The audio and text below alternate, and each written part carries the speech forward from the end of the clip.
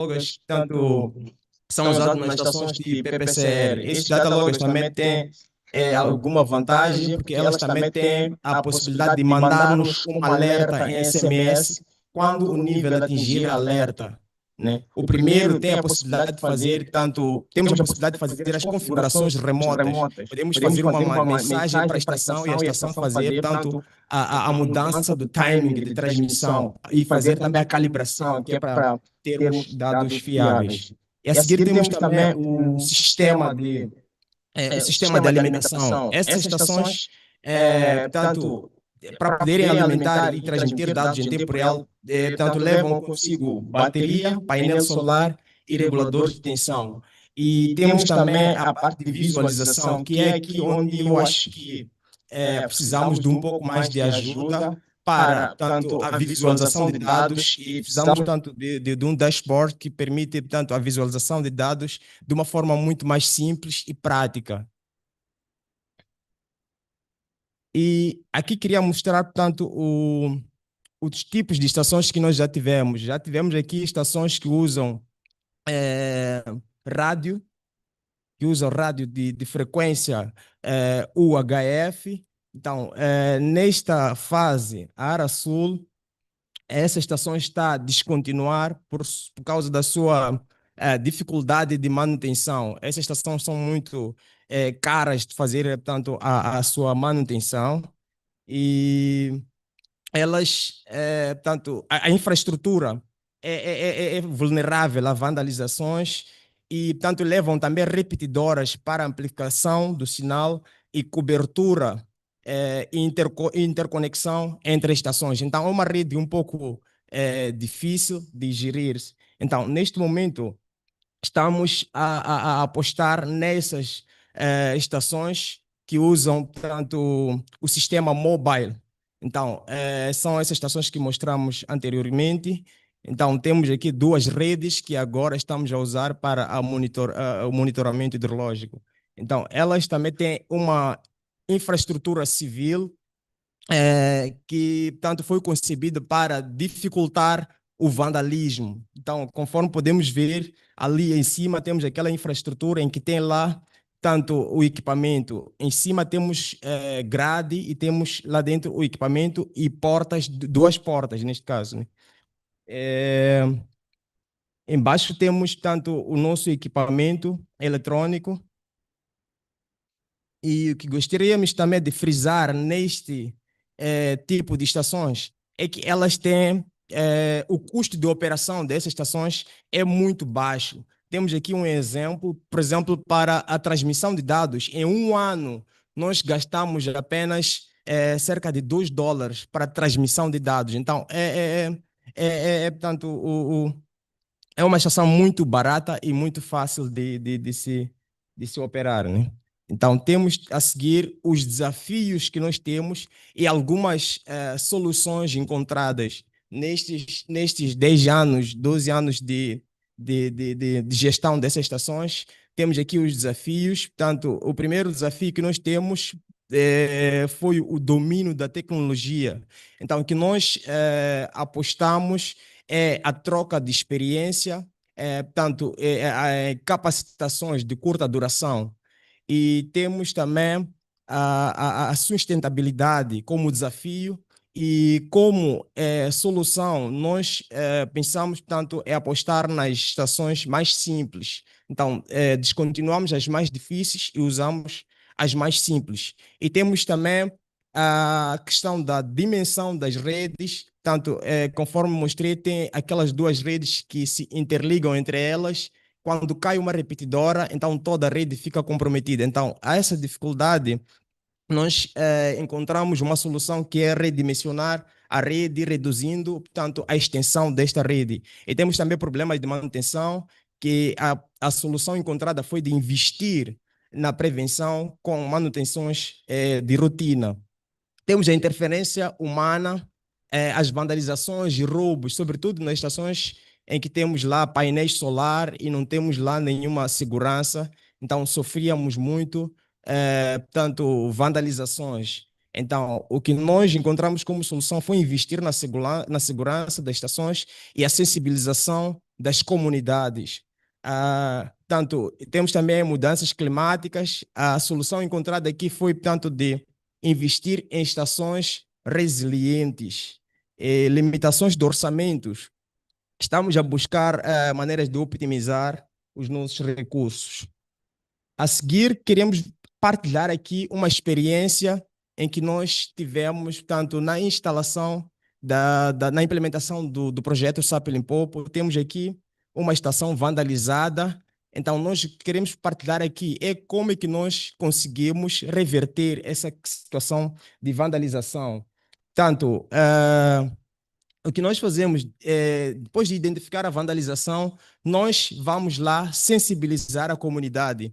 Antes de colocarmos de novo a estação e colocarmos a placa de identificação, porque nós colocamos placas de identificação com língua local portanto, e língua portuguesa. Então, antes de nós fazermos isso, nós reunimos com a comunidade, reunimos com as estruturas locais e falamos da importância daquela estação para a comunidade.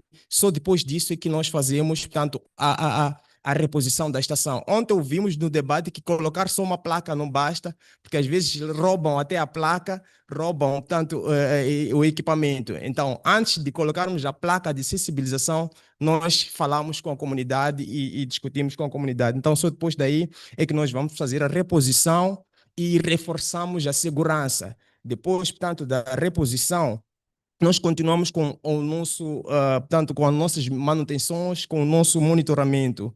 Então, aqui, a seguir, queremos mostrar alguns resultados. Desculpa. Queremos mostrar aqui nesse slide alguns resultados, alguns ganhos que nós tivemos com o monitoramento, monitoramento hidrológico com telemetria. Portanto, a nível de Moçambique, acho que é um fato histórico este, de termos cerca de 10 ou mais de 10 anos de dados de telemetria. A nível de todas as estações de Moçambique, não temos uma série igual a esta de telemetria. Então, isso é um ganho que queremos aqui mostrar e partilhar. Em cima temos, portanto, uma estação do projeto SAP Limpopo, e embaixo temos uma estação de Goba, do projeto PPCR, que está até hoje a coletar dados. Portanto, isto melhora, portanto, os resultados para modelos. A seguir, queríamos tentar, de uma forma rápida, mostrar o ponto de situação das nossas redes. Conforme disse no início, nós tínhamos cerca de 6 redes telemétricas em que foram instaladas, e que essas 6 redes telemétricas tínhamos cerca de 60 estações, né? Então, agora, com a desativação de algumas redes, ficamos apenas com 27. E queria frisar aqui que a rede de ICOS foi desativada na parte moçambicana devido a falhas de concepção, né, manutenção. A manutenção só era feita pelo especialista vindo de Gaborone, e alojamento de dados não tínhamos essa partilha. E em jeito de fecho, temos aqui algumas perspectivas. Temos, tanto, a primeira perspectiva, que é a cobertura da rede estratégica da área sul, com a instalação de estações resilientes, sustentáveis, para monitoramento hidrológico nas bacias. E a seguir, tanto, temos falhas de sinal em algumas zonas mais recônditas. Então, nós propomos aqui a contratação de serviços APN privado para estações, para essas estações que têm essa dificuldade de encontrar sinal, com vista a minimizar as falhas de transmissão. E temos também a última perspectiva, que é o fortalecimento da cooperação na monitoria de recursos hídricos transfronteiriços através de gestão conjunta de estações telemétricas estratégicas na região e acesso a dados em tempo real. Portanto, se nós conseguimos partilhar esta experiência, como é que os outros países fazem o monitoramento o monitoramento hidrológico com telemetria, tanto seria também um ganho muito bom para nós. E, por fim, quero aqui dizer que a rede telemétrica demonstrou ser instrumento eficaz na previsão e alerta em situações de ocorrência de cheias. E devido à especialidade de infraestrutura, ela requer muita capacidade em termos humanos, materiais, e financeiros para a sua manutenção. A rede telemétrica é uma rede telemétrica com uma cobertura de toda a bacia na sua dimensão internacional iria concorrer grandemente na redução de desastres naturais e melhorar tanto a cooperação entre os países.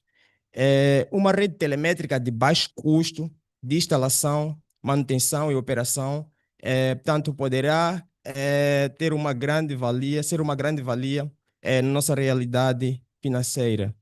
E, por fim, quero dizer aqui muito obrigado e dizer vamos fazer dar certo. Muito obrigado.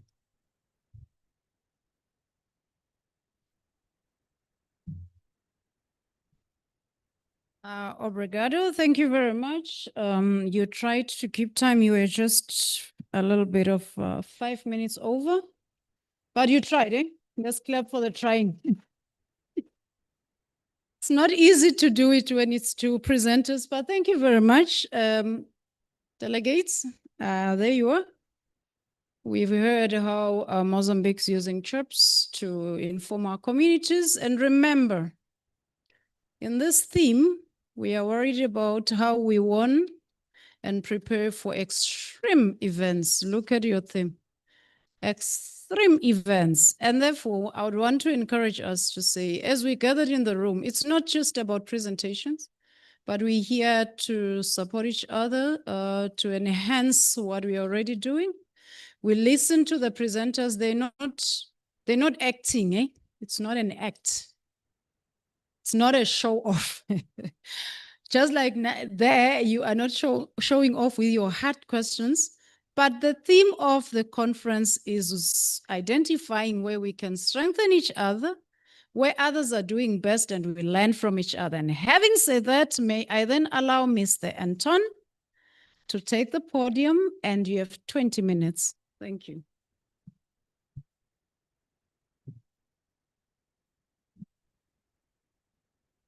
Bom dia a todos. Good morning, everyone. É prazer estar acá na REMCO, primeira vez a apresentar o nosso trabalho. Parabéns aos organizadores, em primeiro lugar. Sabemos que isto traz muito trabalho atrás de nós.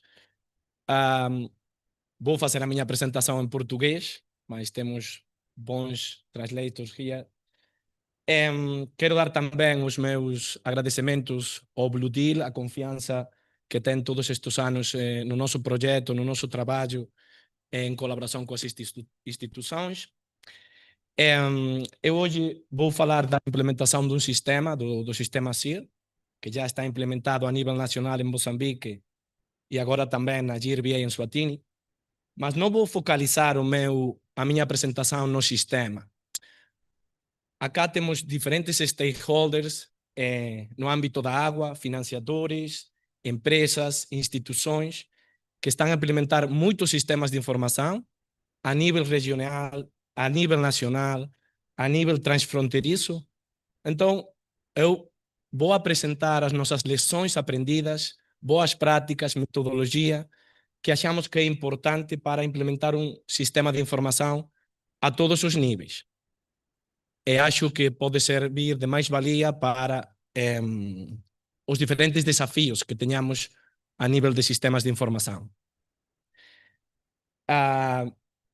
Vou dizer que eu tinha uma apresentação preparada para 30 minutos, então vou ter que acortar algumas coisas para que a Nicolé não tire o cartão vermelho, né? Eu não vou embora da cá. Este é o índice.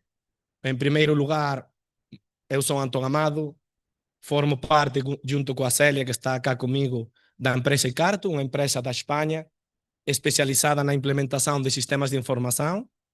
Após entrarei no que é um sistema de informação, porque não é somente software, ok? Temos como princípios básicos o uso do software livre, que garante a sustentabilidade dos projetos. É também dizer que temos bastante experiência a nível de cooperação em diferentes países, que eu acho que na implementação de sistemas é muito importante conhecer bem os contextos e as realidades para que isso tenha sucesso. Temos, como estou a dizer, diferentes projetos em Centro-América, Sudamérica. Na África, atualmente, estamos a trabalhar em Moçambique, Suatini, São Tomé. Esperemos que na Sudáfrica, em algum momento da nossa história. Vou fazer uma breve introdução do CIRA, do que é o próprio sistema, porque, como eu disse, não é o foco na minha apresentação. Acho que já foi apresentado em outras conferências, vocês conhecem. O sistema CIRA é um sistema para fazer uma gestão integral do licenciamento de água e despejo de efluentes. Ok? Quando estou a falar de uma gestão integral, quer dizer que, uma vez o sistema está implementado numa instituição, todo o trabalho relacionado com o licenciamento é feito através do sistema. Ok?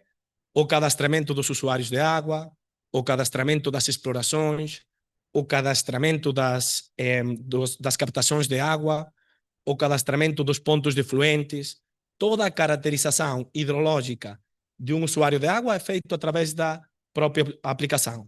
Mas também a parte mais institucional e legal, a impressão das próprias licenças, a facturação da emissão da licença, a faturação dos consumos de água e o seguimento dos consumos de água.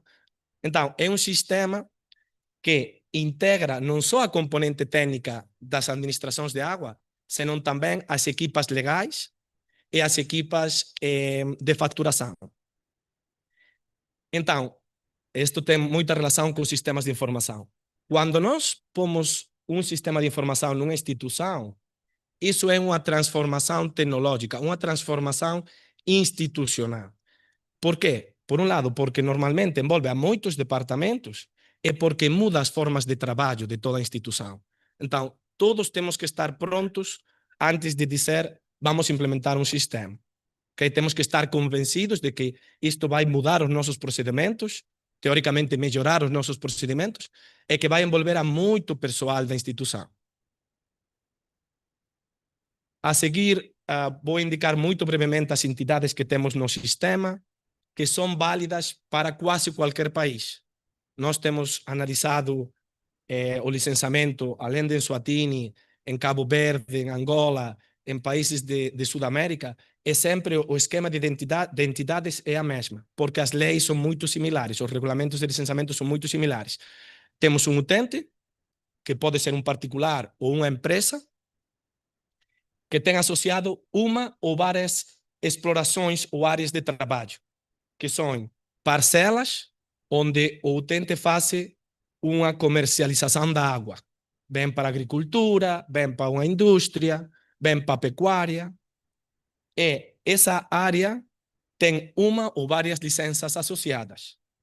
Pode ser licença de uso de água. Mais devagar? Ok, tá bom. Parece que estou a falar muito rápido. Desculpes. Vou falar um bocadinho mais devagar.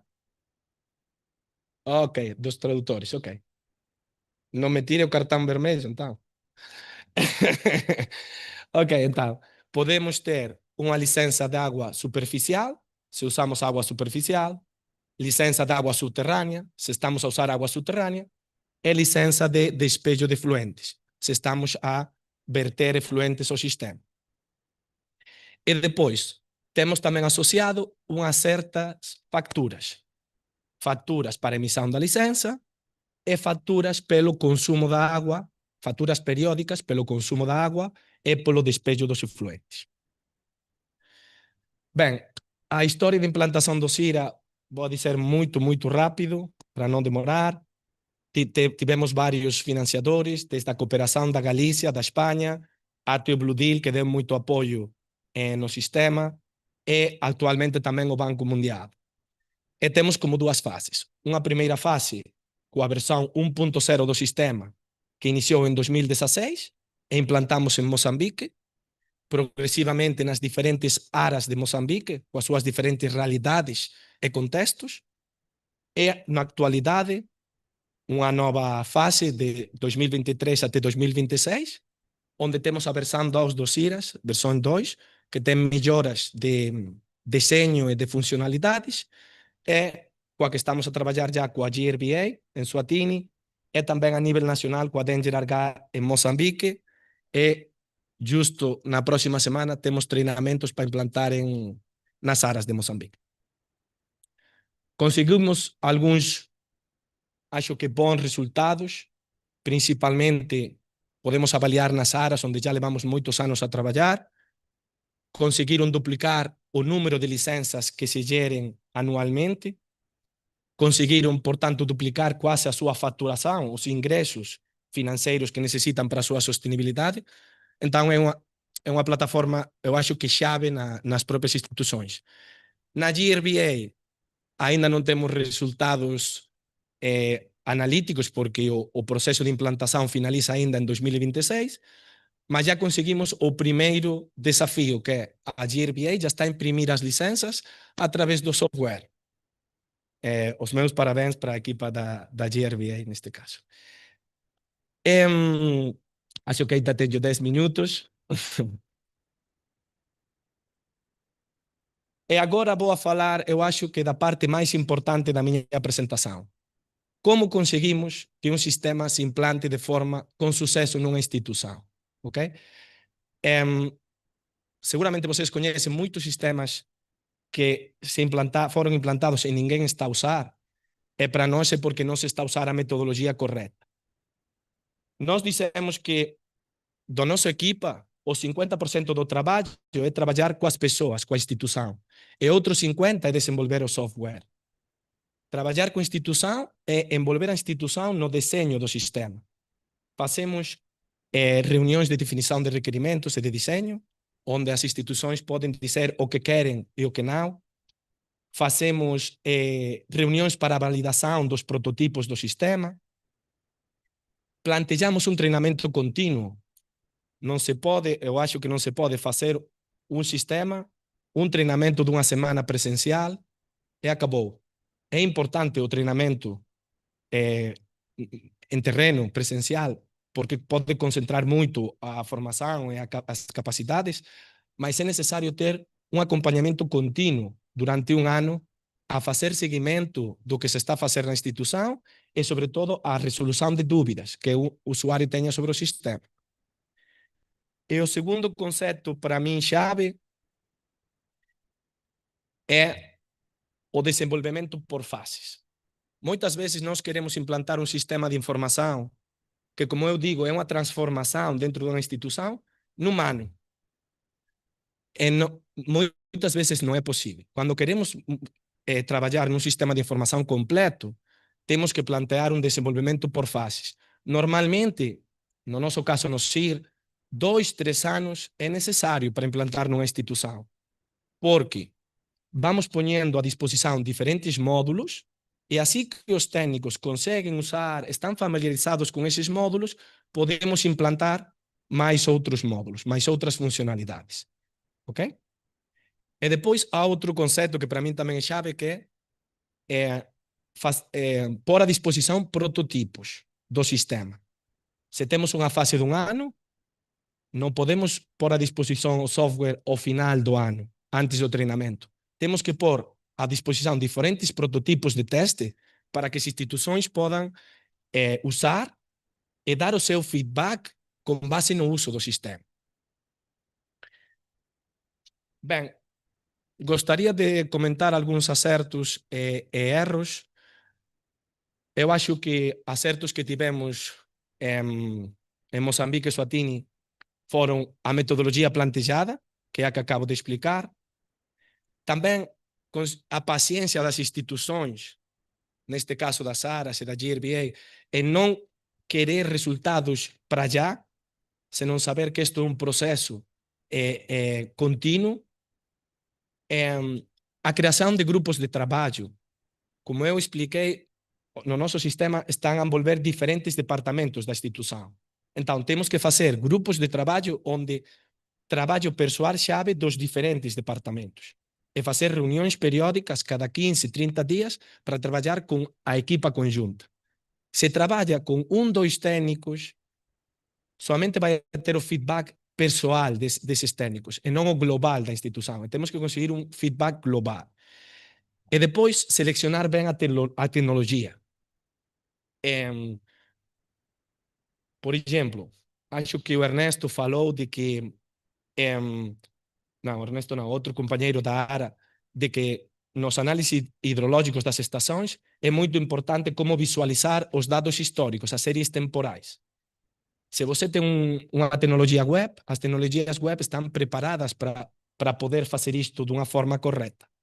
Mas implanta, por exemplo, um GIS, um software de escritório, que é muito bom para outras coisas, não está tão pensado para disponibilizar dados históricos. Então, temos que pensar bem qual é o core da nossa aplicação e escolher bem as tecnologias. E também selecionar, conhecer bem os usuários. Se temos, como é no nosso caso, perfis muito tecnológicos nos departamentos técnicos, mas também perfis menos tecnológicos nos departamentos administrativos, temos que facilitar a adição da informação alfanumérica, ponendo componentes simples de edição. Também vou falar de alguns erros. Vou mencionar pelo menos um. Nós, nos inícios com as aras, planejamos um sistema de inventário de estações e de fontes que não funcionou porque não elegimos a tecnologia adequada. Elegimos um GIS e não era a tecnologia adequada para o análise e a introdução de dados históricos, de séries temporais. Bom, aqui vou também pedir a vossa atenção, porque eu acho que também este é um dos pontos principais da nossa apresentação de hoje, pelo motivo que eu disse no início. Aqui há muitos stakeholders que estão a implantar sistemas de informação. Para nós, nós sabemos e queremos firmemente que em qualquer instituição pública ou privada temos limitações de recursos, tanto financeiros como de pessoal, para fazer o trabalho que temos que fazer, okay? Ou com a qualidade que nós queremos.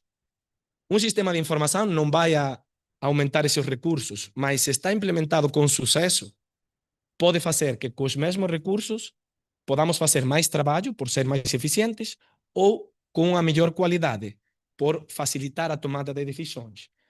Mas para isto, temos algumas responsabilidades, os diferentes agentes que trabalhamos, e alguns aspectos-chave que devemos ter em conta. O primeiro é ter um software bem desenvolvido e adaptado às instituições. E para isso, eu acho que temos que usar a metodologia que nós estávamos a propor. Okay? Dedicar muito tempo a conhecer como trabalham essas instituições. E depois, a própria instituição tem que ter a motivação de querer e crer nesse sistema e, sobretudo, dedicar tempo do pessoal. Tem que saber que, se queremos implantar um sistema, parte do pessoal vai ter que estar implicado nessa implantação e dedicar tempo. Se já temos 10 atividades a fazer e não temos mais espaço, não é o momento de implantar um sistema. Ok? Bem, aqui algumas das responsabilidades. Do lado da empresa, eu acho que devemos gerir bem as expectativas dos nossos parceiros. Isto é muito simples dizer, eu vou pôr um software que vai solucionar todos os seus problemas em 6 meses, mas não é real. Então, temos que gerir bem essas expectativas, dizer, isto é um processo, é uma transição e podemos alcançar estes objetivos. Depois, temos que conhecer bem o contexto e as capacidades do pessoal da instituição para adaptar bem a tecnologia. E, por último, temos que assumir a responsabilidade do projeto. Nós podemos fazer um software excelente, ótimo, que essa instituição não está a usar, não vale de nada. E caso de não estar a usar, temos que saber que parte da responsabilidade é nossa também, que nós somos responsáveis de treinar as pessoas, de empoderar as pessoas e de convencer de que esse software vai a ser, no passo do tempo, útil para a instituição. Do lado das próprias instituições, mesma coisa. Temos que ser realistas com o pessoal que temos, as capacidades e os tempos de implementação. Ok? É muito importante não pôr tempos de implementação curtos que logo não conseguimos atingir. Ser conscientes de que o sistema de informação é uma transformação na própria instituição e todos temos que estar preparados para mudar como estamos a trabalhar.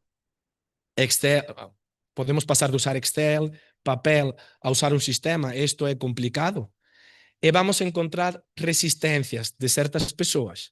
vamos ter pessoas que não vão querer mudar. E temos que ter mecanismos para convencer ou ultrapassar esses desafios. Acá a Lisete, que nos está a acompanhar, é experta nesta tipologia de desafios. Também acho que na GRBA pois, também estão a conhecer. E depois, também mencionei, envolver o personal-chave. Necessitamos os técnicos que conheçam como se trabalha na instituição, mas também os chefes. Por exemplo, no nosso sistema, vamos imprimir licenças, novos modelos de licenças. A direção tem que aprovar esses modelos. Então, temos que também ter envolvidos pessoal que poda para a tomada de decisões. E depois, para financiadores, neste caso Blue Deal e outros que estejam cá, são recomendações, ok? Eu acho que é importante que nas suas equipas tenham pessoal, além de com muito conhecimento técnico da atividade do negócio que se está a fazer, neste caso o water allocation, também ter pessoal que conheça um bocadinho ou tenha experiência na implantação de sistemas. Por quê? Porque vocês vão fazer os planos de financiamento, os planos de como se implementem na instituição, esses têm que estar, digamos, ter em consideração o que eu esteve a mencionar antes, principalmente as capacidades da instituição. E técnicas e financeiras. Nós normalmente aconselhamos a implantação de software livre por não ter pagamento de licenças a posterior e por não ter dependência tecnológica. Por exemplo, se a Icarto agora vai embora, não volta a trabalhar em Moçambique ou em Swatini, as áreas, a GRBA, podem contratar outra empresa que conheça as tecnologias que nós usamos, que são muito habituais, para fazer novos desenvolvimentos. Então, não tem dependência da Icarto. E, por outro lado, é a dependência financeira. Se pomos um software que tem uma licença de, acho que falaram também os colegas da área, que tem uma licença de $20,000 ao ano, temos que ter certeza de que a instituição, quando nós vamos embora, pode pagar esse dinheiro. Isto parece óbvio, mas vimos muitos sistemas que não funcionam por esta tipologia de coisas. E pronto, também, pois, o que dizem, tentar não implantar soluções mágicas. Quando uma empresa venha e nos diga, eu em 3 meses consigo fazer o pagamento via móvel, normalmente em 3 meses pouca coisa conseguimos fazer, ok? Tenho já cartão amarelo? Ok. Ok, obrigado. Última coisa, ou das últimas coisas que eu queria dizer é como encontrar um equilíbrio para poder implantar um sistema, como aconteceu nós em Moçambique, e logo poder adaptar a outros países. Para poder buscar esse equilíbrio entre software geral e bem adaptado às necessidades de cada país, eu acho que tem-se que dar 2 fatores. O primeiro, a área na que você trabalhe tem que ser muito comum aos países. No nosso caso, o que dizem as entidades, utentes, explorações, licenças são comuns, e também a legislação. Se você revisa regulamentos de licenciamento, regulamentos de taxas, parâmetros de qualidade de água, leis de água, são muito similares para a área da nossa competência. Então, podemos fazer um software bastante geral que se adapte bem aos diferentes países. Então, o 90% do software pode ser geral e podemos desenvolver com essa ideia, mas depois, a adaptação, esse 5 ou 10% da adaptação à instituição é a chave para que tenha sucesso. Por exemplo, em Swatini, a estrutura de água de Swatini é totalmente diferente da de Moçambique. Em Moçambique temos as áreas que têm competências para gerir as suas licenças, cada um na sua região, e depois somente tem que compartilhar com a direção nacional, a nível nacional. Em Swatini é diferente. Temos a GRBA, que gere todas as licenças a nível nacional e se coordina com as RBAs regionais para a assinatura das licenças. Então, o software deve ser flexível para se adaptar a essa estrutura.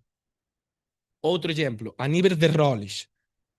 Nas áreas temos, antigamente e agora também, 3 tipos de áreas. A área técnica, a área legal e a área de faturação. Então, cada usuário de cada área tem que ter as suas permissões próprias no sistema. Sin embargo, na GRBA temos uma área de faturação e uns técnicos que facen tanto a parte técnica como legal. Entón, temos que poder adaptar as permisións do sistema a eses usuarios que facen, digamos, a caracterización técnica legal. Entón, 90% ten que ser geral, mas temos que poder adaptar ben o software á realidade da institución. E se conseguimos todo iso, vamos ter moitos beneficios. O primeiro é que podemos implantar un software que já teñamos diseñado nun país, no outro país, con un orçamento moito menor ao, digamos, real se facemos de zero, como aconteceu na GRBA. O outro é algo que aquí tamén se promove moito, que é compartillar experiencias entre países. A GRBA está a aproveitar moito dos procedimentos e das plantillas de licenciamento que as áreas tiñan definido. E, por exemplo, agora, cando implantamos o sistema na GRBA, há algúns aspectos chave, por exemplo, eles acrescentan condições especiais nas licenzas, onde eles poen toda aquela información que non pode estar noutra parte da licenza e que é importante para o usuario de agua. E esas special conditions nós tamén estamos a implementar en Mozambique porque achamos que traen máis valía para o sistema. Entón, podemos gerar un ecosistema de aprendizaxe conjunto. E por último, é que os desenvolvementos que son feitos nun país poden ser postos a disposición do outro. Vou mostrar dois exemplos. Por exemplo, o SIRA, a versão 2.0 do SIRA, agora já está en todos os países. Outro exemplo, co financiamento do Banco Mundial, desenvolvimos o módulo de efluentes, de despejo de efluentes. E nós, eso era para Mozambique, mas já tamén está a disposición da GRBA. Ok? Mas é importante saber que temos que ter todas esas responsabilidades antes de poder atingir estes resultados. E por último, quais son os desafíos ou o futuro do sistema? Agora mesmo nós vamos iniciar o traballo na oficina virtual. Agora que as institucións ten, como din en Mozambique, arrumada a súa casa, ten a información da súa interna dos seus usuarios de agua e licenzas ben organizada. Vamos a plantear unha oficina virtual na que os utentes poden interactuar coas áreas para os procesos de licenciamento, submeter documentación, ver como son os seus procesos de licenciamento. Ok? Tamén vamos a traballar nun link con outras plataformas. Neste caso, o próximo ano traballaremos nun link coa Hidronet, que acho que se estevo a presentar ou a mencionar acá. Gostaríamos moito que se pudera expandir o sistema pois a outras institucións, como na Sudáfrica, e por que non soñar que aquí está a Cindy a nivel transfronterizo como unha experta, cun dashboard de, digamos, transfronterizo para algunhas vacías que teña toda a información da demanda de agua dos usuarios de agua a nivel integral da vacía. Moito prazer, obrigado pela atención.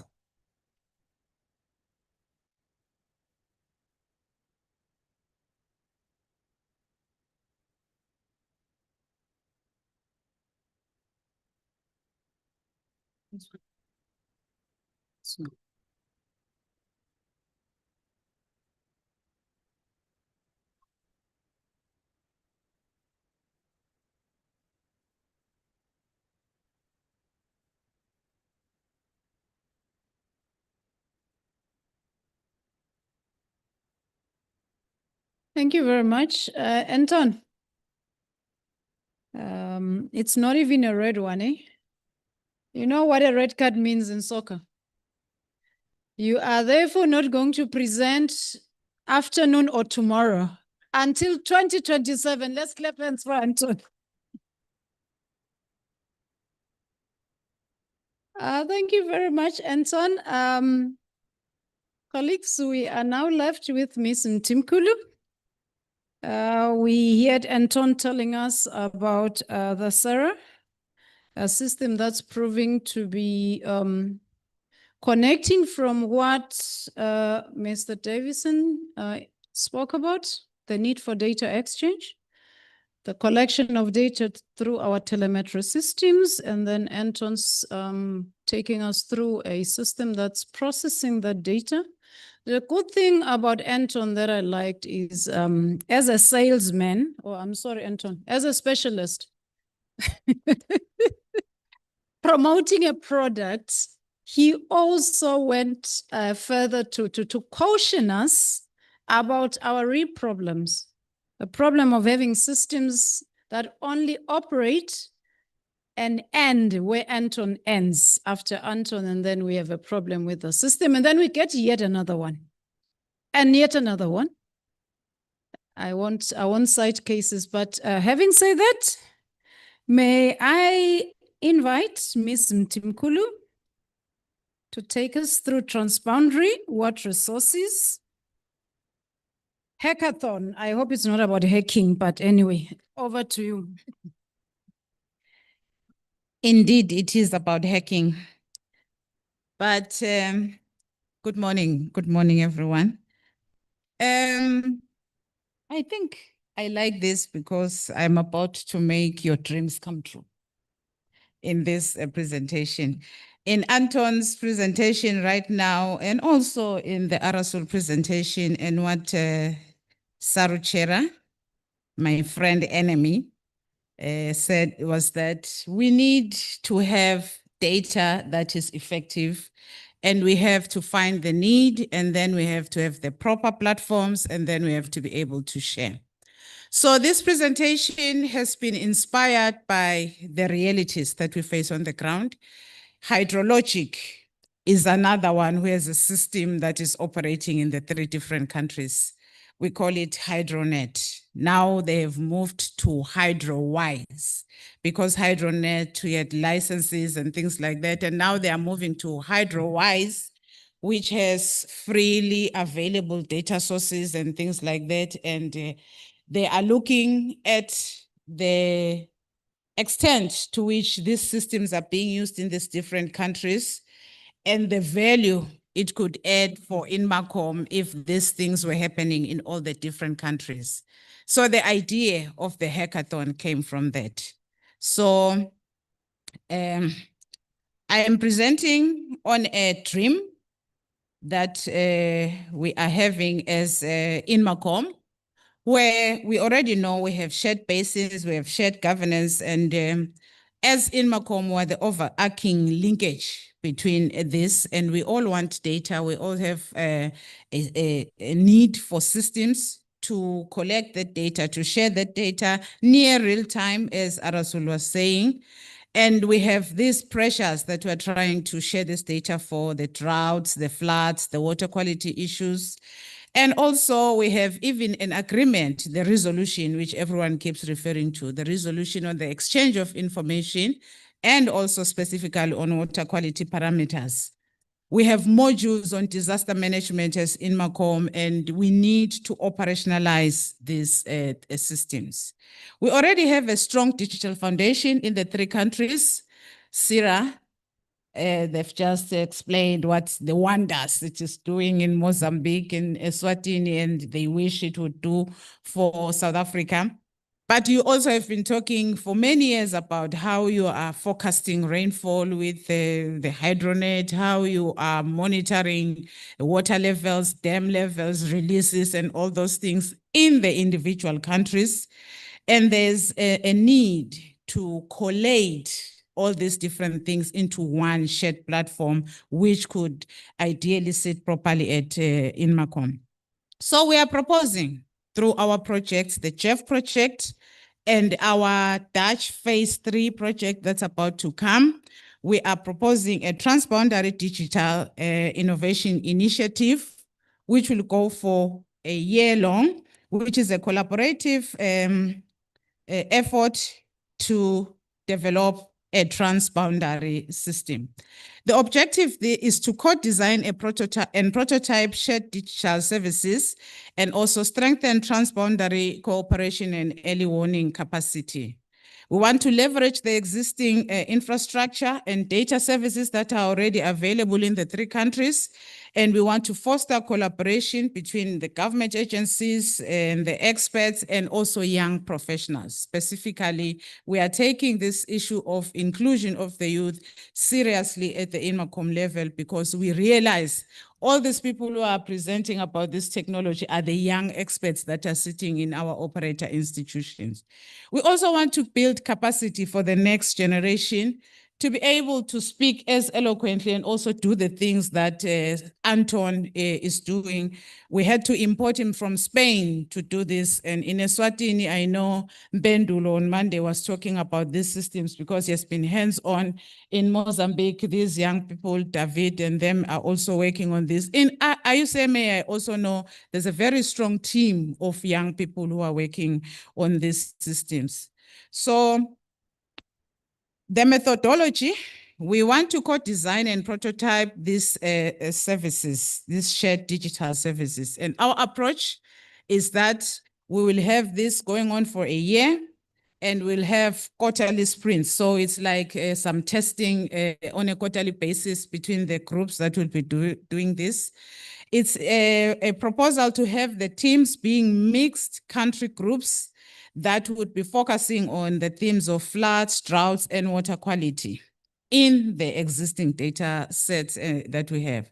So they'll be working the prototypes and they'll be testing this using the data that's already there. There's already a lot of data that is sitting with Anton, with hydrologic. They know everything that we have in our Excel sheet, all the things that we have put in different corners. We have shared with them because we wanted them to help us develop systems. But the challenge is our systems are still disconnected.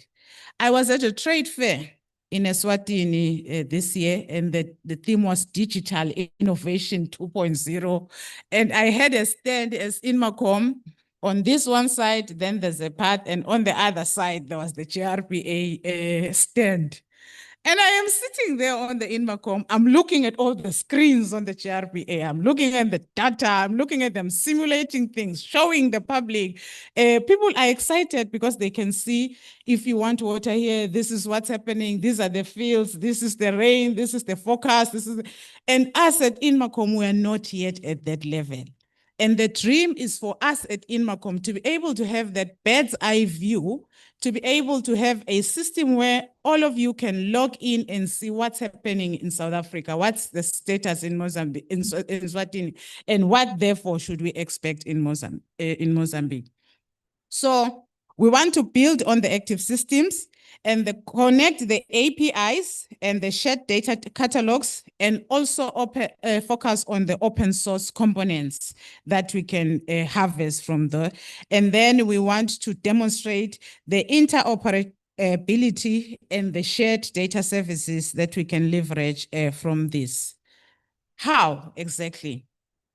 We want to foster collaboration between the agencies, the experts, and also the youth.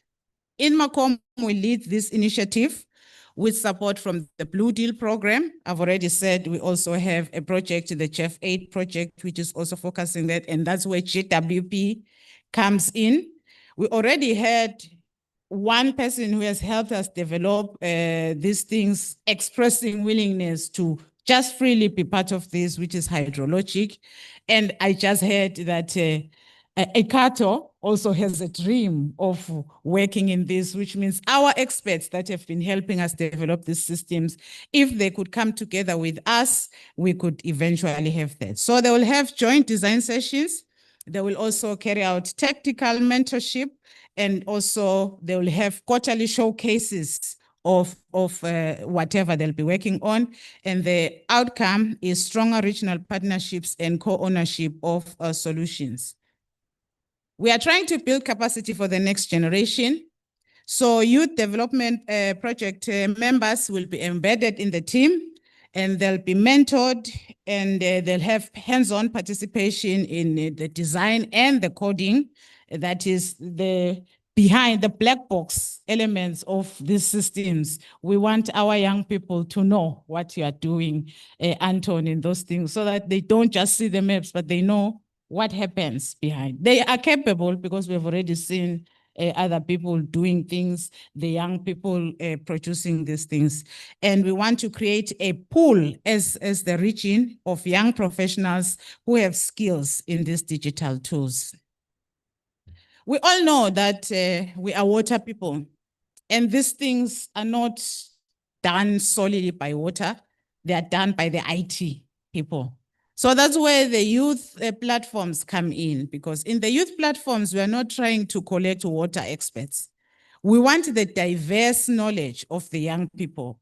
And therefore, this will be open to gather the right experts that are required for this. The idea is to launch this idea here, and then we have a selection of core team members and young professionals, which will take place after here. And then we will then have the in-person hackathon with the mixed country teams that will focus on the different thematic areas. And lastly, we will have the showcases and the digital prototypes being shown at events. We have events such as the wet skills and things like that, where people gather and come together. So the young people and the teams will have an opportunity throughout the year to showcase whatever they are developing. So who are the people that we are looking for? Inmacom is in the lead, as I've already said. So we have our data and information management expert, Buyani, who was presenting here, who will be there. And also we have attached a young person within Inmacom, Ndogozo, to work together to learn certain things as well in this. Then we have the local water experts and young professionals. So in Arasul, we will be getting at least 2 of those experts at JRBA. At IUCMA, we will be getting those 2. And also at COBWA. We know COBWA is very good with modeling, and I saw Katie raise their hand when they talked about their involvement in data exchange. So we will have also COBWA. We will have the Pongola Umzimkulu for the Maputo Basin. And at Inmacom, we also recognize that we have technical task team members of the data and information management and also the disaster management.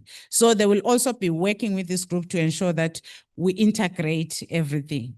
In GWP, we have a pool of even regional young experts under the Jeff project. If we need support, we will be getting that. And then the experts and technology partners, Hydrologic and the Blue Deal, they are a package because that is the Dutch support that has enabled the transition of these systems into the different countries so far. But we are inviting you, Ikato. We hope you will also jump, because we also got you through the Blue Deal program. So we would like to take this further.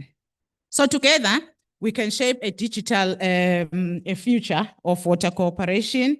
So we invite, beyond the people that have already talked about, we invite also the regional organization and authorities to align with programs. In the Dutch phase 3 support and also in the Jeff project, we are being challenged to move beyond even the Inkomad and check what's happening in Limcom, what's happening in Pupusa and things like that.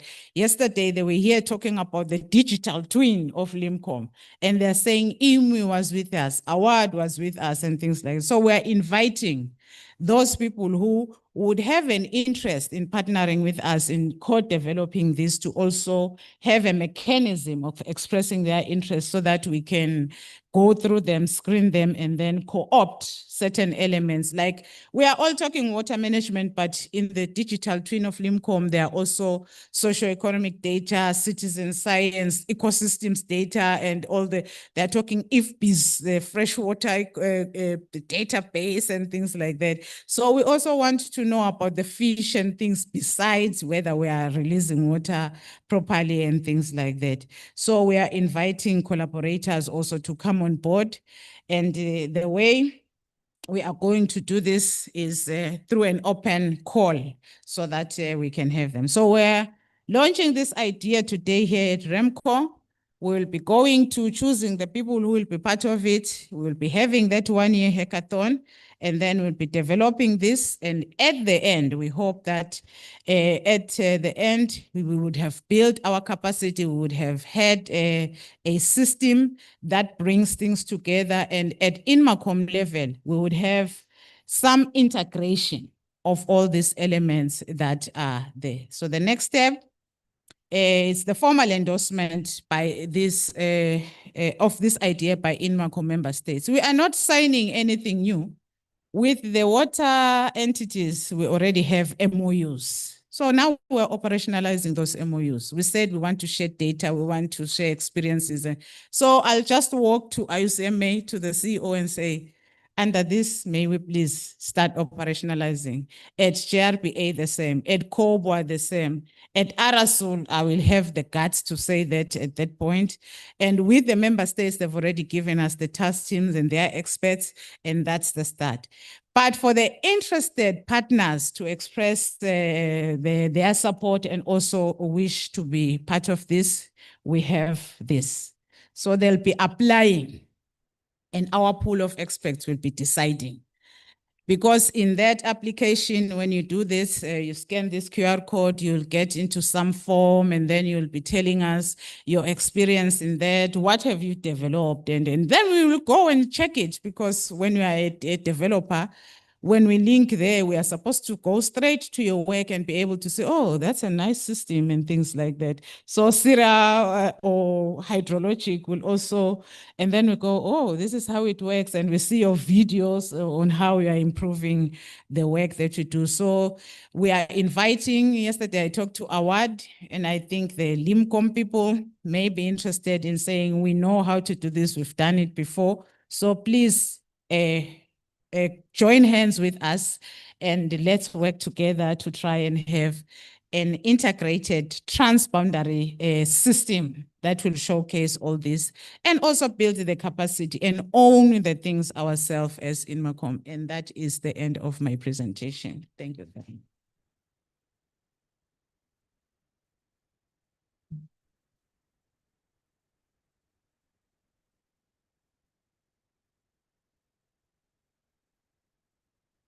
Thank you very much, Ms. Mtimkulu. Another round of applause for me.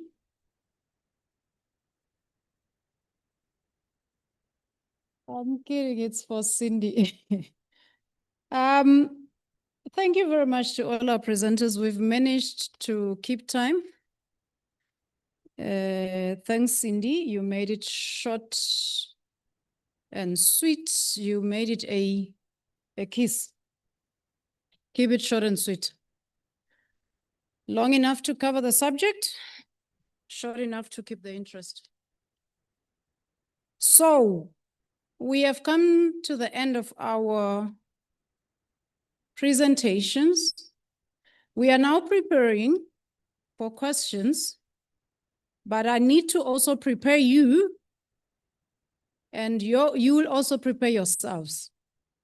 You've been accused of giving a preamble and then an introduction and then discussion and then conclusion as part of your questions.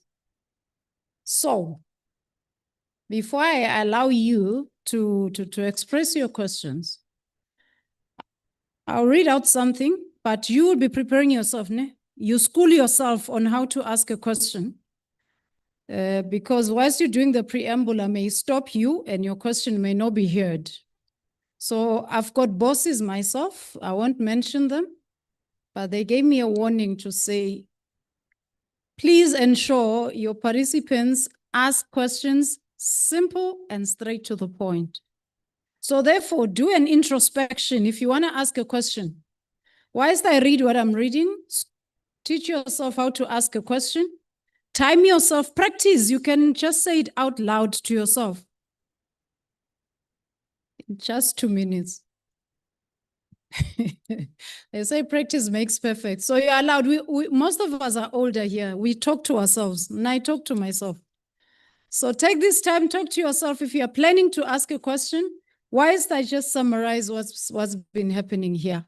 And please, can we have the moving microphones? The theme is about data exchange, And I've decided to just take it from reverse. And I'll pose a question to all of you, and especially those that are going to ask questions. We know that extreme events are normally, if they are extreme, okay, for those who don't know, if an event is meant to be extreme or is forecasted to be extreme, it's given a female name. So, according to today's theme in this session, we want to do data exchange, real-time actually, data exchange in transboundary environments, providing early warning for extreme events. So we take it reverse. If we forecast an extreme event, ensuring that we wanna send out an early warning message at a transboundary level, having exchanged data and expecting reaction or action in real time. Mr. Saruchera challenged us to say it's very important that our data is context specific, that our data is, you have identified the need, then you generate the data, ensuring that it's also effective, and please underline. And like I said, we're here to exchange knowledge, help each other.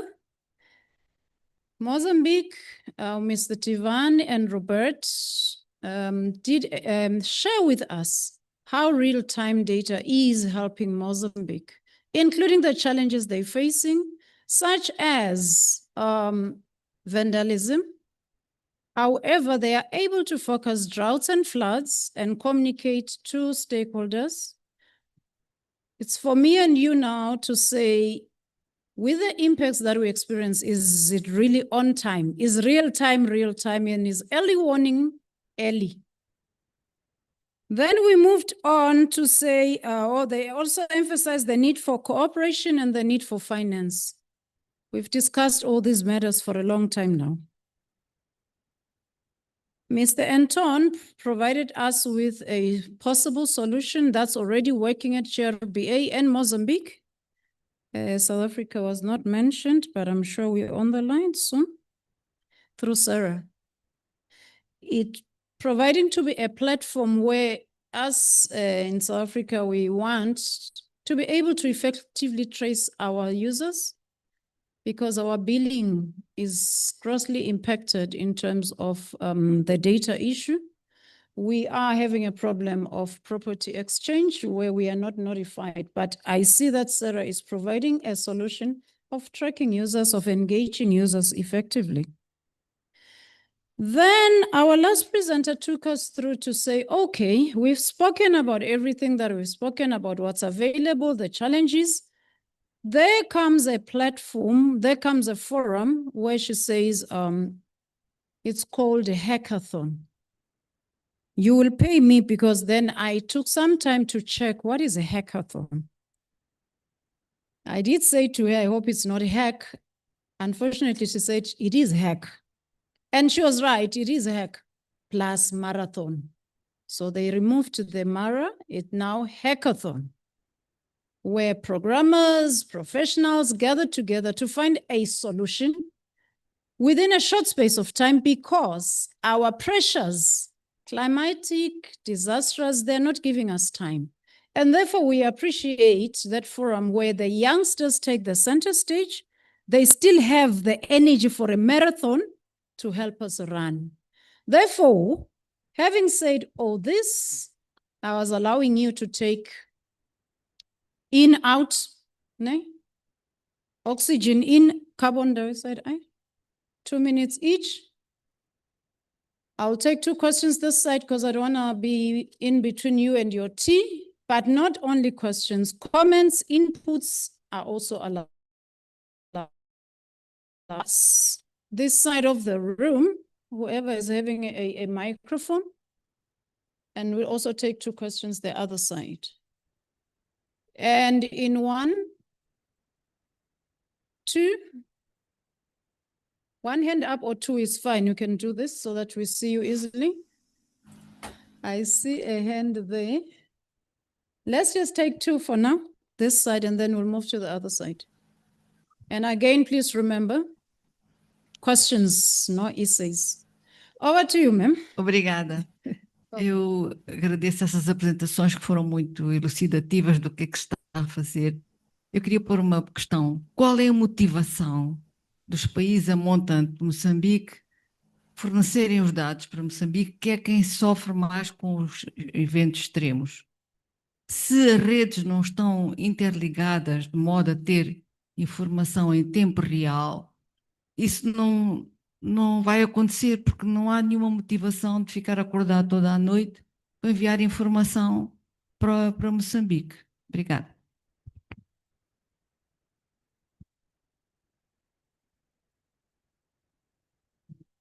Sim, bom dia. Primeiro, parabenizar os apresentadores pelas apresentações que eles fizeram.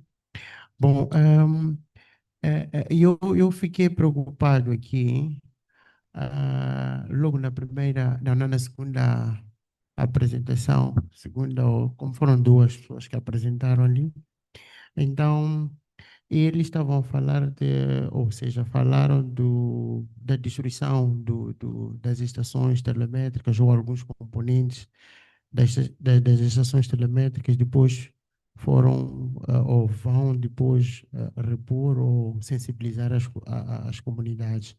Mas nós temos a questão das salvaguardas ambientais, mas não só. Para a implementação de alguns projetos, é preciso primeiro entrar em contato com a comunidade. Onde nós vamos implementar o projeto, temos que sensibilizar as pessoas para dizer exatamente o que é, o que vai ser, ou qual é a sua importância. Então, isto me parece que, em vez de se fazer isso, então só se implementou o projeto antes de haver essa sensibilização de base. Tal como também nós temos a questão das salvaguardas ambientais, também é para poder tentar evitar esse tipo de coisas. E, para além disso, acompanhei que eu ouvi a questão das capacitações. Bom, eu como estou na área de formação e alguns dos técnicos que trabalham na área de gestão de recursos hídricos, alguns foram nossos estudantes no Centro de Formação Profissional de Água e Saneamento. Então, em algum momento ou acabamos ficando um pouco preocupados, né? Porque em algumas atividades ou algumas ferramentas, eu estou a ver aqui algumas ferramentas que estão a ser implementadas.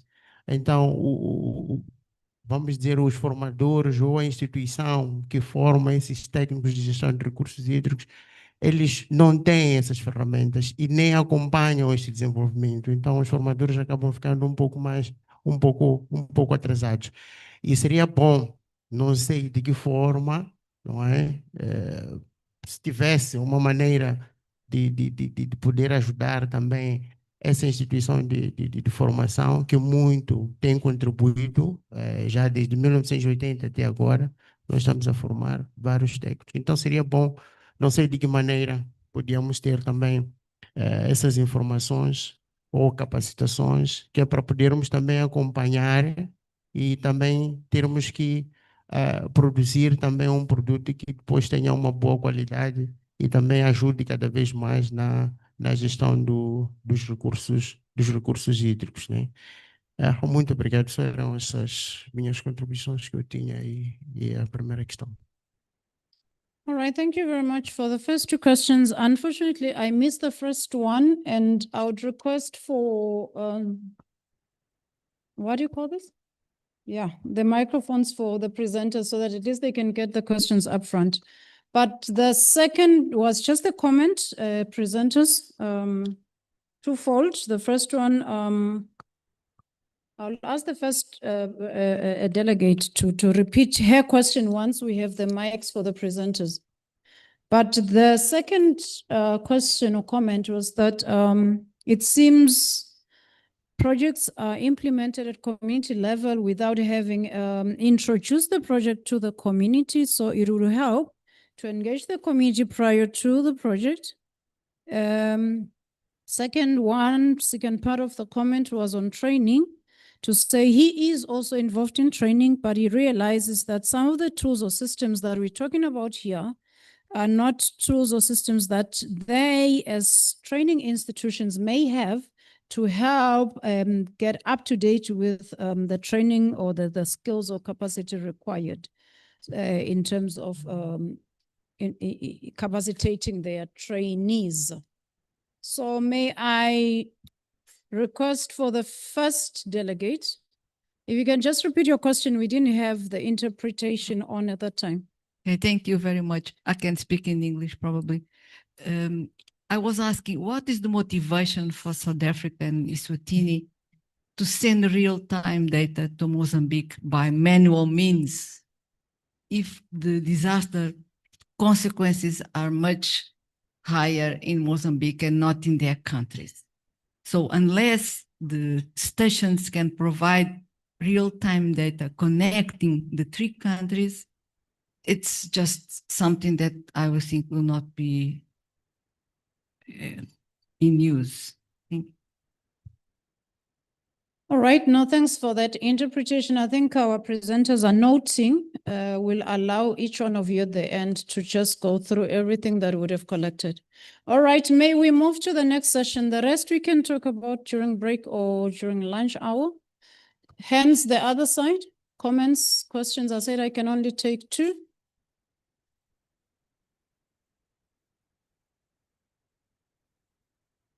Bom dia, chamo-me Leila, muito obrigada pelas apresentações. Eu só tinha uma curiosidade com os colegas da área sul, quando falaram de monitorização. Gostaria de saber se no vosso trabalho já usam alguns algoritmos de inteligência artificial. Obrigada.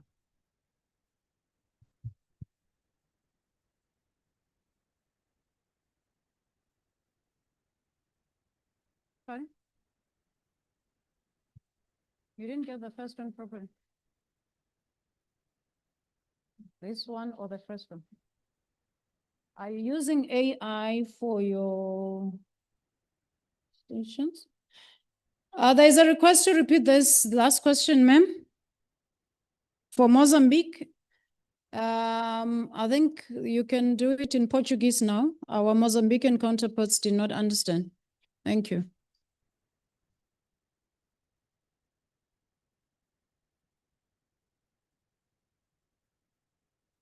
Isso, né?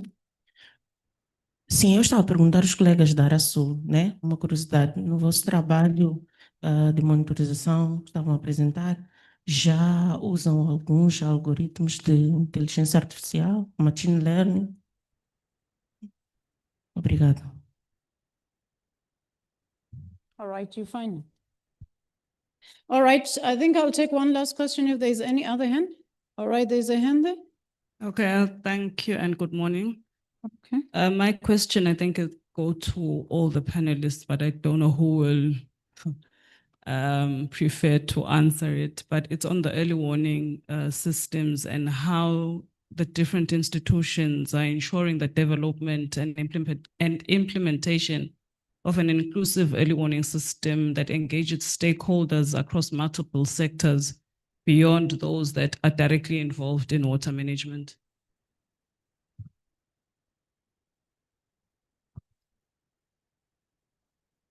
All right, I think we are covered for this session for now. May I do this, colleagues? I know there are specific questions, but Mr. Sarachara, I will also give you a chance. There is this last question that's all encompassing. And again, the same someone that went this side is coming this side. Simple and straight to the point.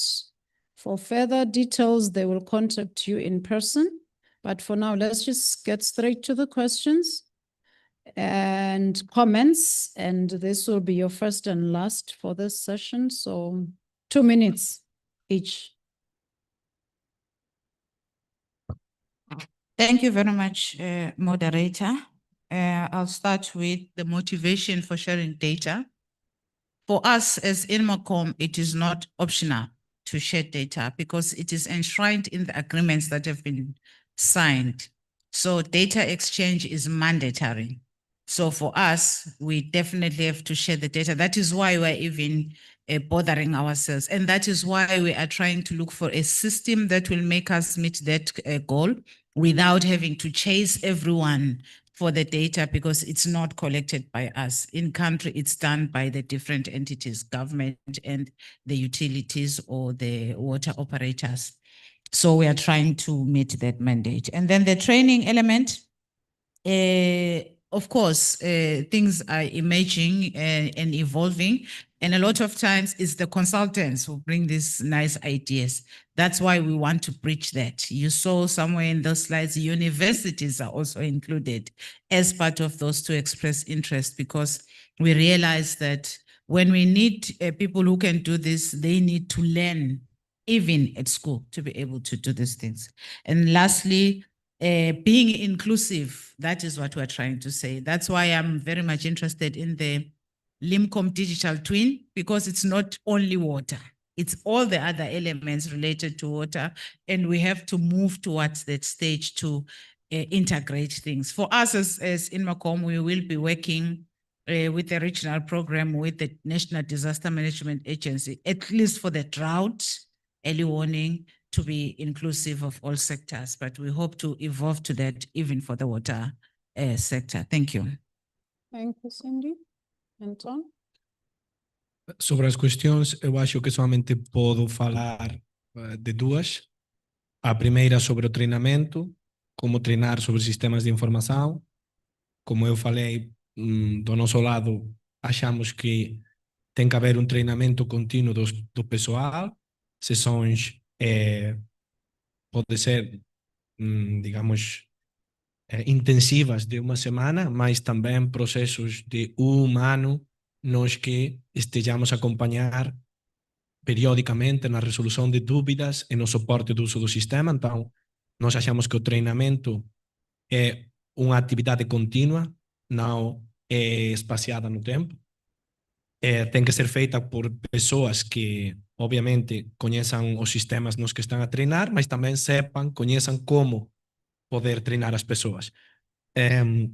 Nós também, com algumas instituições, temos criado capacidades de treinadores. Por exemplo, a área Sul agora é a que está a treinar as outras áreas. E nós fizemos para eles treinamento sobre como treinar sobre o sistema. Então, com essas três componentes de treinamento contínuo e criação de novos treinadores nas próprias instituições, acho que fica resolvido. Acho sobre a integração de todos os stakeholders quando você está a desenhar um sistema, eu concordo totalmente.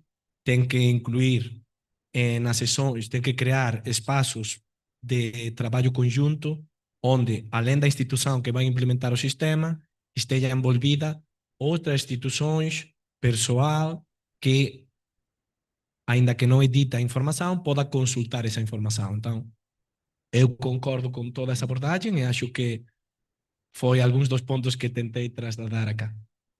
Obrigado. Thank you, Anton. Muito obrigado. Eu identifiquei aqui duas questões que eu acho que posso resumir em uma. A questão da preocupação com as vandalizações das estações. Portanto, na implementação das estações, sobretudo nas estações do projeto SAP Limpopo, foi envolvida a comunidade, foram envolvidos os stakeholders, através da criação, portanto, de comitês locais. Em todos os pontos onde temos estações, tem lá um comitê local em que toda a comunidade faz parte daquele comitê e que toda a comunidade foi explicada no início, antes mesmo da instalação das estações, antes da construção, foi explicada a importância daquelas estações e que a comunidade tinha que se sentir dona, portanto, da estação. Então, as pessoas que foram lá vandalizar, certamente depois dessa experiência, nós fomos a perceber que são pessoas que imigravam, portanto, para os outros países e voltavam, portanto, final do ano, eles olhavam ali, viam, portanto, o painel solar e olhavam para aquilo como uma fonte de energia, se calhar, para a casa deles, porque em casa não tem energia, mas estão a ver painel solar ali, então aproveitavam-se disso e roubavam. Mas depois da segunda sensibilização que fizemos, portanto, este ato de vandalismo foi, portanto, resolvido, né? Então, esta questão, conforme eu disse, responde mas, basicamente duas. Esta de vandalização e esta que fala sobre o envolvimento de stakeholders na implementação do sistema de aviso prévio. Então, foram envolvidos os stakeholders nessa implementação dessas estações. E muito obrigado. Thank you very much. Robert? Bom, eu anotei 2 pontos, se calhar. A questão relacionada com a inteligência artificial, se nós usamos ou não. Bom, nós, neste momento, não usamos os algoritmos da inteligência artificial como tal, mas sim temos vindo a usar os dados de satélite, que são estimativas de satélite, né? Os satélites já vêm consigo os seus algoritmos. Se calhar estamos alguns passos atrás, mas o caminho é à frente e tratando-se de ir à frente, vamos chegar lá. Só não sei dizer quando, mas estamos a caminho nessa direção. Obrigado. Thanks, Stephen. I like the question that came from you about what motivation would South Africa have to share that. And I think, thanks to my colleague for responding to that earlier. I'm interpreting your question to mean that is the data sharing agreement enough? What happens if we have an agreement but they still don't feel motivated to do that? That's part of the work that we do under Bridge, and I can tell you the challenges normally that we have, especially in this region, is what I referred to earlier, that we have carrots but we don't have sticks. Because even within the SADC region, there's a protocol on shared water courses, and not every country actually adheres to the provisions there.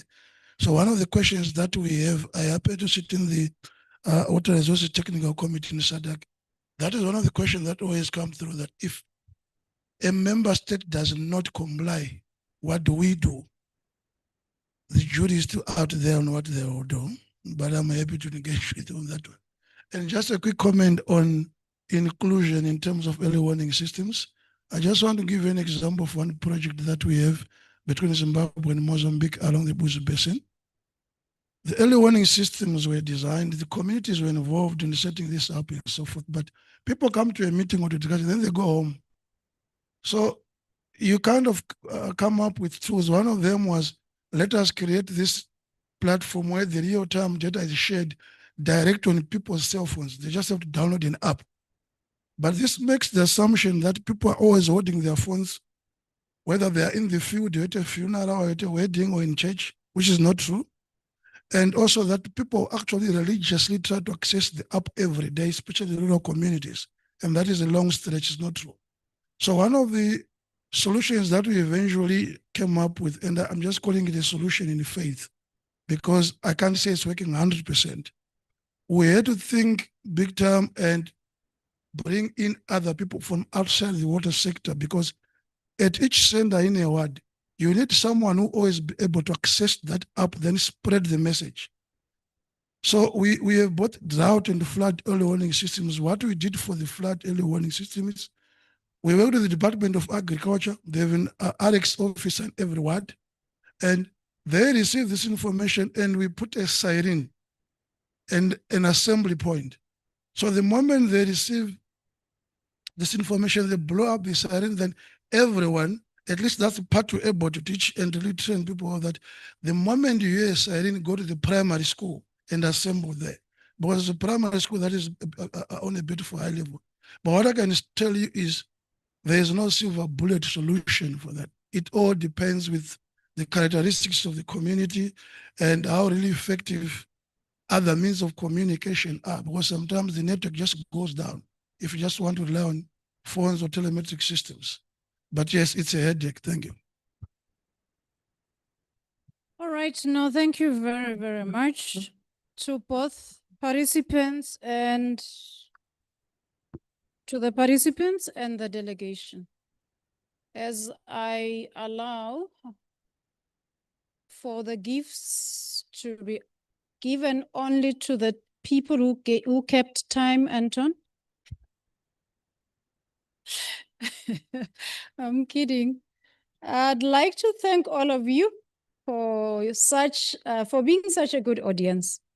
My parting shot would be to say, if I was to be a politician, I would campaign that we have a new country called Inco Maputo, and we have new passports and new boundaries.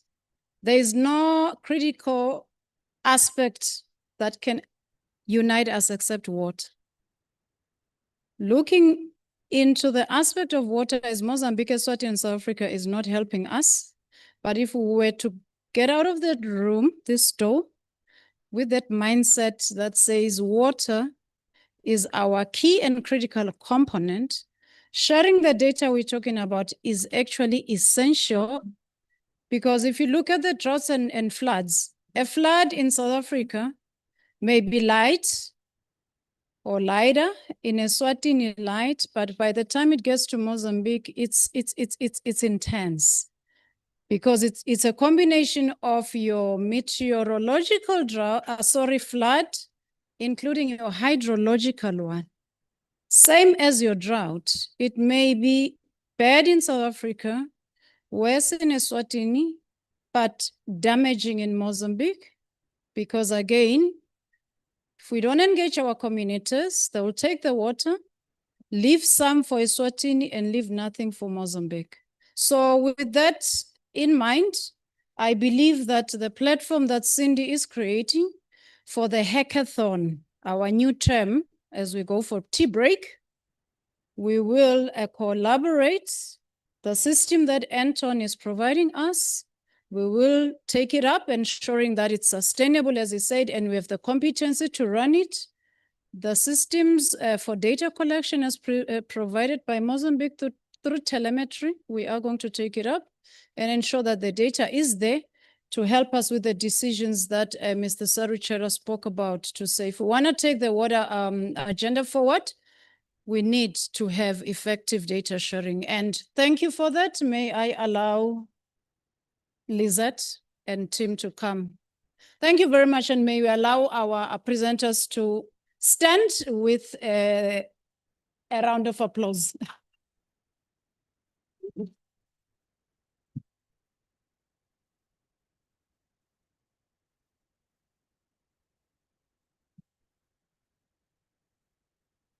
Bom dia a todos.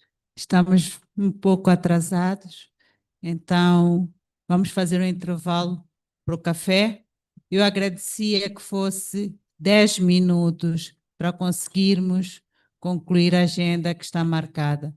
A próxima sessão será aqui nesta sala, por isso eu agradecia que fosse somente 10 minutos para voltarmos para a sala. Bom lanche a todos. Obrigada.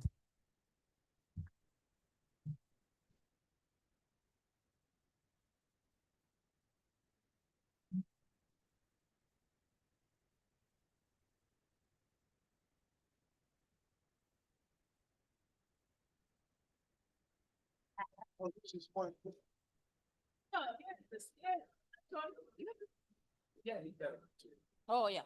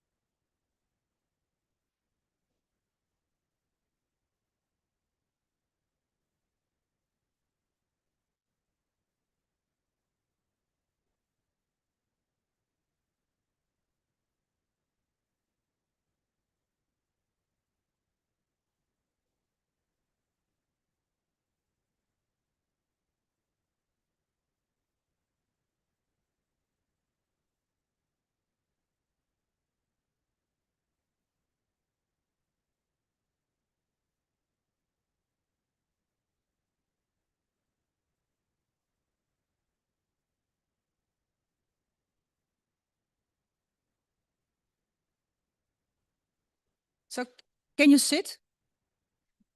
Podem sentar? Oh.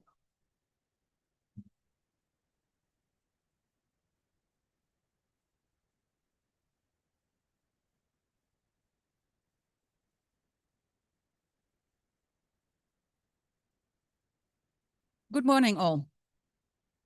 Bom dia. E goedemorgen. Hollandees. Ou allemaal. Because we are going to have the session about the Blue Deal, the Dutch corporation. And I'm proud to be a member of the Blue Deal team of Mozambique and to moderate this session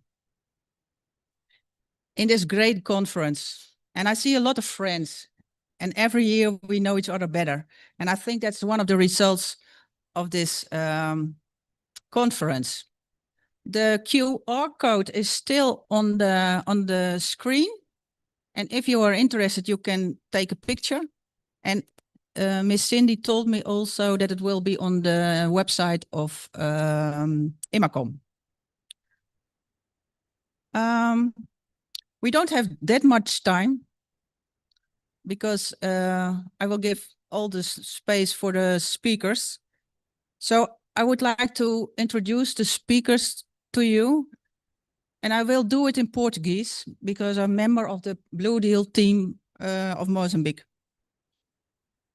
Primeira, senhora Marika van Noot. Ela é diretora do programa do Blue Deal geral, agora há ano.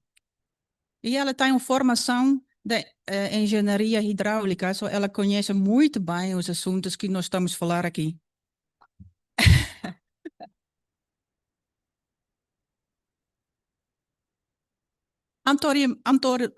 Anteriormente foi responsável pela gestão do Blue Deal na Etiópia e na Quênia, e agora está com grande admiração pelo trabalho desenvolvido em Moçambique, na gestão de recursos hídricos transfronteiras.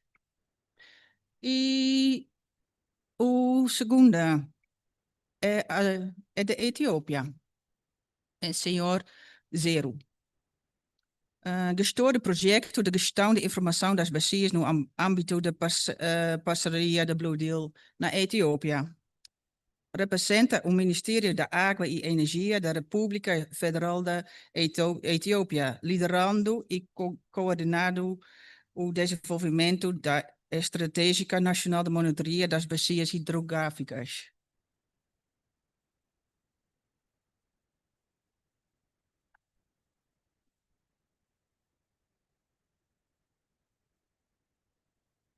E o terceiro é o senhor Asherdet. Vocês viram ontem também, engenheiro civil, com 9 anos de experiência na gestão de pequenas barragens e diques de produção na área sul, no Departamento de Obras Públicas e Manutenção. Ele tem muita experiência.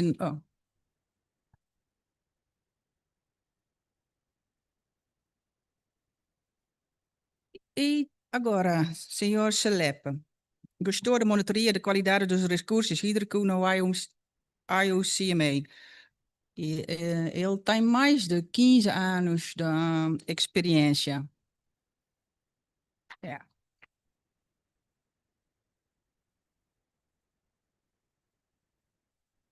Ele participou desde a criação do REMCO e ele é atualmente o gestor do projeto do Crocodile Blue Deal. E a última, a senhora Tacona, gerente de serviços técnicos da GBA, com pelo menos 5 anos de experiência profissional no setor de recursos hidráulicos.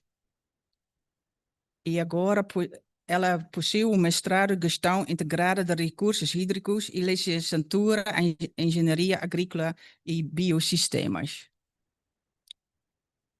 Welkom.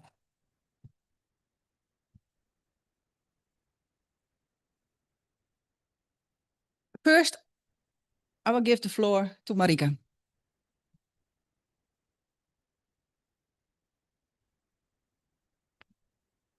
Bom dia, Good morning. So this session is about the Blue Deal. It's a kind of a magical term. I will try to explain briefly what it actually is, and then we have very nice examples in 4 Blue Deal countries. Let's go to the next slide right away. Before you recognize some familiar faces on this picture. The Blue Deal is a partnership between the Dutch water authorities, 21 of them we have, and partner water authorities in 15 countries. And I think on the next slide, there is a nice map. We are all over the world, but also here in South Africa, Eswatini, and Mozambique.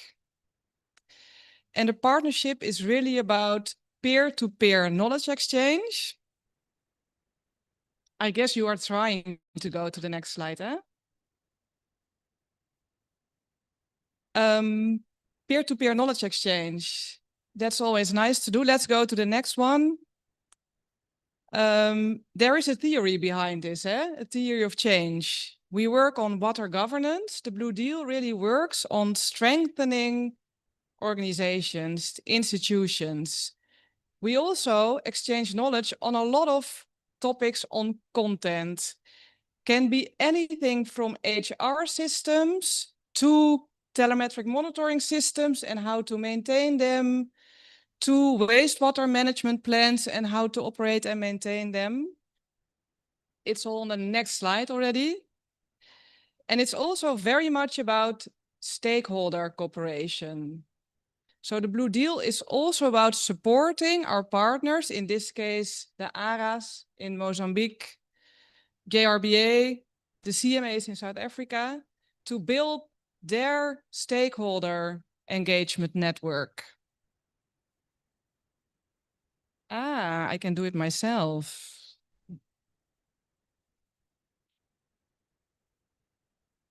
And more within the Blue Deal that started in 2019 and is expected to last until 2030 included, we are implementing pilots because we see more and more that all this knowledge exchange is much more effective if we can learn by doing. So Blue Deal, the system is hopefully a bit clearer. What kind of activities do we do? This is just a list of activities we did in all partnerships in 2025. And on top is water information systems. And that makes very much sense because if you don't know your water system, what can you actually manage? But there's a large variety. There's a lot of planning involved in the Blue Deal work. And I really like to quote Nancy in a session yesterday. If you fail to plan, you actually plan to fail yourself. So a lot of planning in these corporations.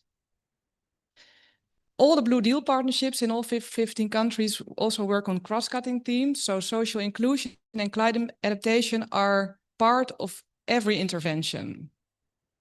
It's very high over still, but let's look at the results that we achieved so far from 2019 onwards. More than 13,000 people have been trained from partner organizations like the ARA's, JRBA, the CMA's in South Africa. Young experts we have in the Young Expert Program, and 650 plans not only written, but also approved. A lot of stakeholder meetings. The budget of the Blue Deal is approximately 10 million euros annually, and more we manage to mobilize finance directly for our partners. So, are you still awake? Please take your cards. Let's test if you're awake. Do you yourself know the Blue Deal from experience? This is an easy one, eh? A lot of yellow cards, but there are some orange cards. We have a bit of questions. It may be more difficult for the orange people here, but follow your intuition. What do you think is the success factor of the Blue Deal work? Yellow, do you think this is more about relations? Or orange, do you think this is more about finally focusing on operations and maintenance, something that is so often forgotten in our work? Who is yellow? A bit of hesitation. And who is orange? It's so nice because I see a lot of people actually cheating, putting both cards on. How nice. A more difficult question, because there are challenges in our work. We face that day to day. What do you see as the main challenges? That there is never enough budget for the implementation of what we all invent, of that we are working too isolated compared to other initiatives. So who is for yellow? No cheating, eh, people? So there are not many yellow cards. Maybe there is sufficient budget. We will talk about that later. But who is for orange? Also not many people. Come on, there are many challenges in our work. We also will hear it from the next speakers.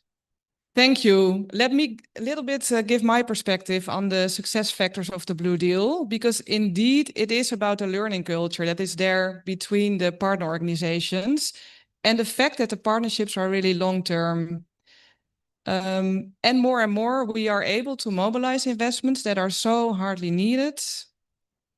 And we are partnering more with other players in the water sector. And here you see some pictures of examples in Mozambique, South Africa, and Eswatini. About the learning culture, because this can take any form, it's about really on-the-job learning, sitting together behind the computer. It's about bringing people together at high-level meetings.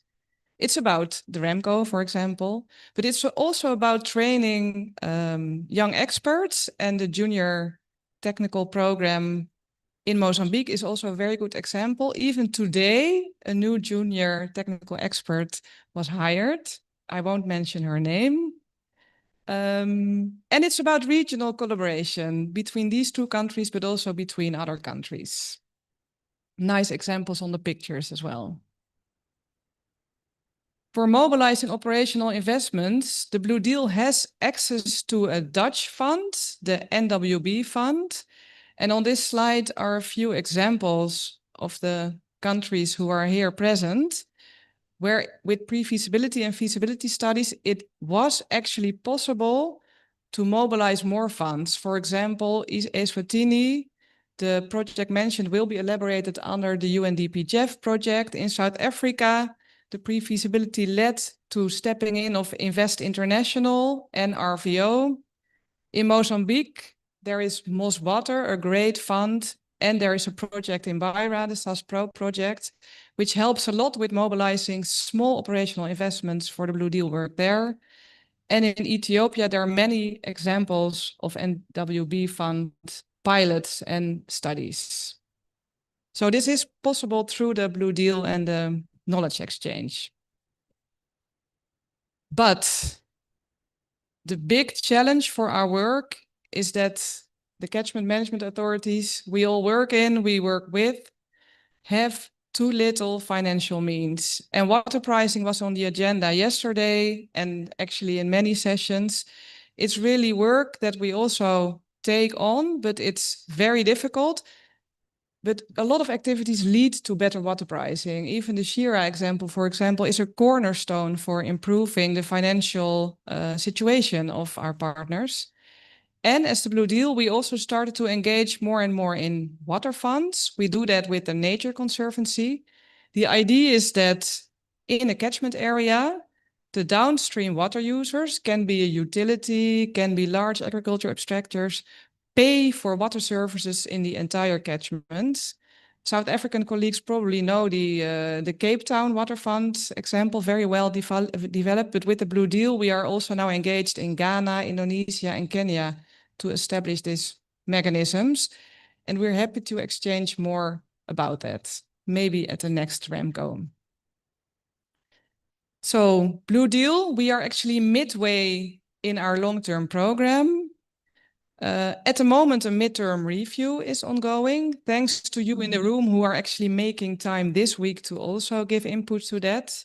So next year will be a year of harvesting, but also reviewing. And then we enter the last 4 years of the Blue Deal program.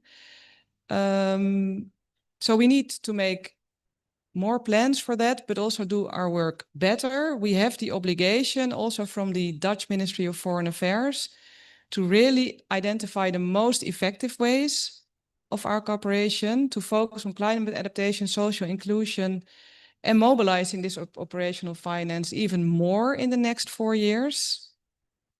We are asked to collaborate more effectively with other programs, other interventions, and we need to optimize our impact. By now, we know very well which works. You will hear good examples of that in this session, and we have to all ensure that we continue with that.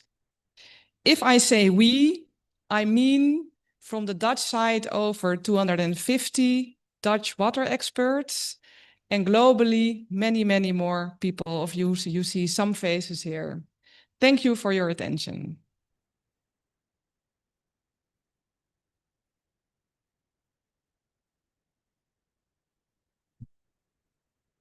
Thank you, Marika. What do you think about this conference and staying in Mozambique? It's your first time, isn't it?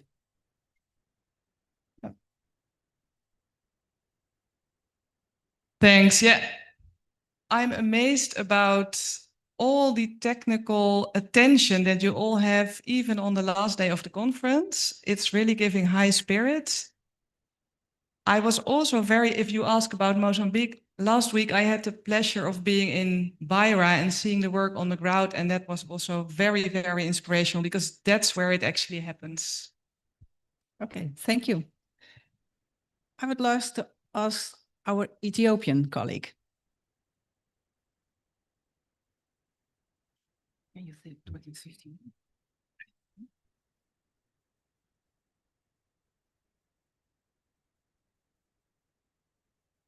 Okay, good morning, bon dear. My name is Aleli from Ethiopia. I haven't prepared the questionnaire, but I will ask one. How many of you have worked in Ethiopia? Maybe by chance, red or orange? Orange or yellow? Okay, enough. Okay, so after the global Blue Deal, I think it's more clear to present about one of the Blue Deal components in Ethiopia. So I present on one of the intervention pilot area in Ethiopia. It's Awash Basin.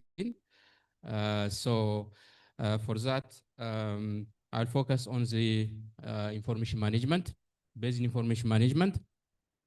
As one distinguished lady quoted very well the other day, know it well to manage it well. I think that's a good way of saying. So information management is very important. And if we have clear information data, we can do things well. So sorry to say, I'll just highlight, I'll give you a highlight about the Awash Basin. I'll give you a bit of highlights of projects in Ethiopia, basin information management, especially in the Awash Basin, and also what are our approaches and kind of capacity building support we provide for the partners. And finally, I will give one of the experience upscaled from the Blue Deal experience to support some strategic supports at national level, the basin monitoring strategy of Ethiopia.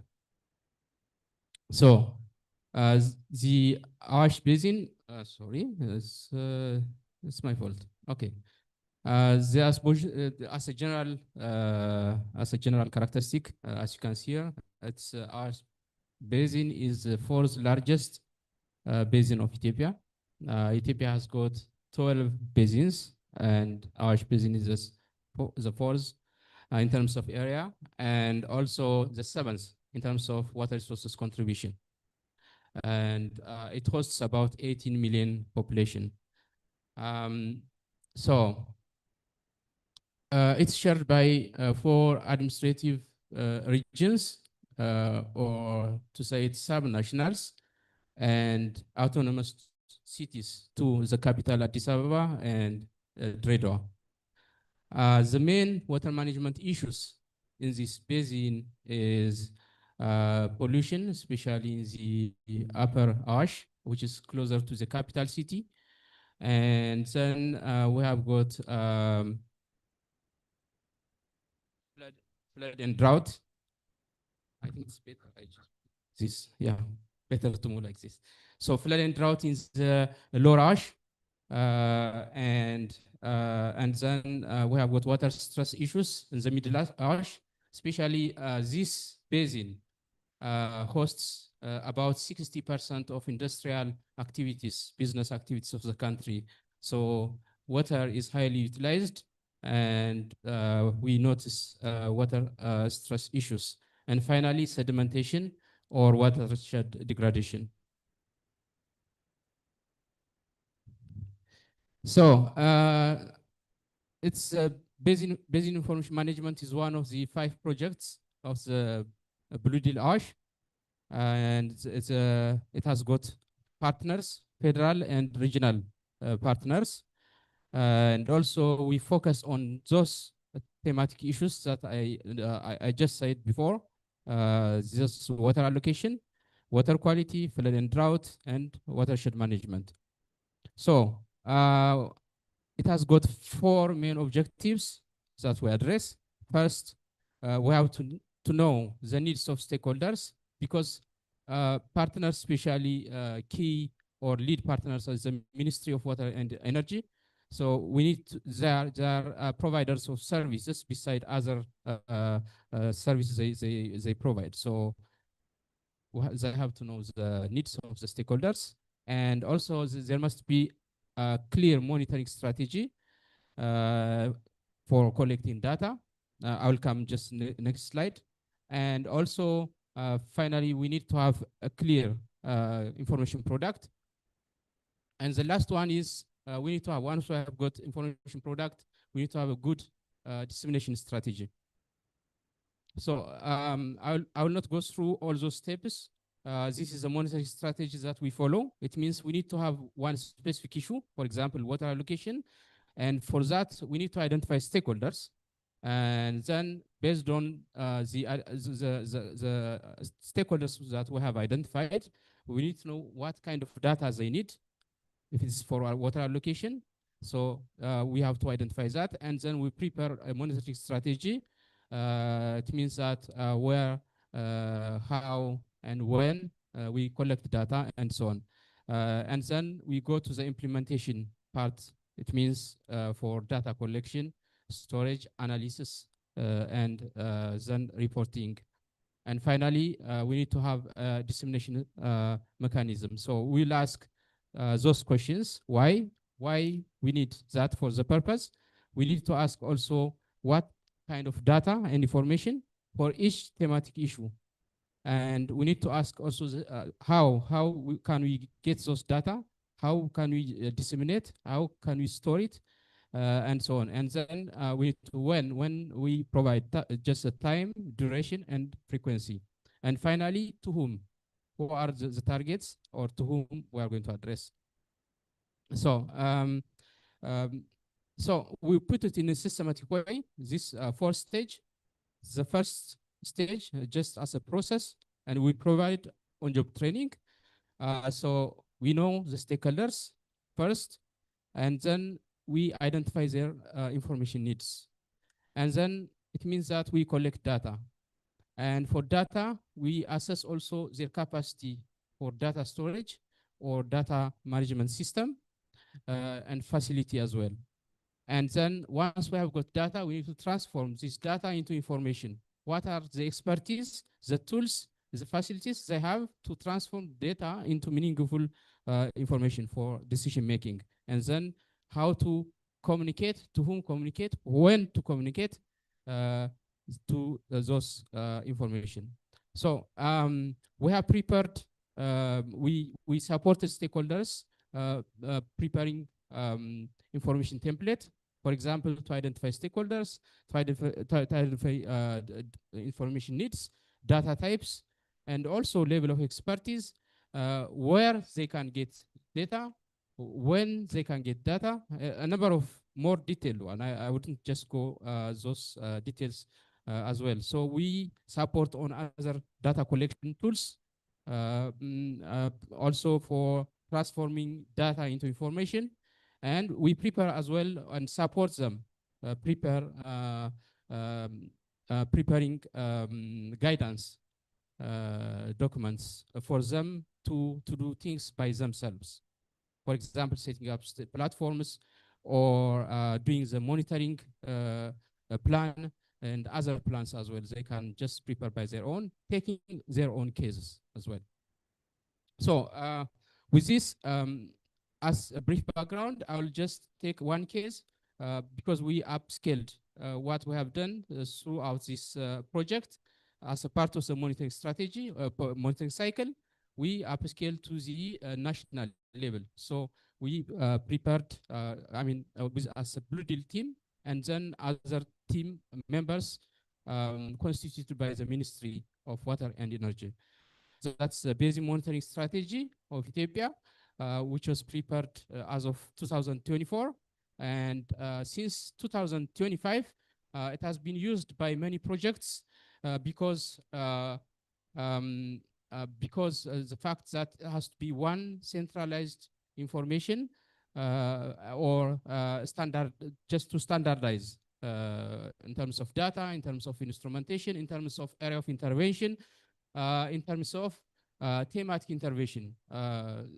So since then, it has been like just one entity or just can go somewhere else just because he or she chooses to go or bring some kind of tools, instruments for its own or just project. So, but now with this strategy, it's not the personal interest, it's not the project interest, it's based on the strategy. It means if a project comes on flood, it means that the strategy has already identified when to intervene, and also if the project brings resources, the strategy has already identified how to use those resources.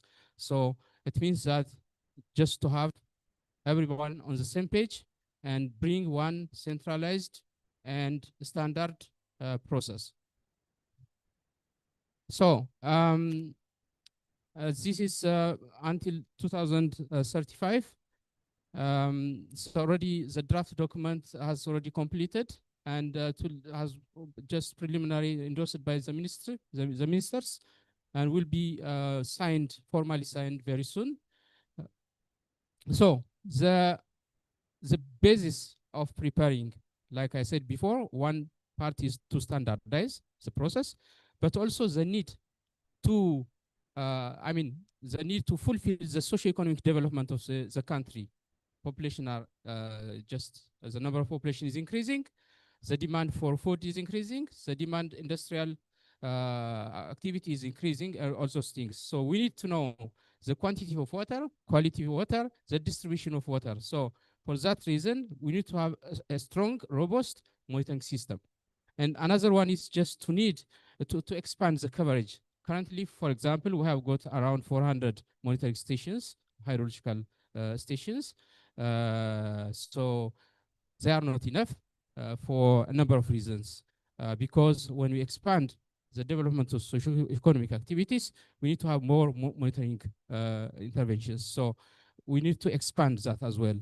And also, we need to standardize, like I said before, data has to be standardized, instrument has to be standardized, system has to be standardized in a certain margin, not as flexible, but certain margin.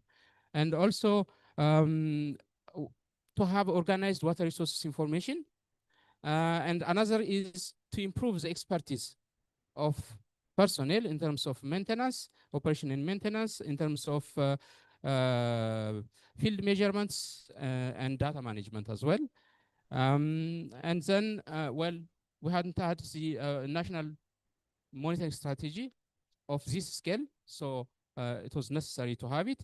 And finally, it's very important also to strengthen collaborations with stakeholders and development partners, what the strategy outlines. So just to give you an idea what this strategy came up with, we have got 12 basins, river basins. So we give characteristics of each we find in this strategy. But another important thing is that those are the 12 basins, and we included now, for the first time, sub-basins with details of socioeconomic activities, water management issues, current monitoring activities, and socioeconomic benefits of monitoring. This is the first time it has been done like that, and it means that it's very good to intervene and is a good information to support the implementation of the integrated water resource management, because we go down a little, one step down to the base level. So with this is an example. If we take just one sub-basin, we have those information at sub-basin level. It means we have what kind of development activities do we have, what kind of monitoring activities do we have, where are, for example, here, as you can see, the green, the growth corridors. It means those areas would be just developed in the future. So that's one aspect of the monitoring strategy to outline the need to expand monitoring network. So we'll have more network of those areas, and other, for example, just looking at the expansion of cities, and also other development projects like dams, hydropowers, and so on.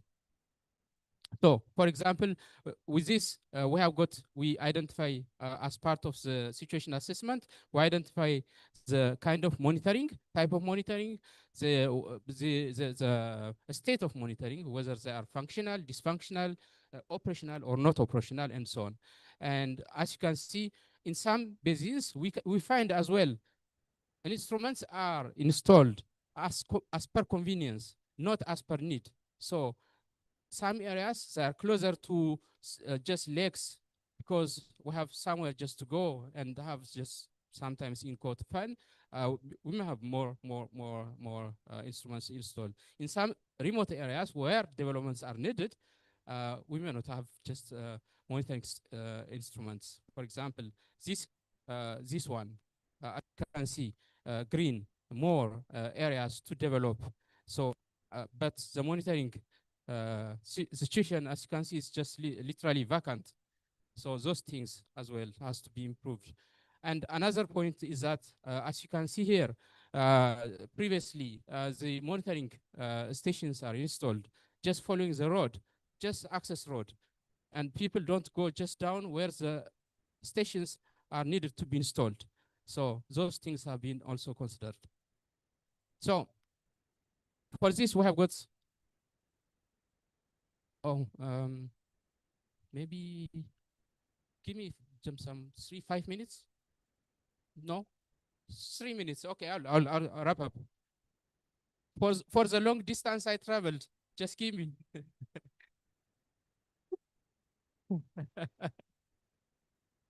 Okay, 3 goals. So main goals, the first one is very important, you know, and the end goal, the first one is just improve data services for informed decision making, just to strengthen institutions. And the second one, I'll go just to expand monitoring network, as I said. And the last one is to strengthen collaborations with development partners and stakeholders. So we have got this.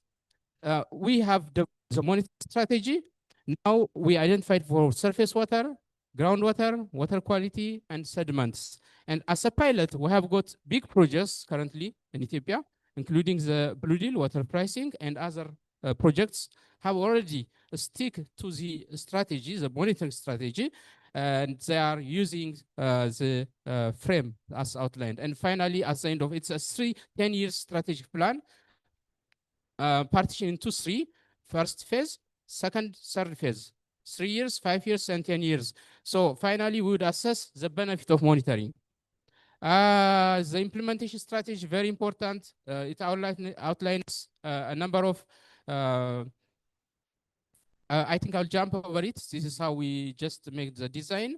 I'll go to the, this is overall map of the newly established monitoring for both groundwater, surface water, and water quality.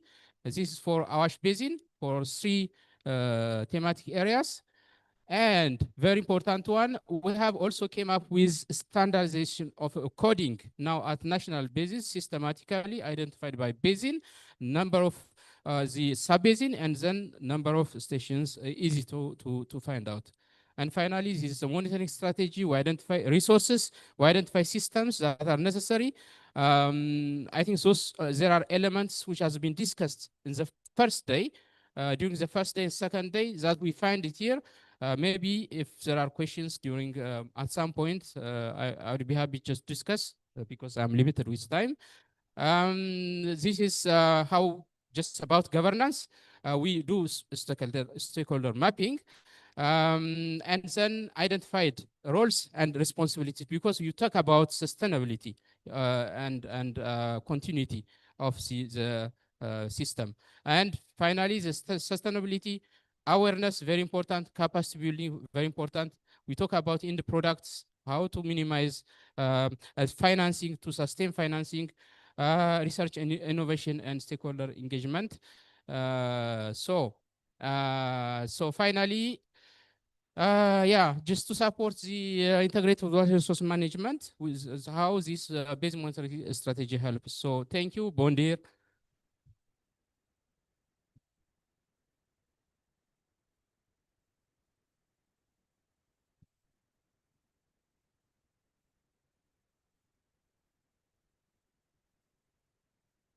Thank you. You can hear? Thank you. And sorry, I interrupted you. It's really interesting. And what do you like? You learned something in this REMCO.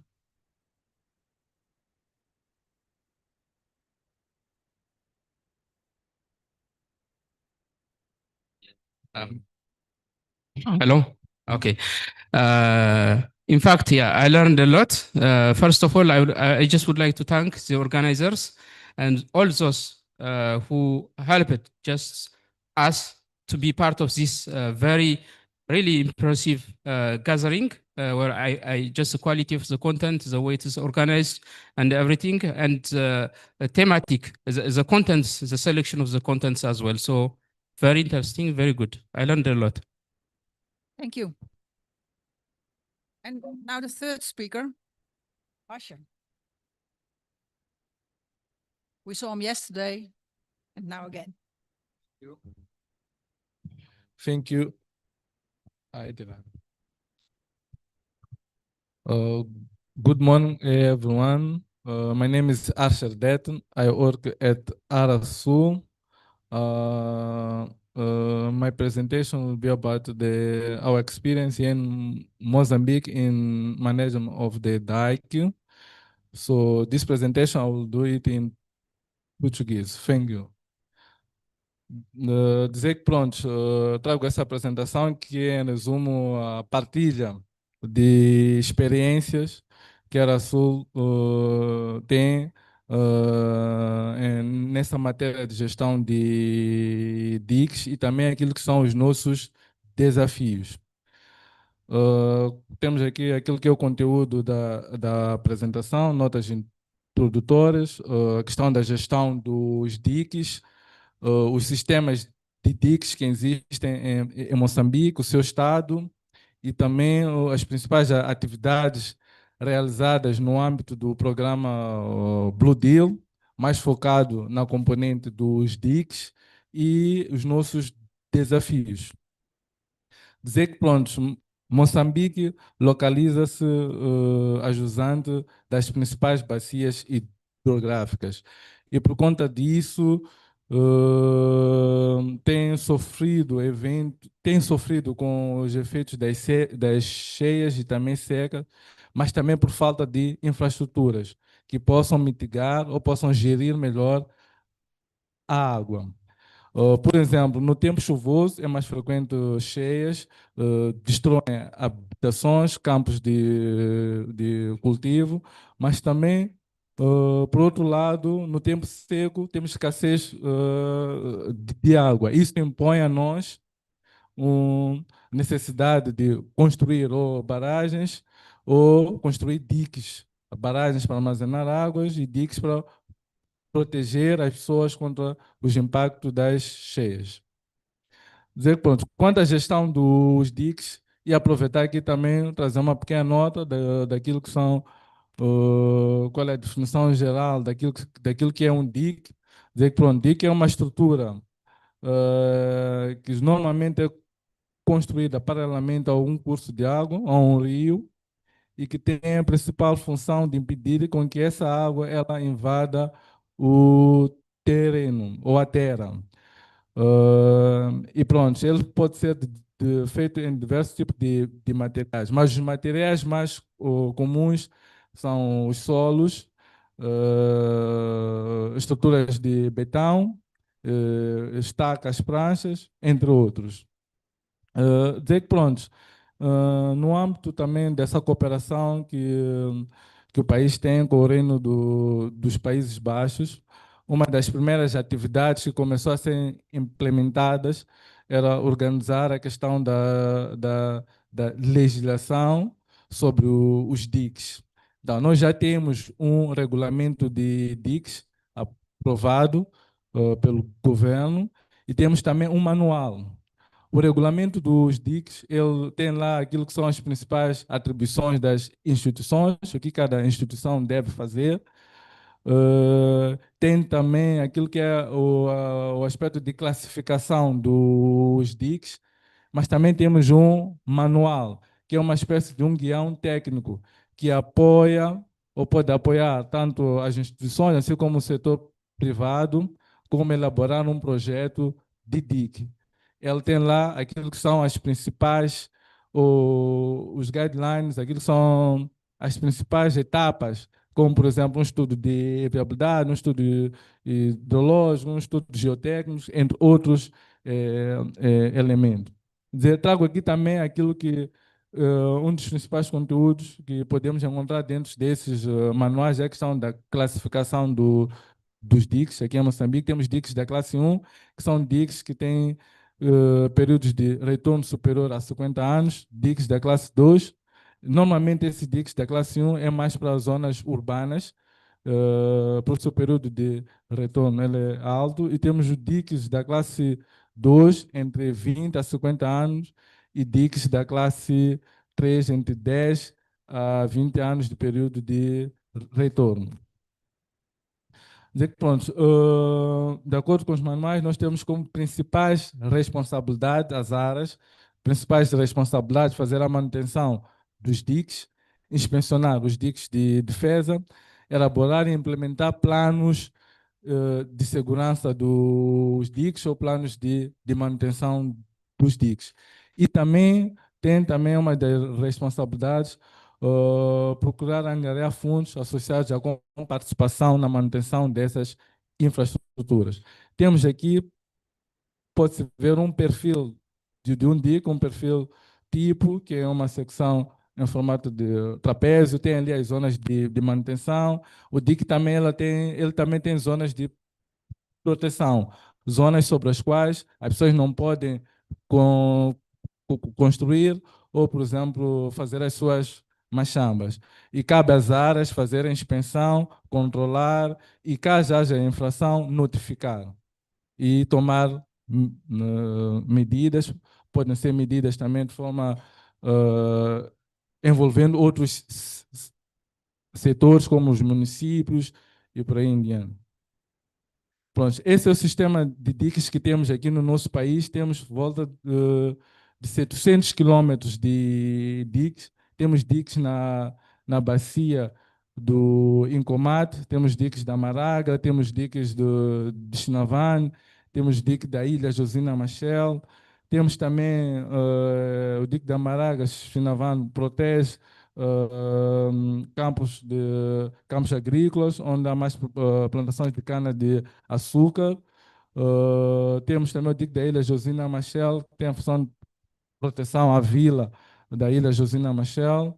Temos diques no Limpopo, temos o dique de Chocwe, dique de Xexar, que protege, o dique de Chocwe protege um dos principais regadios de Moçambique, e também esse conjunto de diques, Chocwe e Xexar, protegem grande parte das populações da província de Gaza. Temos também diques na zona centro do país. Temos também diques na zona norte do país, como o dique de Nantes. Pronto, de uma forma geral, esses diques podemos dizer que já têm mais de 50 anos e não têm vindo a beneficiar de obras de reabilitação. São muito poucas obras que têm sido feitas, eles se encontram em um estado não muito bom. Podemos, de forma sumária, dizer que perto de 70% dos diques eles estão num estado razoável. E outra parte, apenas 15 a 17% em estado bom e outra parte em estado muito mau. Pronto, esses são aquilo que são as principais componentes do programa Blue Deal, não só do TIC. Temos aqui a questão do planeamento e controle, a questão da qualidade de água, a questão da alocação de água e a gestão dos riscos de cheias. É onde se enquadra, é na componente 4, onde se enquadra as atividades dos diques. Pronto, temos um resumo também daquilo que são as principais atividades que temos vindo a beneficiar no âmbito do apoio do Blue Deal. Iniciamos inicialmente com um programa de capacitações dos técnicos da Arasul em matérias de diques, em matérias de elaboração de projetos de diques, e também questão de inspeção de diques de defesa e também produção de planos de manutenção e inspeção de diques. Também tivemos um produto bom que tem nos sido muito útil, que é a questão da base de dados dos diques e software de inspeção. Esteve aqui o meu colega ontem, Yannick Bitt, a falar desse software. Foi um produto também que tivemos com o apoio do Blue Deal e que nos permite, que está-nos a permitir cadastrar todos os diques, dar o ponto de situação. E também, pronto, esse programa iniciou com a área sul, depois expandimos também para a área centro e a área norte. Pronto, aqui temos alguns exemplos das atividades associadas ao treinamento dos técnicos da área sul, da área centro e da área norte, e partilha também de experiência. Primeira imagem, temos ali um colega. Yeah, okay. Na primeira imagem temos um colega pronto, a fazer levantamento topográfico. Quer dizer, um colega e outros recebendo treinamento em levantamento topográfico. Na imagem embaixo trata-se de uma expansão conjunta de diques e outros treinamentos também nessa área. Este aqui é um dos produtos que temos, que é a base de dados. Pode-se ver a nossa direita, ela consegue comportar, tem lá grande parte da informação sobre os diques. Se temos alguém que está a construir sobre os diques, temos lá informação, a localização, em termos de coordenadas, e a partir dessas informações tomamos as nossas ações ou podemos tomar ações. Normalmente partilhamos esses dados das inspeções nos comitês de bacia, que é para também procurar sensibilizar as comunidades, porque uma parte da degradação dos diques está associada à questão do uso, né? À questão de práticas que degradam os diques. Então, essa base de dados nos permite trabalhar muito sobre isso.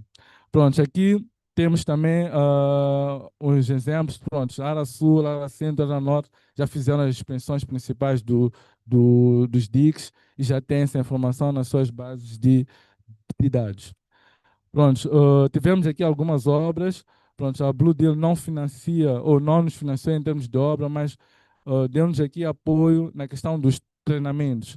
A questão dos treinamentos, com os treinamentos que fomos recebendo no âmbito do programa Blue Deal, em questão de DIC, foi possível preparar termos de referência, foi possível preparar projetos de base para a mobilização de investimentos. A título de exemplo, no ano passado tivemos algumas obras de reabilitação dos diques, como é o caso de Xixime Machua, que se beneficiaram e agora os diques já estão em condições. E por fim, aquilo que nós temos como desafios, um dos nossos principais desafios é reabilitar os diques para garantir resiliência contra os impactos das cheias. E outro desafio também é garantir um modelo sustentável. Estamos aqui a ver como é que nós podemos ter a comparticipação das comunidades, quer dizer, todo o público em geral, para a questão de manutenção do DIC. Porque hoje se constrói uma infraestrutura e depois não temos fundos para poder manter. Também temos, por fim, também a questão do estabelecimento das unidades de manutenção dos diques devidamente equipadas. E muito obrigado.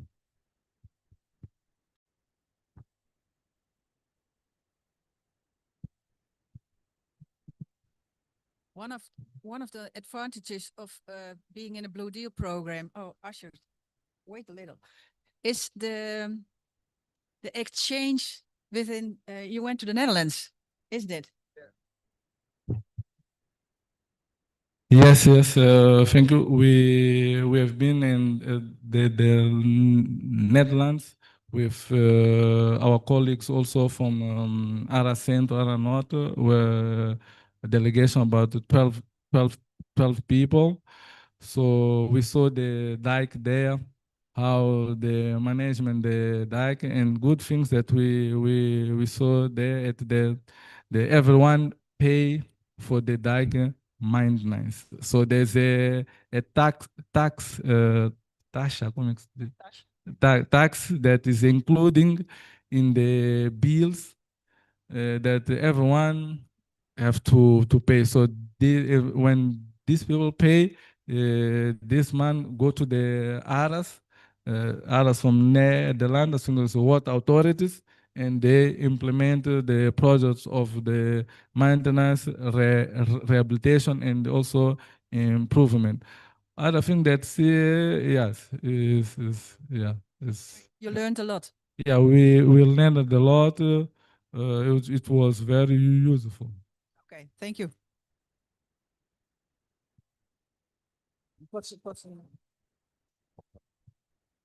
And then I would like to invite to give an update of the Blue Deal in South Africa. Mr. Saleh.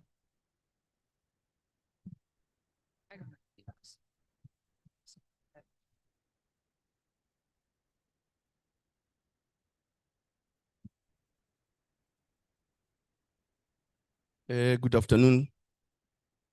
My name is Mama Ruping Selepe. Can you please load my presentation?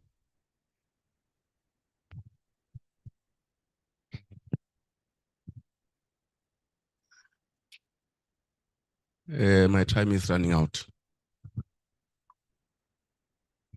I've been timed. I was given 15 minutes, so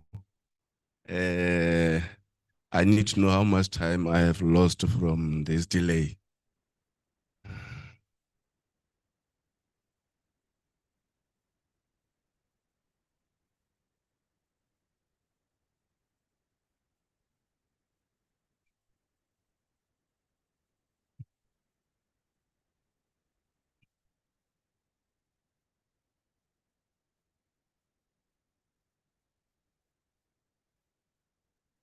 Okay, thank you so much.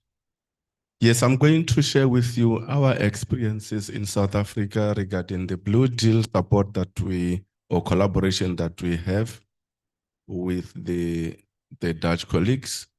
But I'll be focusing only on the Crocodile partnership because there are other projects also taking place within South Africa.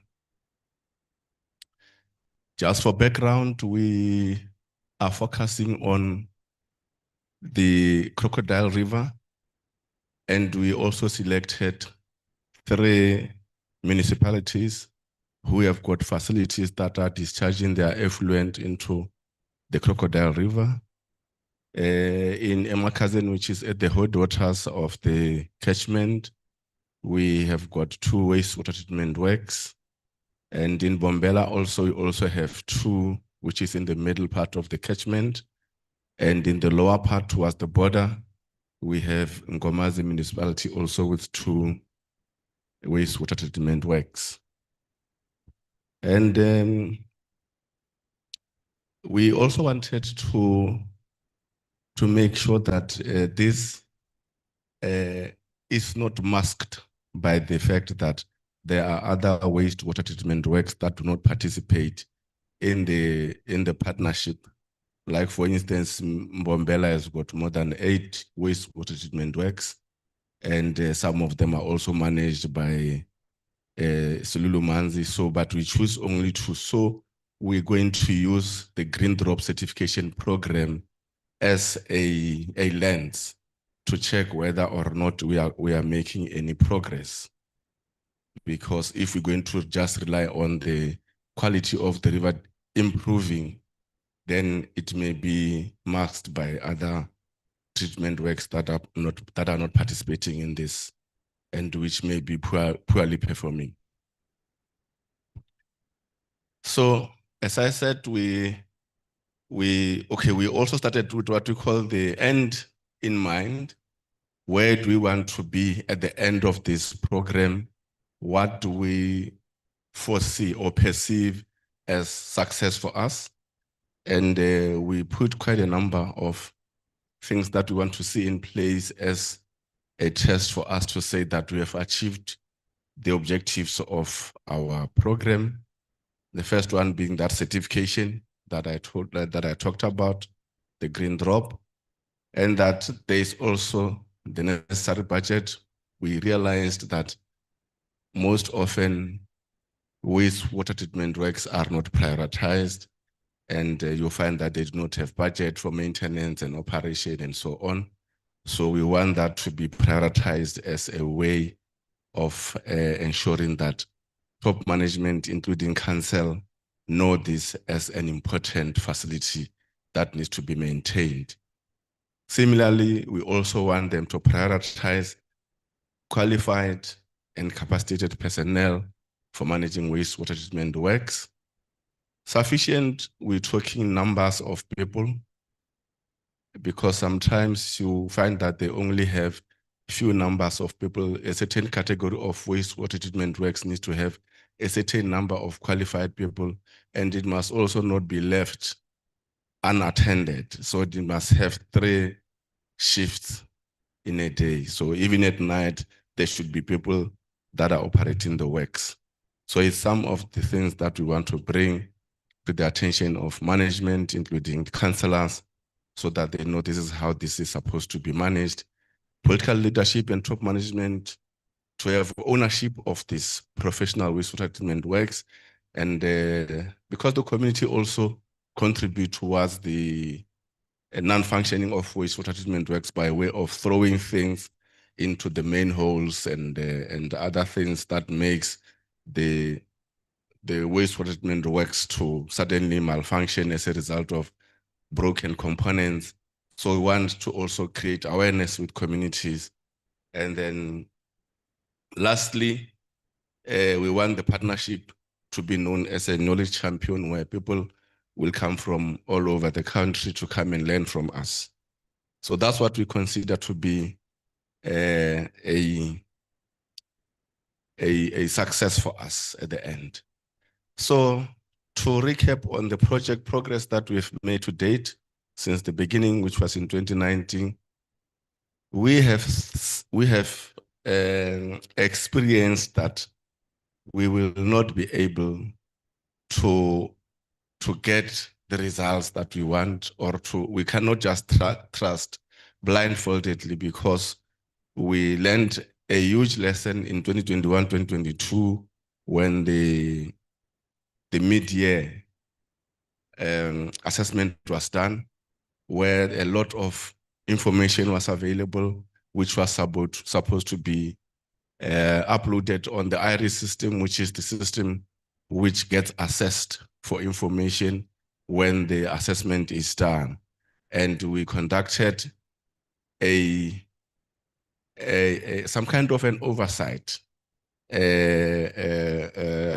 which was headed by the HOD of the Department of COGTA, which is Cooperative Governance and Traditional Affairs, and other prominent people in the province, HOD of the department, as well as the CEO of the IUCMA, where this and all other signatories, where we were able to see what are the information that is available, which, if loaded on the system, will improve the scoring system on the IRIS and during the green drop certification. But then we identified all of those information data that was available, but then we thought they were going to be loaded on the system for assessment. But then when the assessment was conducted, all of that information that we had identified was not loaded on the system. So then we realized, and then we got very poor results, which were worse than the previous assessment. So which in a way showed that we have regressed, notwithstanding the intervention that we're coming up with as a result of the partnership with the Dutch. And we felt necessary that we need to have access to IRIS so that we are able to check if the information is loaded on the systems. So this access to IRIS was not only a challenge for us as the project committee or local project, but it was also a challenge for one of the municipalities that was expected to also load that information on the system for assessment. They did not have that access. So the information ready for upload was identified. Okay, I already talked to that point. So as a result of a number of factors, including security, the project to a halt. It was not doing so for the first time. It also did so during COVID. And then at the National Steering Committee, which is where the national partners, the Department of Water Affairs head office, and other partners at that level, they then resolved with the Dutch in attendance, and my colleagues who are here, the CEO and the CFO of Blue Deal South Africa were also part of that meeting, where a resolution was made that we need to put measures in place to ensure that we resuscitate the process, or else this process, this partnership is gonna fail. So that resulted in that resolution being taken to the DG of the Department of Water and Sanitation, where a letter was then written to prominent heads of the institutions that I've mentioned, where then one of the resolution was the instructions in that DG's letter was that we should then have a turnaround strategy and an action plan in terms of what is it that we're going to put in place to ensure that the project continues to run accordingly. So among other things that were identified was the need for us to focus or maybe reduce the scope so that we do not dilute our impact, resulting in the stalling of the project. And one of the important things was the fact that we also needed to ring fence the operation and maintenance budget, because as I said, some of the programs you find that the facilities do not have any budget. So they had to be budgeted. And the issue of monitoring progress on IRIS, ensuring that the information that needs to be loaded on IRIS is also loaded, was also one of the activities that we identified. Having said so, I just wanted to share with you our thought processes as we engaged in this process of ensuring that we do not repeat the same things and expect a different result. We needed to really come up with a real thinking out of the box, ensuring that we then have an impact, and there's now a change in terms of where we are heading. So this schematic shows moving from as is to be. So when moving from as is then is the state where we currently are. And then the crux of that is that the strategic crux of the matter is to avoid the seeds of failure.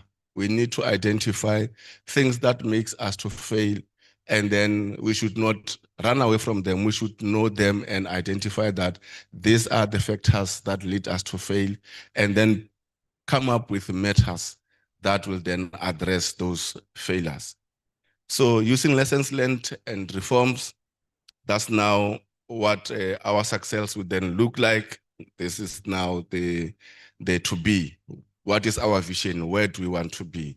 Then we're using those lessons that we learned from the failures and also move forward in that manner. So as you can see in this table, on the left is what didn't work. We identified all the things that didn't work, and for each one of them, I'm not going to go through them one by one because I don't have enough time. And then on the right, then you'll see the course correction that will assist us to turn the corner with respect to that particular failure. Just as an example, row number 2, funding of OMS, gaps, resilience on the MIG, weak operation and maintenance, ring fencing, and so on. So on the right, you'll see that we consolidated finance and operation and maintenance plan with the National Treasury and Provincial Treasury, and ensure that there's ring fencing on operation and maintenance. And then we also fast-track critical spares, because some of the municipalities find that they do not have any critical spares. When a pump breaks or something breaks, then they have to take it out and then send it out for repairs, or they must do procurement processes to get someone in to come and repair it, which takes forever, whilst at the moment, the wastewater treatment works continues to discharge poor quality effluent into the water resources. So we needed to bridge those kind of things. One of the things that we also was a guiding factor was to say that we want to use a 7-block utility assessment framework, which comprises of okay, I can't point. So it comprises of starting from the bottom, sound governance and supportive enabling environment, which gives rise to motivated people and systems and processes being put in place. And from that, you are able to gain sound finances and also asset maintenance and operations. And then that also builds up customer trust and satisfaction. And then asset creation is a base from which the municipality can work from. And then leadership and management that has got vision, strategy, and execution that makes things to move. And then you are able to then have an impact that you want to have on the ground. And for each of these, then there's also an explanation that indicates what is it that you achieve by engaging in that particular activity. For instance, sound governance and supporting enabling environment, it's very hard to achieve, or if governance is unstable. There's a reflection on this thing. It's very hard to achieve if governance is unstable, and almost impossible if corrupted or malevolent. Motivated people is about pride and doing a good job. So there are people who don't take pride in the work they do, especially those that work at wastewater treatment works, because it's something that normally is just put somewhere in the bushes. No one knows about it, and that's why even politicians, when they canvass for for office, they never talk about wastewater treatment works. It's as if when they flush, theirs don't go there. So they talk about things that people can see. It's all facilities that are within communities where they are visible. But this one, because it's somewhere in the bushes, even when manhole blockages happen and there's sewage running in the street, they don't talk about that. The fact that we need to, this is what I will do. I will make sure that you don't have children playing in sewer in the townships and in your villages. They don't talk about those things. So it's something that we also wanted politicians to be aware of. Sound finances make it necessary for maintenance and investment in assets. Service dependence depends on payment by customers. This is my second last slide. Thank you, Program Director. Lastly, this system that I was just describing in the previous slide allows us to then have blocks that can influence and not be managed. The green blocks can be influenced and not managed directly. The green in this thing is something that can be done and managed but directly by someone in the office. And then the 5 gray 8 boxes are the focus of the difficult to see. Management in place under a single leader that is appointed by council or board of directors. And in closing, based on this thought process, we believe that we are capable, we'll have a capable, motivated, and able people that are the engine room of us achieving what we want to achieve. Satisfied customers and stakeholders are also foundation on which success rests. And paying customers will also reduce the cost of doing business, and revenue generated then has to be effectively managed. On that basis, I would like to say thank you for your kind attention. Thank you for your really interesting presentation. Because we don't have a lot of time, I want to ask Takona to come.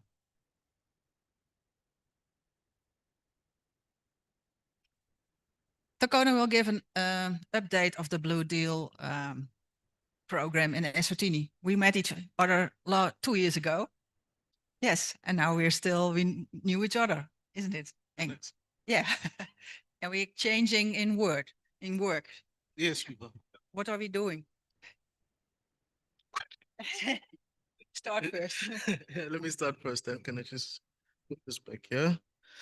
Thank you very much, ladies and gentlemen. Good afternoon. Firstly, I'd like to sympathize with those that are tired of seeing me here on the podium, and as well appreciate those are still interested in seeing me here. Then encourage, Swaziland has a big delegation.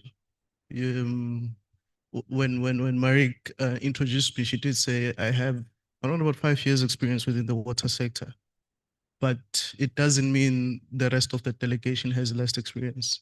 Actually, they are more experienced within the sector is what actually brings me on the podium day to day. I learn from them and I hope I can deliver on their behalf. Thank you. Sit down now. Yes, so I'm here to just give in a brief overview or a program update of where we are with our All Hands on Deck project in Eswatini, which is in partnership with the Dutch water authorities, namely that was written there, and the Joint River Basin Authorities Project Board. Now, I'd again like to apologize on my slides. They are white on my laptop, but I'll try to read and be as proficient in what is there. As a rephrase or recap, I'd like to point that our Blue Deal Phase 2, which is from 2023 to 2030 in 2 parts, is based on a multi-year programming that has been influenced by the lessons learned from Blue Deal Phase 1. And as well, it broadens the focus on how the whole partnership is advancing safe, clean, and secure water.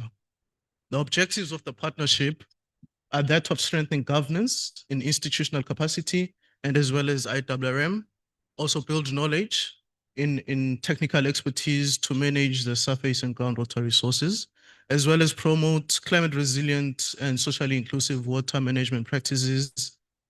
And what brings us here today, support transboundary water cooperation in the shared basins. I should allude to the fact that the Blue Deal in Eswatini is not just concentrated in the Inko-Maputo basins, but it is a national project that covers a basin-wide approach, the 5 basins of Eswatini. Now, what has happened in building institutional capacity? We've echoed this in most presentations that you've heard. One of the flagships outcomes of the project is the YEP Blue Deal tailor-made program. Currently, we have 2 YEPAs concentrated in the units that have been specified there. But on a historical basis, the Blue Deal has helped the institution have 5 YEPAs. I'm a product. And what has happened as well is that there has been a continuum within the institution to say you don't just bring people and take them out, but you're building capacity to stay and continue with what has been started. Also, what has come into light is the use of internship programs. So far, we've had 6, and currently we have 4. Now, I'll take you 2 years back to when Herbert gave a nice presentation on organizational development and involvement. We spoke about the different phases of an organizational growth. Phase 1 spoke mostly or dedicated its time in establishing the JRPA. As the JRPA was established, it needed to continue, it needed to grow. And with Blue Deal Phase 2, that of course has come in. Some organizational strengthening and elevation has been programmed into the JRPA work. And as we sit today, or as we continue today, we have certain outcomes and as well as experiences that have gone not only into staff development, but also board development, because as we described yesterday, the current sphere of organizational, the organized side of water resources management in Eswatini includes board participation.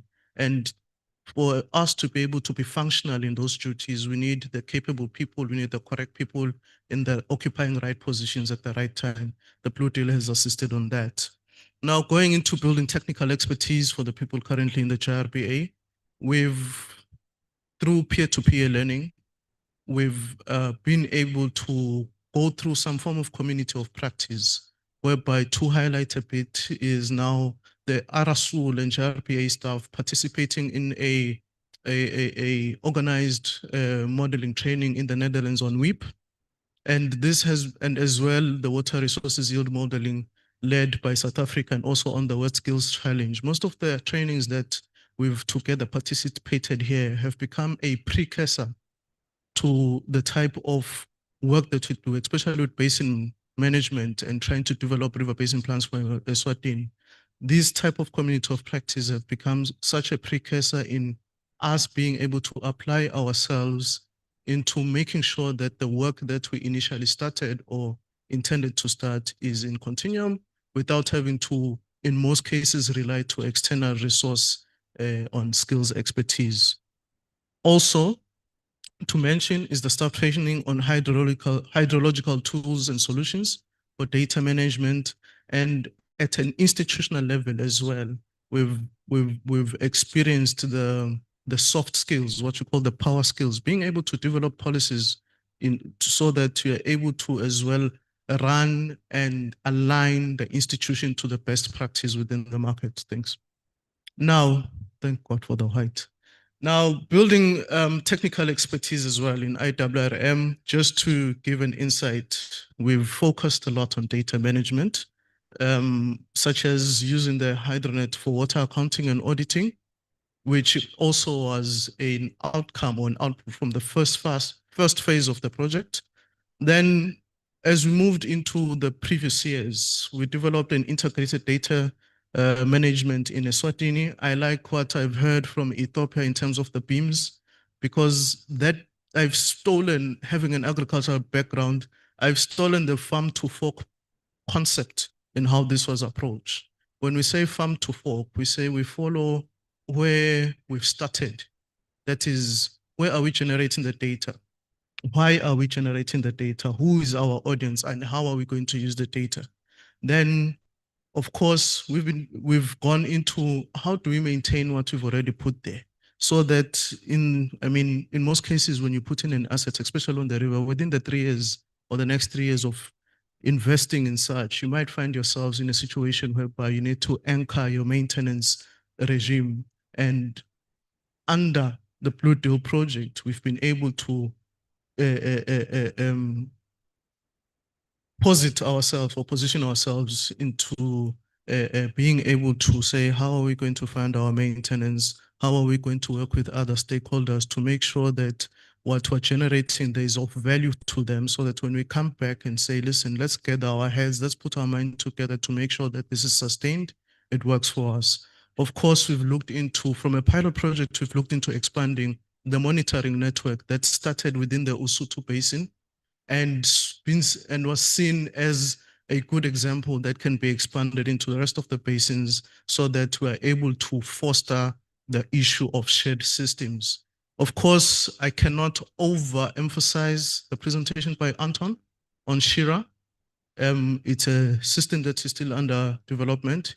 He did point out that this Eswatini is a peculiar working environment, and I'm sure he's enjoying working with us, and we're enjoying learning from Ikato in terms of how can we improve or efficiently organize our permitting system in order to move towards the billing that we've quite broadly spoken about.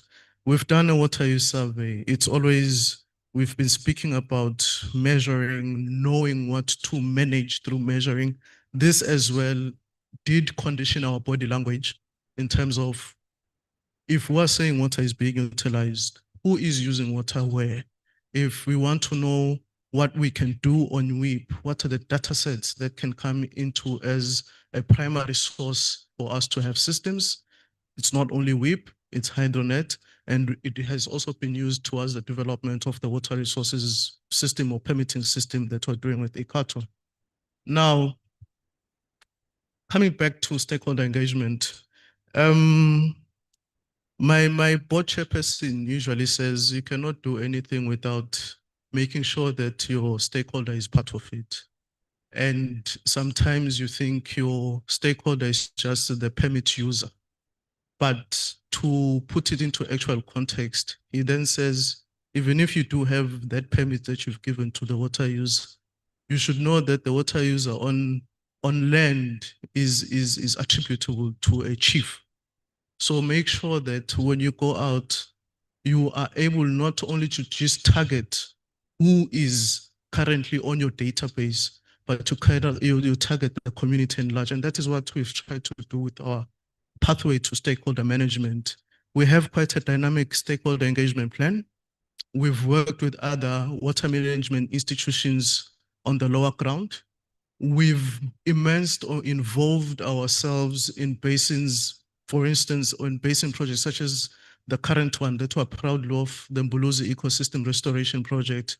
It has been quite an entry point in us being acknowledged and known by the chiefdoms as to when you speak about water management and you speak about the institutions within the space, there is JRPA.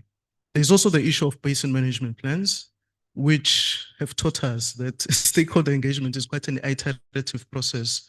We've defined the baseline, we've analyzed what's happening within the Ngwavuma Basin, but again, we wouldn't have been able to do it if we had not really acknowledged on the above point to be able to say, even if on a desk analysis platform, we've been able to see what's affecting Ngwavuma.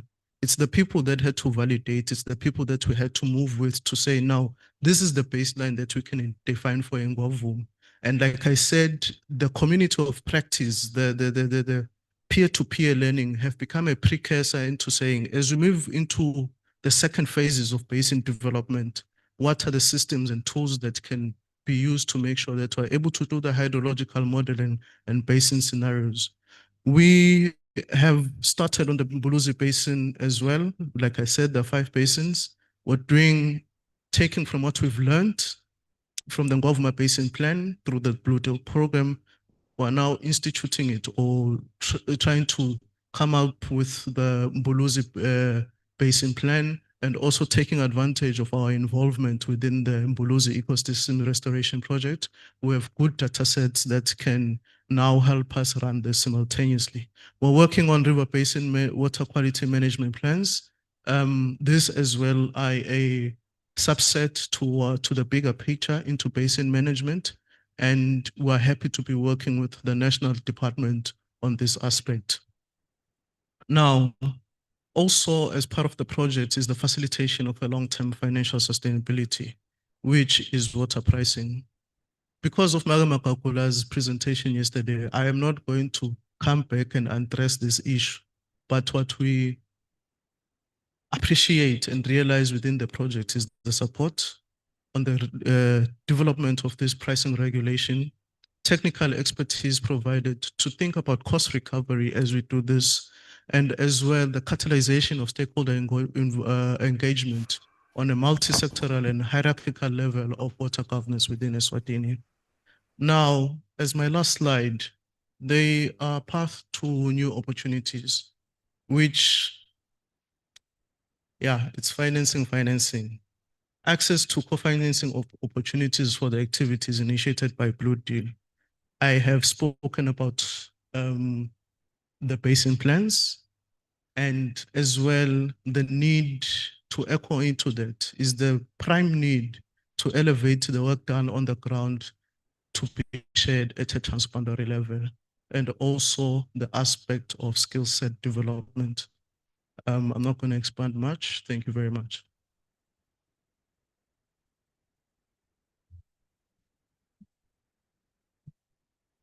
Thank you, Takona. I will give some space for 2 or 3 questions because the lunch is waiting. You can raise your hand if you have a question.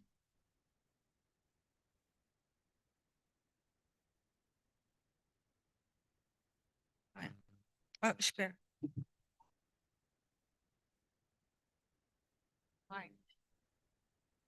Oh.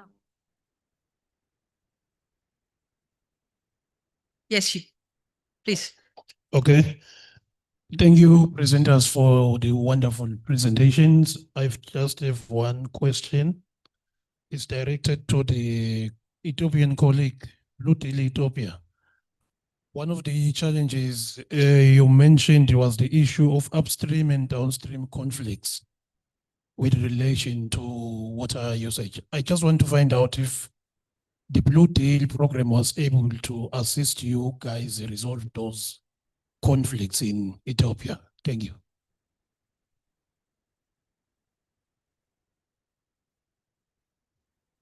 Aquí a frente.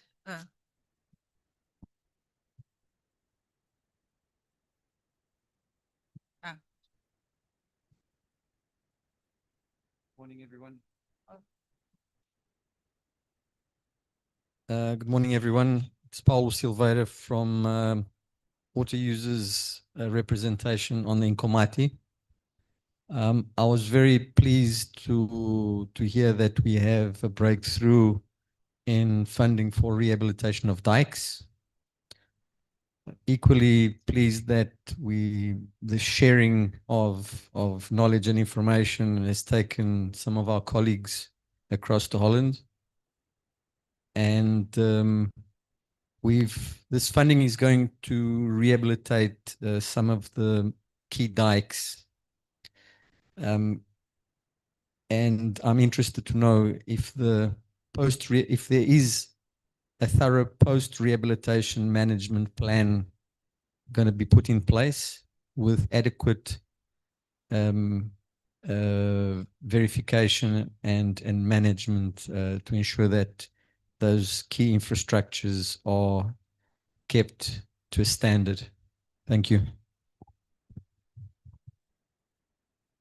Is there one more question?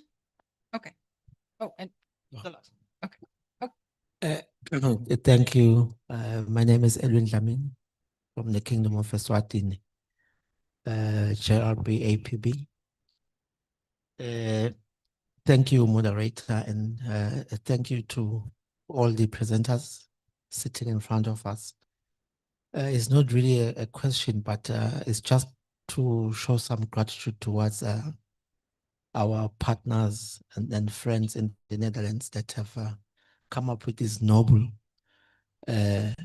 initiative of the Blue Deal. I think from the presentations that we've had here, we've all learned what a wonderful job that their assistants have done to the countries, to the 3 countries, or maybe even the 15 countries. So we really appreciate that, and we are honored as the JRPA to be part of this program. We wish that it really can extend beyond 2030, and because it's really looking great. Just one maybe question, because it's really a big thing to me, and I think to us, really, it then says something to my head and leaves me wondering. What really, how did the Dutch come up? What inspired them to come up with this great idea that is helping these many countries? What was this that gave birth to that? That's what I would like to know. Thank you. That's a nice question. Thank you. And I give the last question to Cindy. Thank you very much. And I'm always lucky. I follow someone who relates to what I want to ask. I know about the Blue Deal because in our case, in the Eswatini case, actually, I brought it home. But since Blue Deal is here today, and now I work with governments, and there are all those questions behind: where did it come from? Why? How? It hinges on operational issues. But how does Blue Deal try to demystify certain misunderstandings maybe, or involve the governments a bit more in what they're doing? Because the water management institutions know what's happening, but there's a lot of questions for the others who are not in the space. So what does Blue Deal do to try to work or be understood much better by the governments, and maybe effectively, eventually by INMACOM and all of us there? Thank you. Thank you. First question will be answered by our delegate from the Ethiopia. Okay, thank you for the question. Yes, indeed, to address the water use conflicts in the case of Awash Basin, because there are cases, water stress situations, at times conflicts, and so on, and misunderstandings, or not recognizing the problem of the downstream situation by the upstream parties, users. For that, we have got one project among the 5 projects, which is called WACFA, Water Cooperation Framework Agreement. It brings leaders of regional water bureaus, federal level, the ministry, and all these involved in the basin or who are concerned. So it's a platform. They come together and to discuss issues related to conflicts, and even to devise other agendas or common use of the water resources. So we have got this as a project, as a Blue Deal has already set one specific project on this. Besides that, we have got also another project which is called Water Allocation Planning, which is directly related to water use issues in the basin. So with that, it brings also different administrative water administrators and industries and other water users, including water user associations and so on.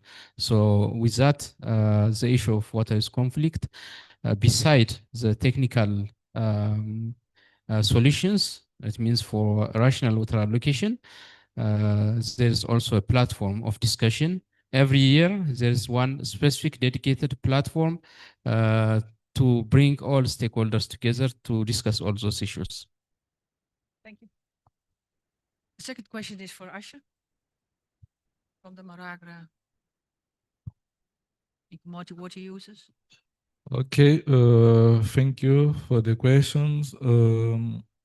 I'd like to say about the plan or implementing plan of rehabilitation of the dikes.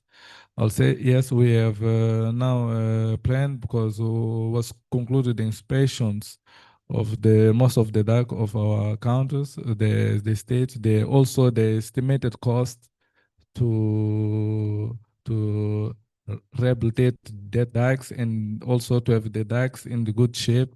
Most of them, they can't, they're not in condition to resist the flood. So there's a prioritizations that was made, that was also shared with stakeholders to comment. They now they review these prioritizations, but we start already to implement some activity of rehabilitation. Like one of the organization that is financing this work is the World Bank. But we are still looking for other windows to have money to have the dikes in good shape. Thank you. Thank you. And I think the last two questions are for Marika.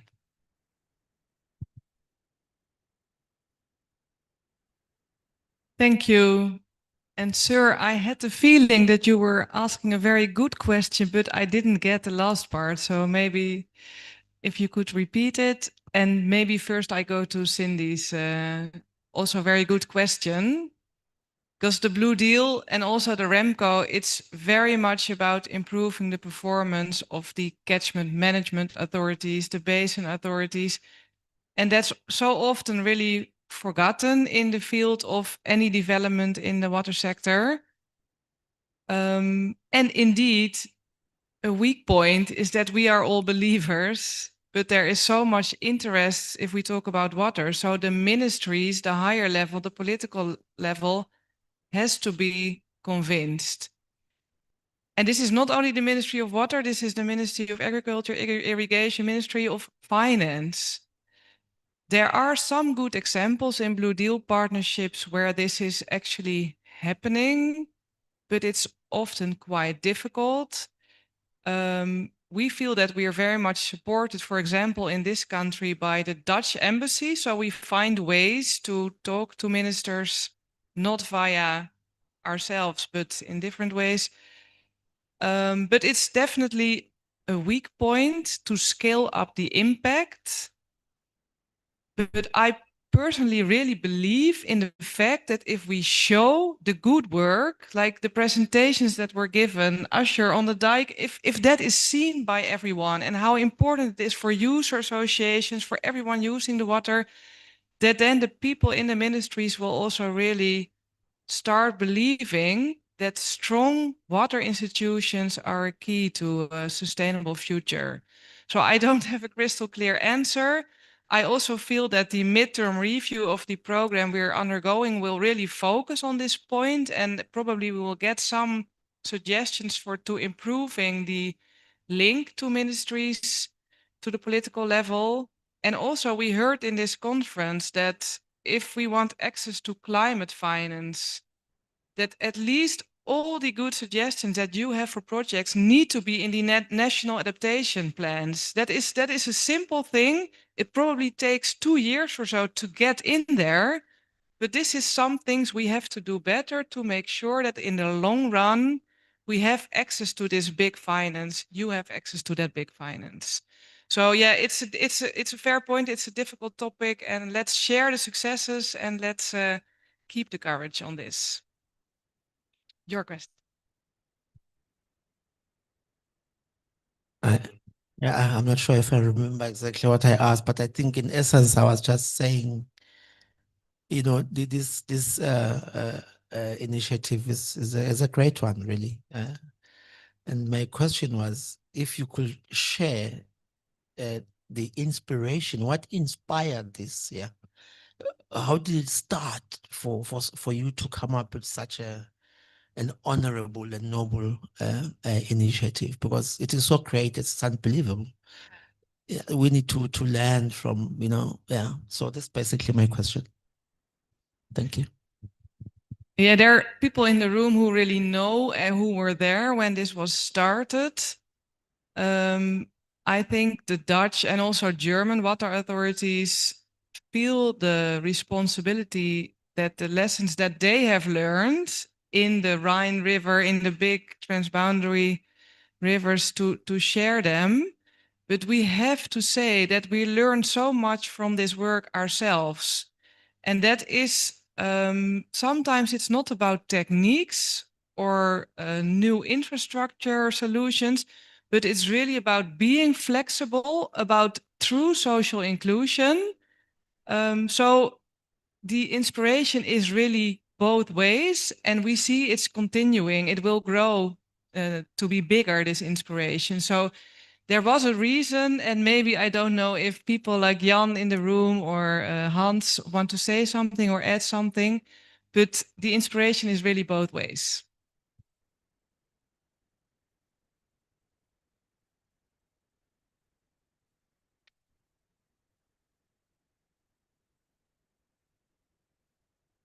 Don't you want to add something?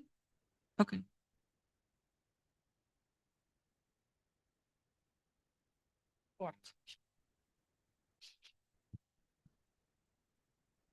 Thank you for allowing me to add a few words to your explanation, Marike.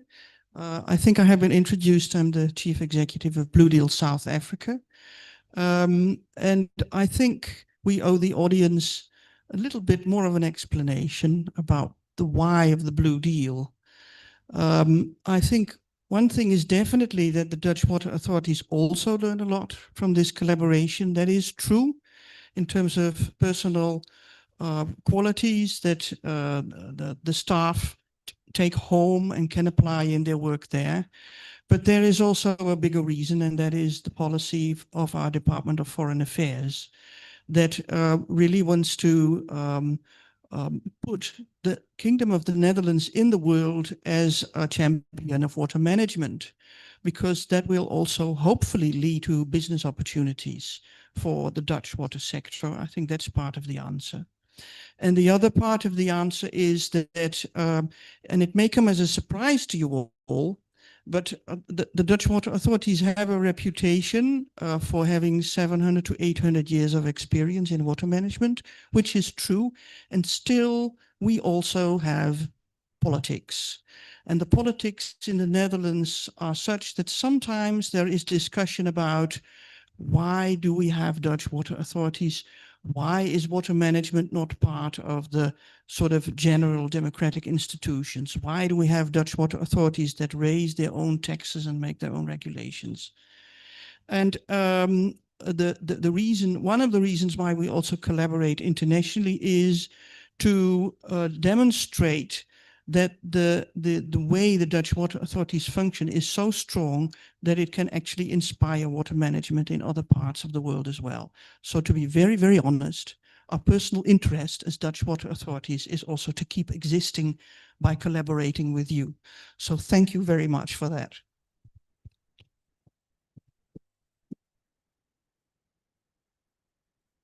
Thank you, Marion. I think we are coming to the end of this session, but before to give a applause, I would ask to Edipo Mirol to come on the stage because he is member of our blue team in Maputo itself, and he did the notice.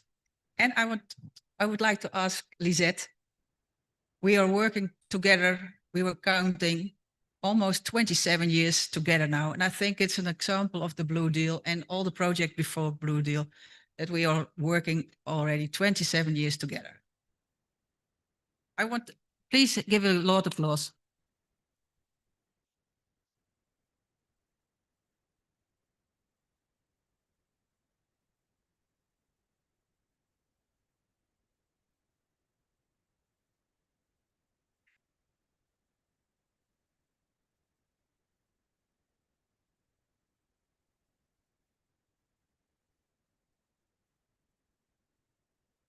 Obrigada, senhores delegados, por mais uma sessão. Estamos quase a chegar ao fim da conferência. Está marcada a hora do almoço. Vamos seguir para o almoço. E quando voltarmos, haverá sessões paralelas. A sessão B estará aqui nesta sala, por cada tradução, e a sessão A estará na outra sala. Muito obrigada e vamos ver se conseguimos voltar às 14 horas para dar continuidade. Muito obrigada e até já. Bom apetite.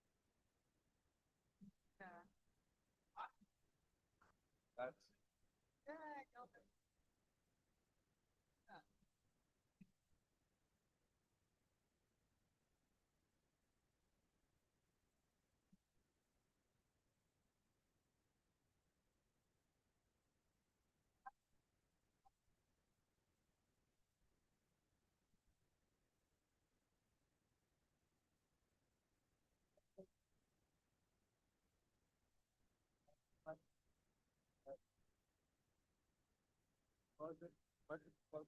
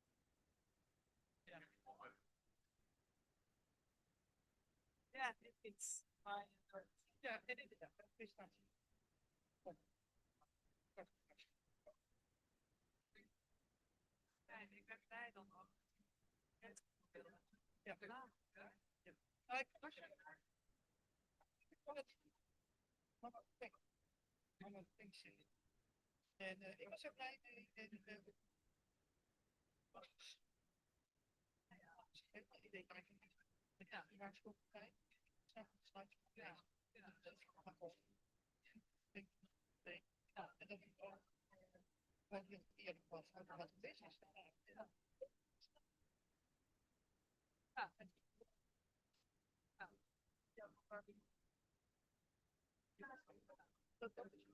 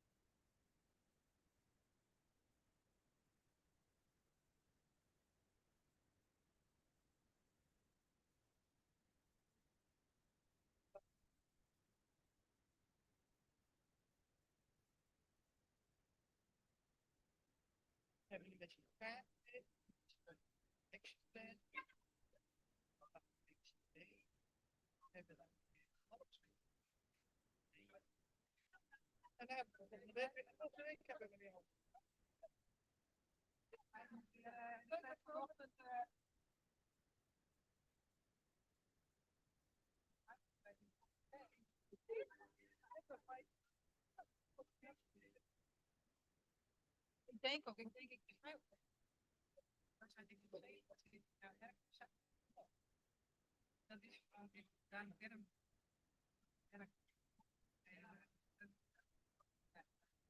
Ja, ja.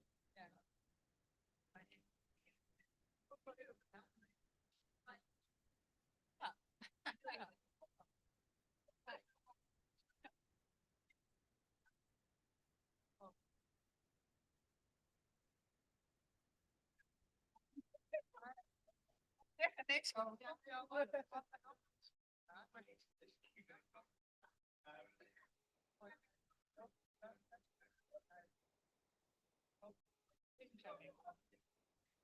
Maar dat wordt al op de vrouw. Die draait.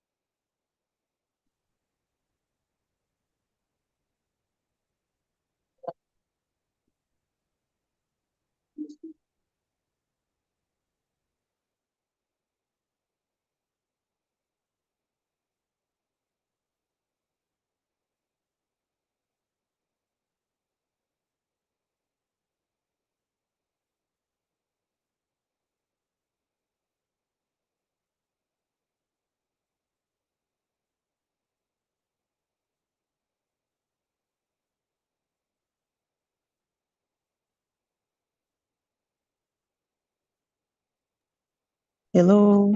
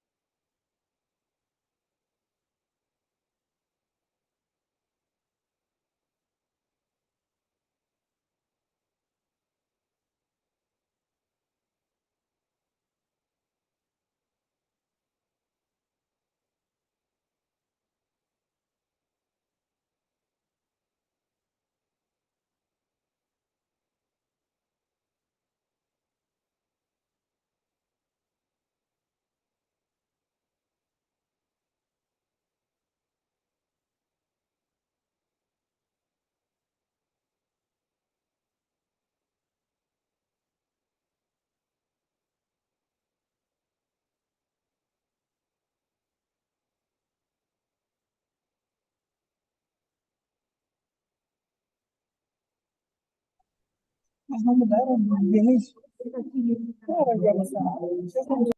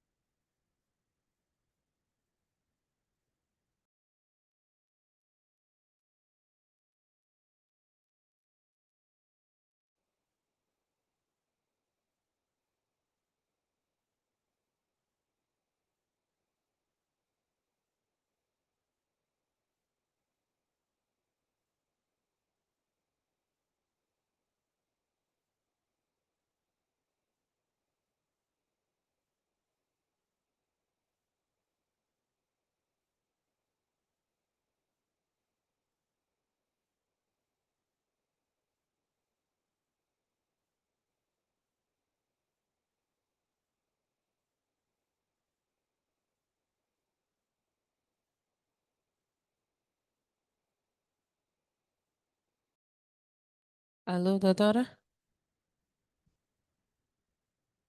Doutora, peço para ligar seu microfone. Olá. Consegues ouvir-me? Sim, perfeitamente, doutora. Também, também. Então,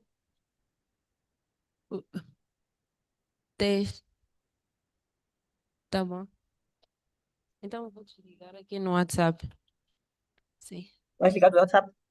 Vou Desligar. desligar aqui a chamada do WhatsApp. Tudo bem. É.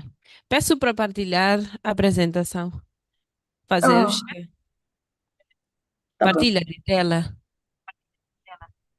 Tá bom, espera um bocadinho só.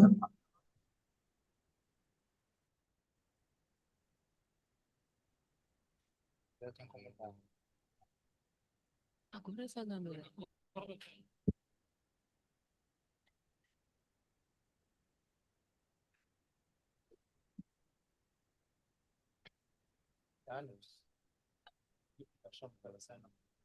Consegues ver? Ainda não. Ok.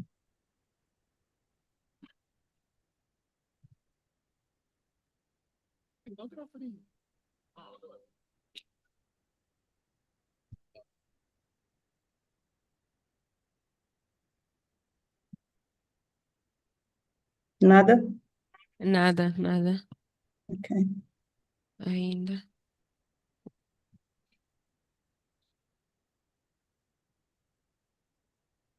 E agora? Agora sim, agora sim. Ok. Peço para Ok. fazer slideshow. Sim, espera só um bocadinho, só quero fazer do princípio.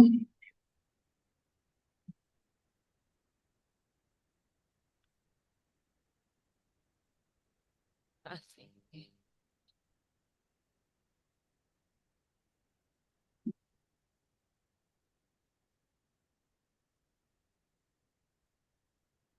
Já? Peço para apresentar em slide. Agora sim. Sim, sim. Ok. Deixa eu só ver se eu passo para outro slide, como é que fica. Ok. Passou? Ainda não. Ah, agora também não. Agora tirou do slideshow da apresentação. Agora sim. Agora sim. Passou, né? Sim. Sim, tá perfeito. Ok. Só quero pedir à Annelise para ver se ela. Acho que voltou a sair isto. Doutora Erika, quem vai fazer a apresentação? Ou como é que estão a Somos coordenar? esta apresentação está em duas partes. Ok. É o mesmo PowerPoint. Ela tem uma parte da África do Sul, depois ela começa, depois eu termino. Ok, tá bem. Primeiro é a Annelise. Annelise Yeah. de quê? Sim, tem o nome dela. Ela já está aí online até. É mesmo a apresentação.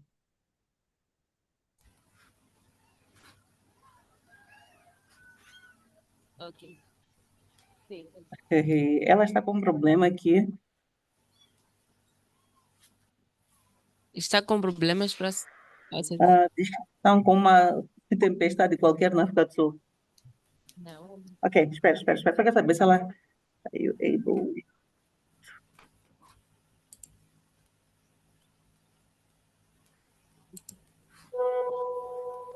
Já está aí. Já, sim. Annelise? Hi, can you hear me? Okay. Yes. All right. Should I share from my side? Or can they share? Soraya, o que é melhor? É ela partilhar ou eu partilhar? Uma vez, uma vez que a apresentação é a mesma, a doutora Erika já está a partilhar, já conseguiu. Acho que é melhor permanecermos assim. Okay. So, Annelise, I will be sharing the screen. Is it okay for you? Yes, that is fine. We just have a big storm here, so I don't want to do too much and then I cut out. Okay, so I will do the sharing. You have to tell me to move on from one slide to another. No problem. Okay, thank you. Boa. Então, doutor, acho que podemos aguardar. Vamos aguardar até a hora do almoço terminar. Se quiser, pode ligar a câmera só para se apresentar, se estiver confortável. Ligamos agora ou ligamos depois? Depois, porque ainda estamos na hora do almoço. Ok, tudo bem. Ok, pode ativar agora, só para testarmos. Ok.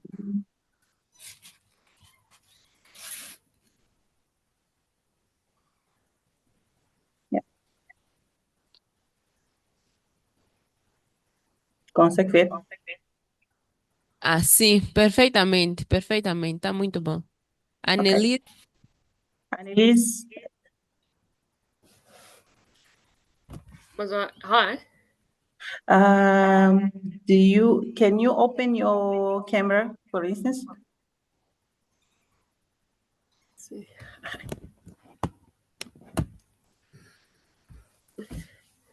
Ok. Soraya, já está as duas. sim, doutora Erika, tá perfeito, conseguimos ver. Okay. Well, just a check, Annelise.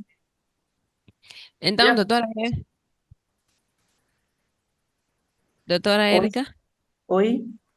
Sim, então o moderador depois vai orientar de como será a apresentação, a vossa apresentação pessoal e depois essa que prepararam. Ok, tudo bem. Então, só vamos aguardar até o término da hora do almoço. Que horas é que termina o almoço? Bem, na verdade já terminou, mas estamos à espera das pessoas entrarem. Entrarem, ok, tá bom. Ok. Já. Tá bem, muito obrigada. De nada.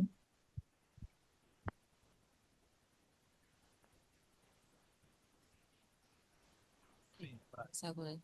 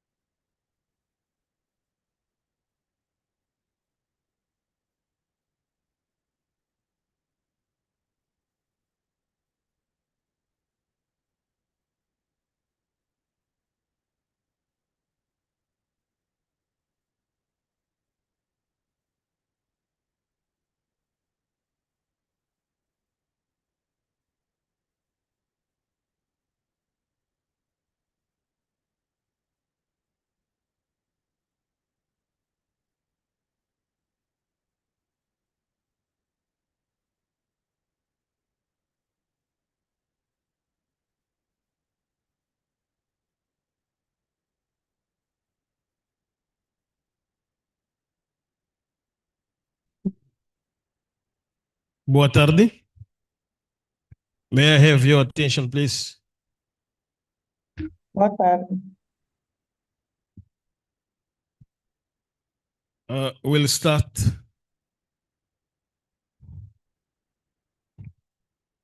the 11th section. May I have your attention, please? Can we Yes. sit down and for online, please, well, I will invite you to come in. Yeah, thank you very much and good afternoon for everybody. My name is Ivan Kuna. I work at RSO. I'm based in Limpopo Watershed Management Division. I was invited to be the moderator of this section, and I'm pleased to be here with you to moderate this meeting. Before we proceed with calling the presenter, just to say that the integration is the term of these sections, 11 sections. The integration of scientific knowledge produced by the academic into water management policy. That is essential to promote more informed, effective, and substantial decisions. By incorporating scientific evidence, hydrological model, environment data, and socioeconomic analysis, policymakers can develop strategies that better respond to local and global challenges, such as water scarcity, climate change, and conflicts over water use. The integration requires effectively communications channels between researchers, managers, and communities, as well as institutional mechanisms that value science as a basis for participatory and adaptive governance of water.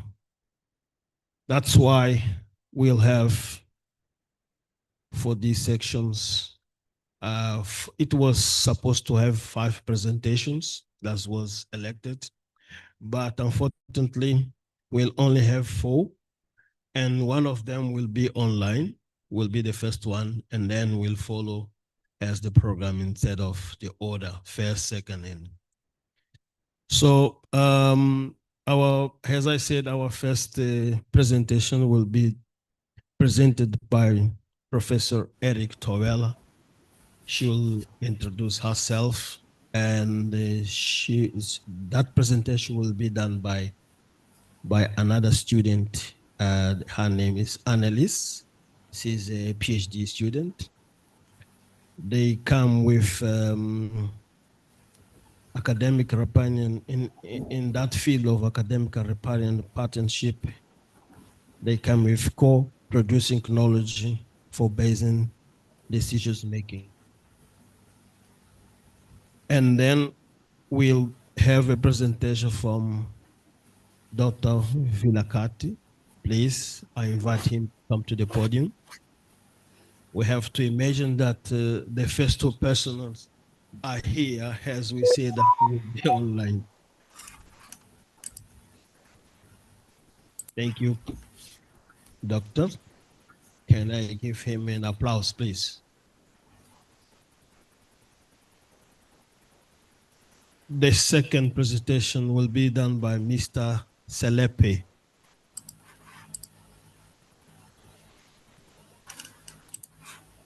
I don't know if I pronounce well your name, please. You can correct me, Dr. Vilakati.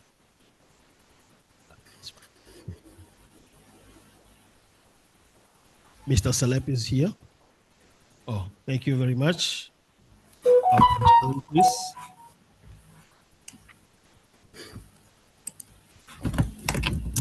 The third one will be modeling water location for Nkomati and Umbeli's River, based in the context of climate change. Professor Clemencio, please.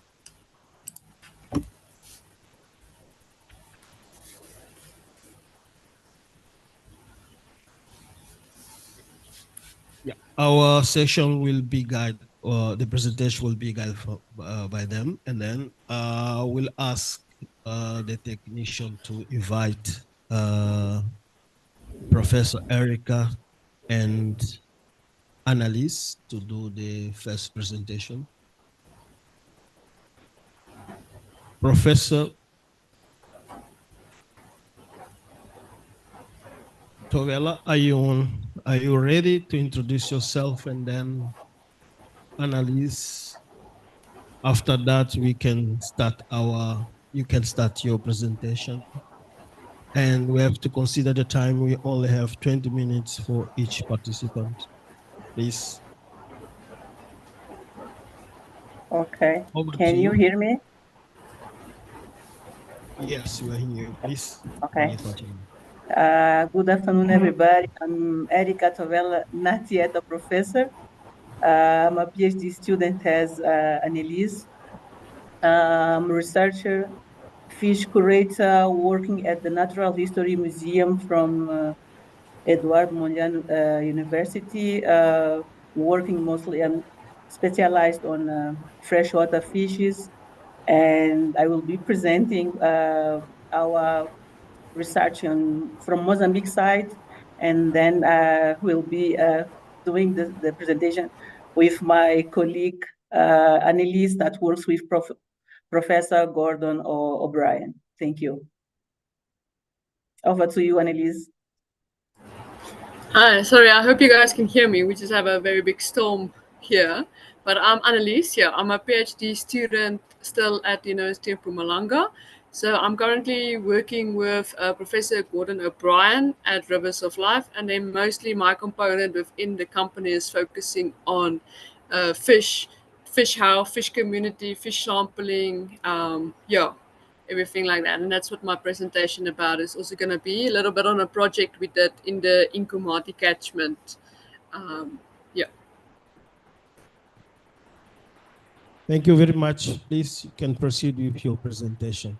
Before that, I'm sorry, I'm getting selfish. I'm not alone on this. I have a colleague there, colleague Soraya Ahmad. She's the reporter. Please, Mrs. Soraya Ahmad, can you stand up just to see you? She's the reporter. Thank you very much.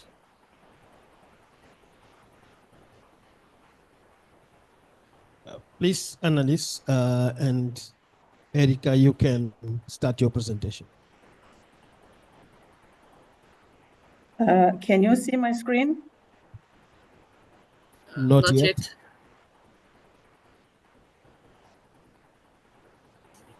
What about now?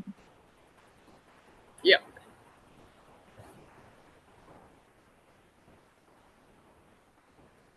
Okay, so this is my project. I'm just going to start off quick because we have little time.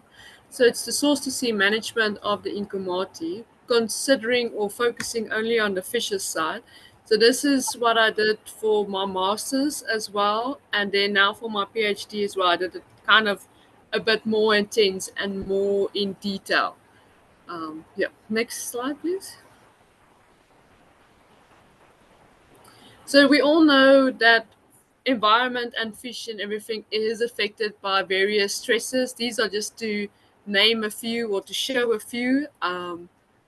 You can see that the more closer to red the river is showing, the worse that condition is. For example, on the left-hand corner, it's habitat modification throughout the Inkumati catchment.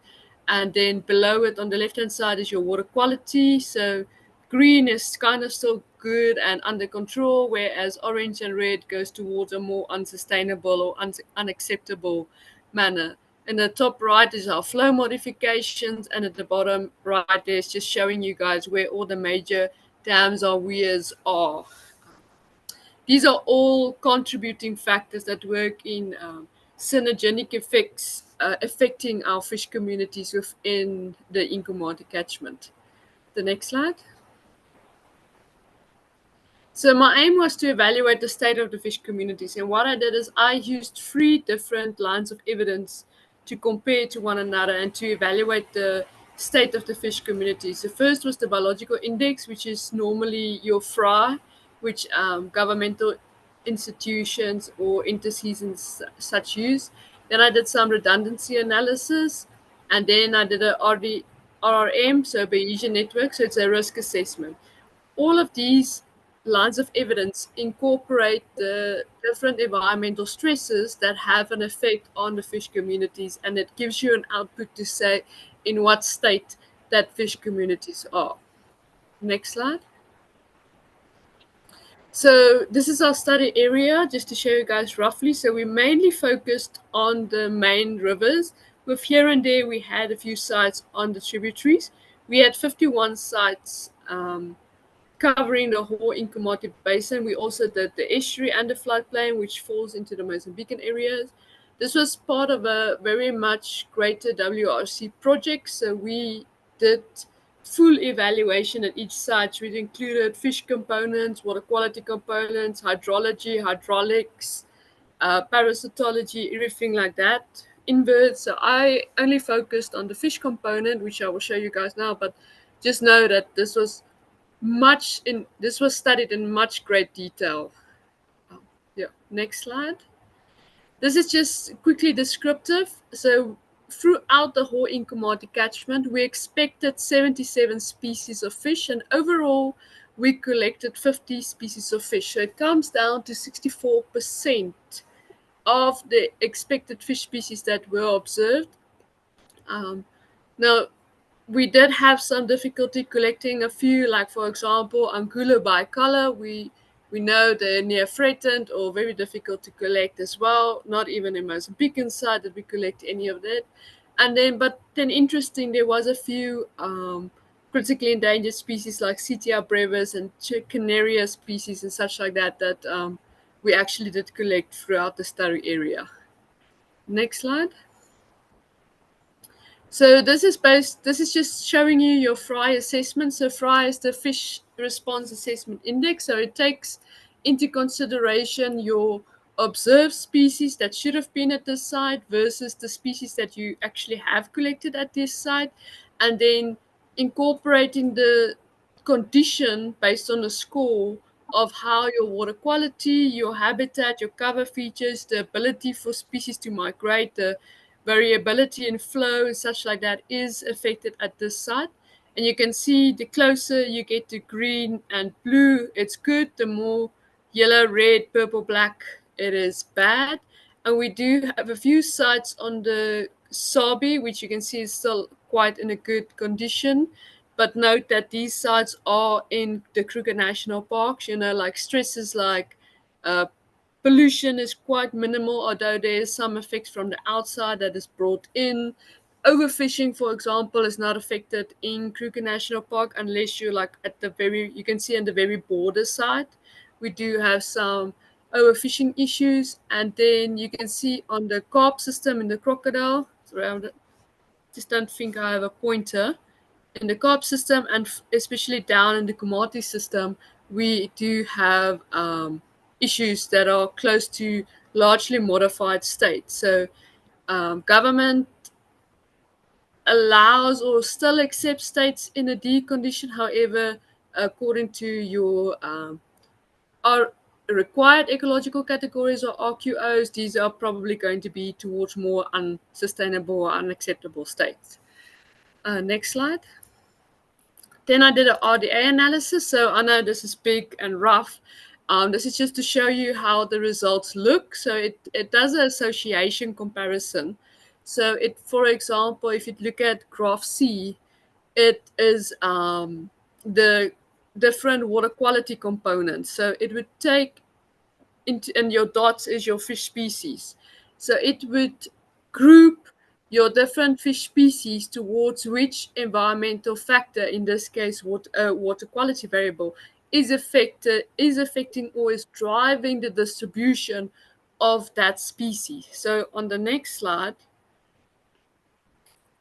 I set it out a little bit more. So in the different subcatchments, and then on your left-hand side, you have the different analyses we did. So for example, if it's a tick mark, it means that this analysis or this variable, for example, river year, seasonality, water quality, that significantly affected that fish community in that catchment. And as you can see, the Wanetsi sub-catchment and the Inkumati sub-catchment was not really affected by a lot of these variables. They have a lot of X's, and this is partially due to the Wanetsi catchment being a seasonal.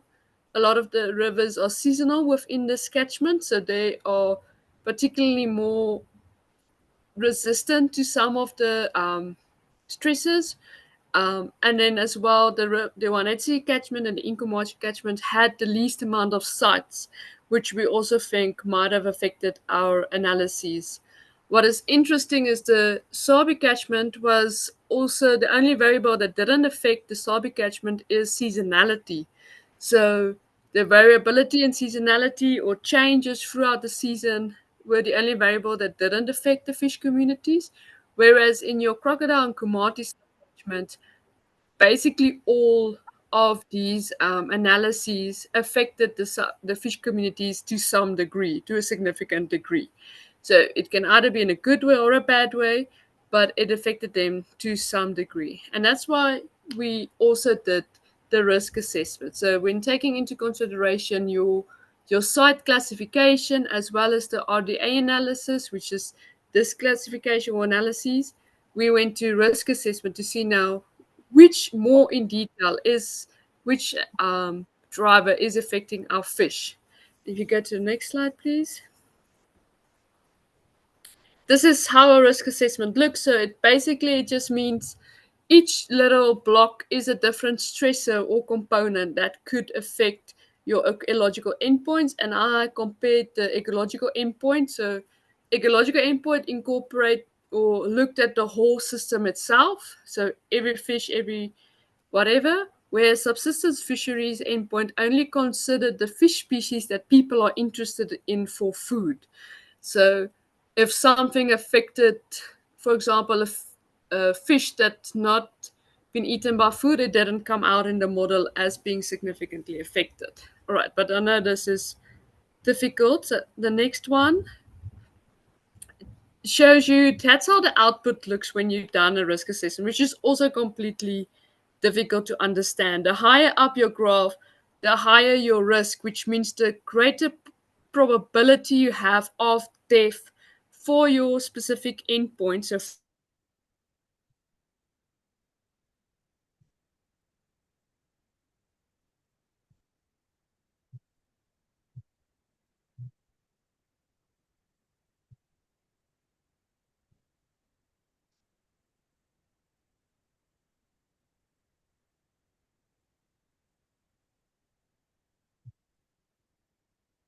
Are you with us, Annalise? Annelise, may,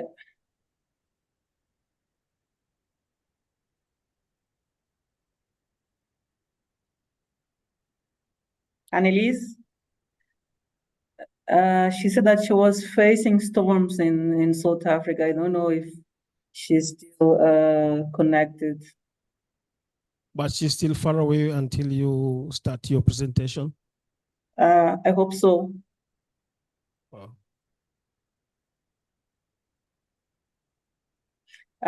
Maybe I can proceed because I don't know if she's on or she has problems on the connection due to the storm. Please, I think you can proceed. Oh, there was part.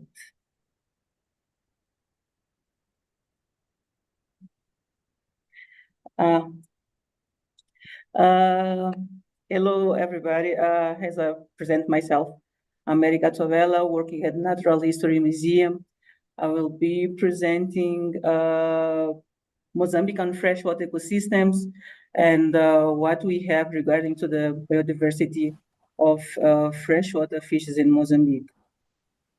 So far, we had this big project that ended 1 year ago regarding to freshwater fishes, trying to assess and collect all the data regarding to freshwater fish in all the Mozambican tributaries and river basins that end up with 221 species for all the Mozambique available data, excluding all the Niassa fishes, because they are quite not difficult, but they are quite specific and endemic to only for Niassa Lake. This was done based on all the SIAP collections, fish-based available data, natural history museums collections, the Royal Museum of Central Africa collections, fauna free database, papers, academias, or other institution that has already Mozambican data. When we go to the Incomat current system, we don't have so many information regarding to the entire system, because we have been collecting samples mostly on the coastal or most at the end of the Incomat river system. So this year started a project led by the WWF called BioSmart 2, where we're able to do the pre-assessment on on all the specific locations that it's possible to do the monitoring and collect data to know what are the really conditions that we have so far regarding to these Mozambican freshwater species. We had we try to evaluate the species distribution, the habitat degradation, the pollution, and water quality on this pre-assessment. When we go to the species distribution, we have so far at Natural History Museum database information regarding to cichlids, mostly the tilapias. We have the Mozambique tilapia, but we also have Niloticus tilapias, that is invasive species that it's taking care, it's leading most of our rivers, that it's a problematic so far for all the Mozambican rivers. We had some eels where we found mostly on the Inkolwana Lake. There is a fisherman there that he has a community that they are working mostly on fish, but mostly on eels. And it's a problem because they are this data is not being reported, but our fisheries institutions. There is a kind of direct connection between the fishermen, and the Chinese are the one that are providing all the fishing gears, and at the same time are the one buying all the fish that has been caught. Most of the fish, at least the data we have for Incomat River, are regarding to eels, tilapia, and some Enteromus that aminos fish. We also realized that there is invasive species. This one on the right that came from the Manisa fishermen, and this it's an invasive one. We don't know so far how long it's distributed in the entire system. It's something that we have to try to monitoring. But however, we have to first try to assess all the river and its tributaries, and afterwards we will see how distributed this invasive species is. When we were doing the pre-assessment, we could see some problematic areas within the Inkomati rivers and tributaries. We have some blockade channels that due to the garbage, erosion, We have a lot of sand removal and reed cutting along the river.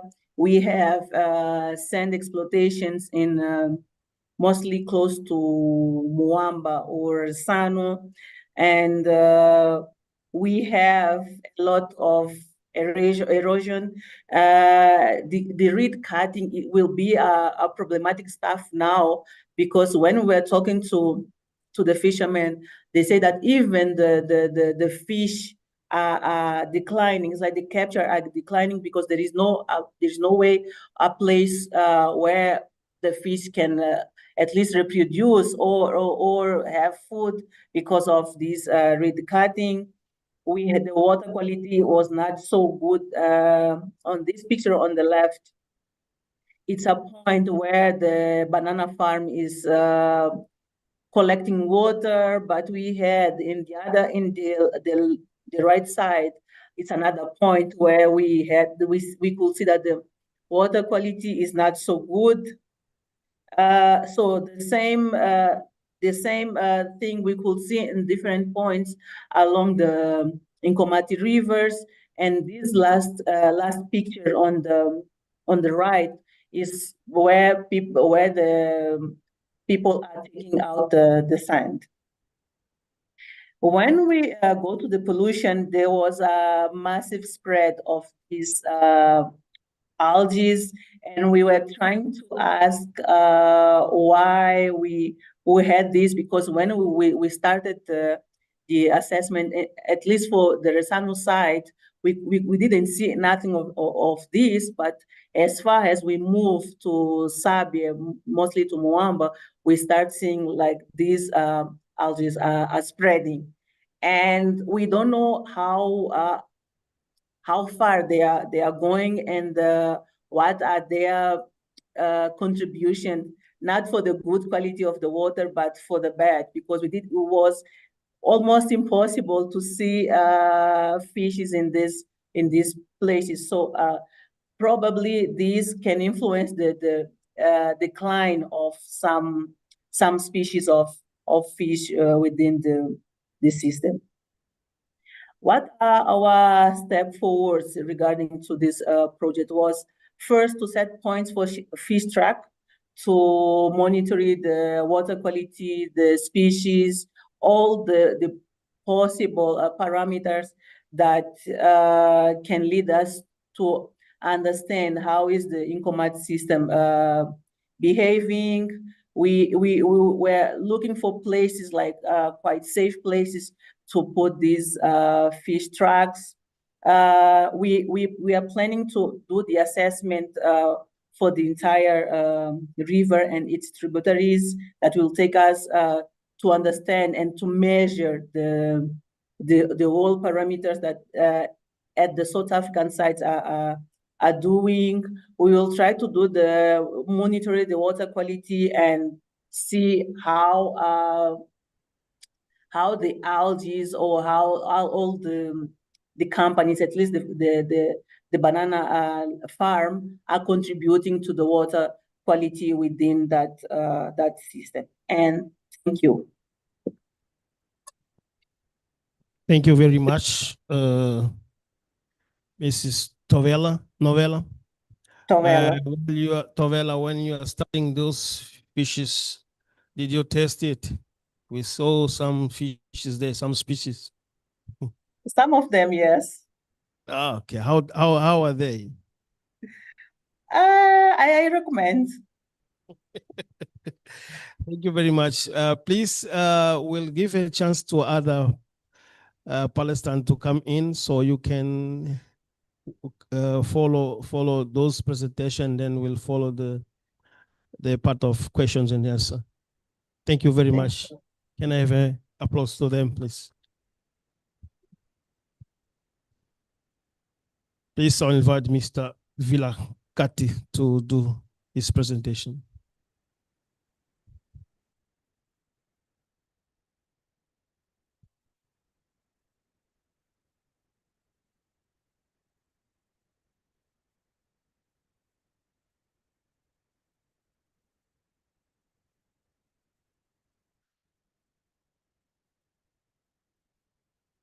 Good afternoon, colleagues.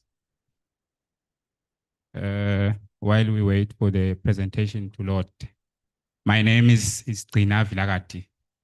I'm from the University of Eswatini. Maybe while they are just opening here, the University of Eswatini, it's the biggest university in Eswatini, but relatively it's smaller when you consider universities from South Africa and probably Mozambique. But we are the biggest one in the country, and we are the one that that is doing research in terms of water quality. So if you are in Swaziland and you want to ask about anyone who is doing research on water quality, it's the University of Eswatini. Oh, thank you. In Swaziland or in Eswatini?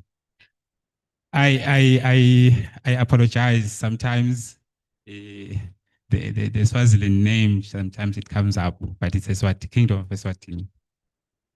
The younger will never say Swaziland, will still say Eswatini, because Yes. they were born in that time or they are born after changing. Okay, okay, please.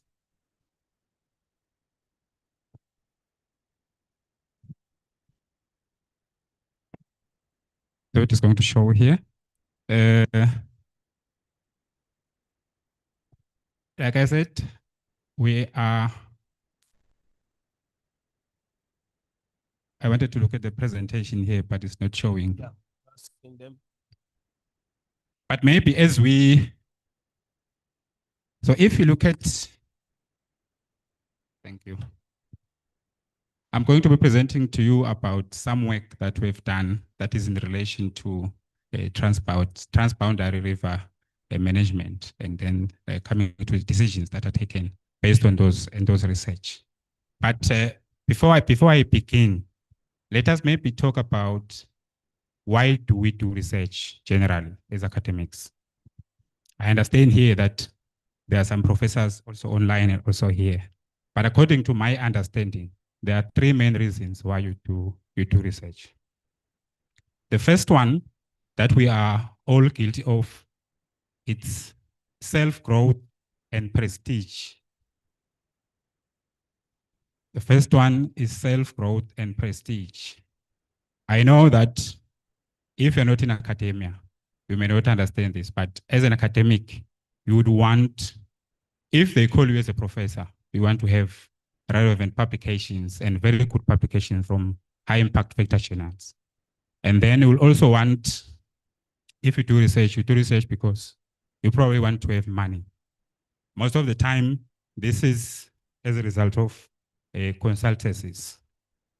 And then the last one, which is more critical in my view, is we do research because we want to solve local problems. Maybe we'll discuss as we go further, one by one. So the academic prestige, you may know that it is related to when you do research, you would want to get promotions. You would want to grow in your field.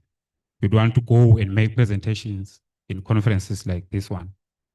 So as we do the research, we'd want to publish in high impact factor journals. I made an example of water research and water SA. Both journals, they are looking at water research.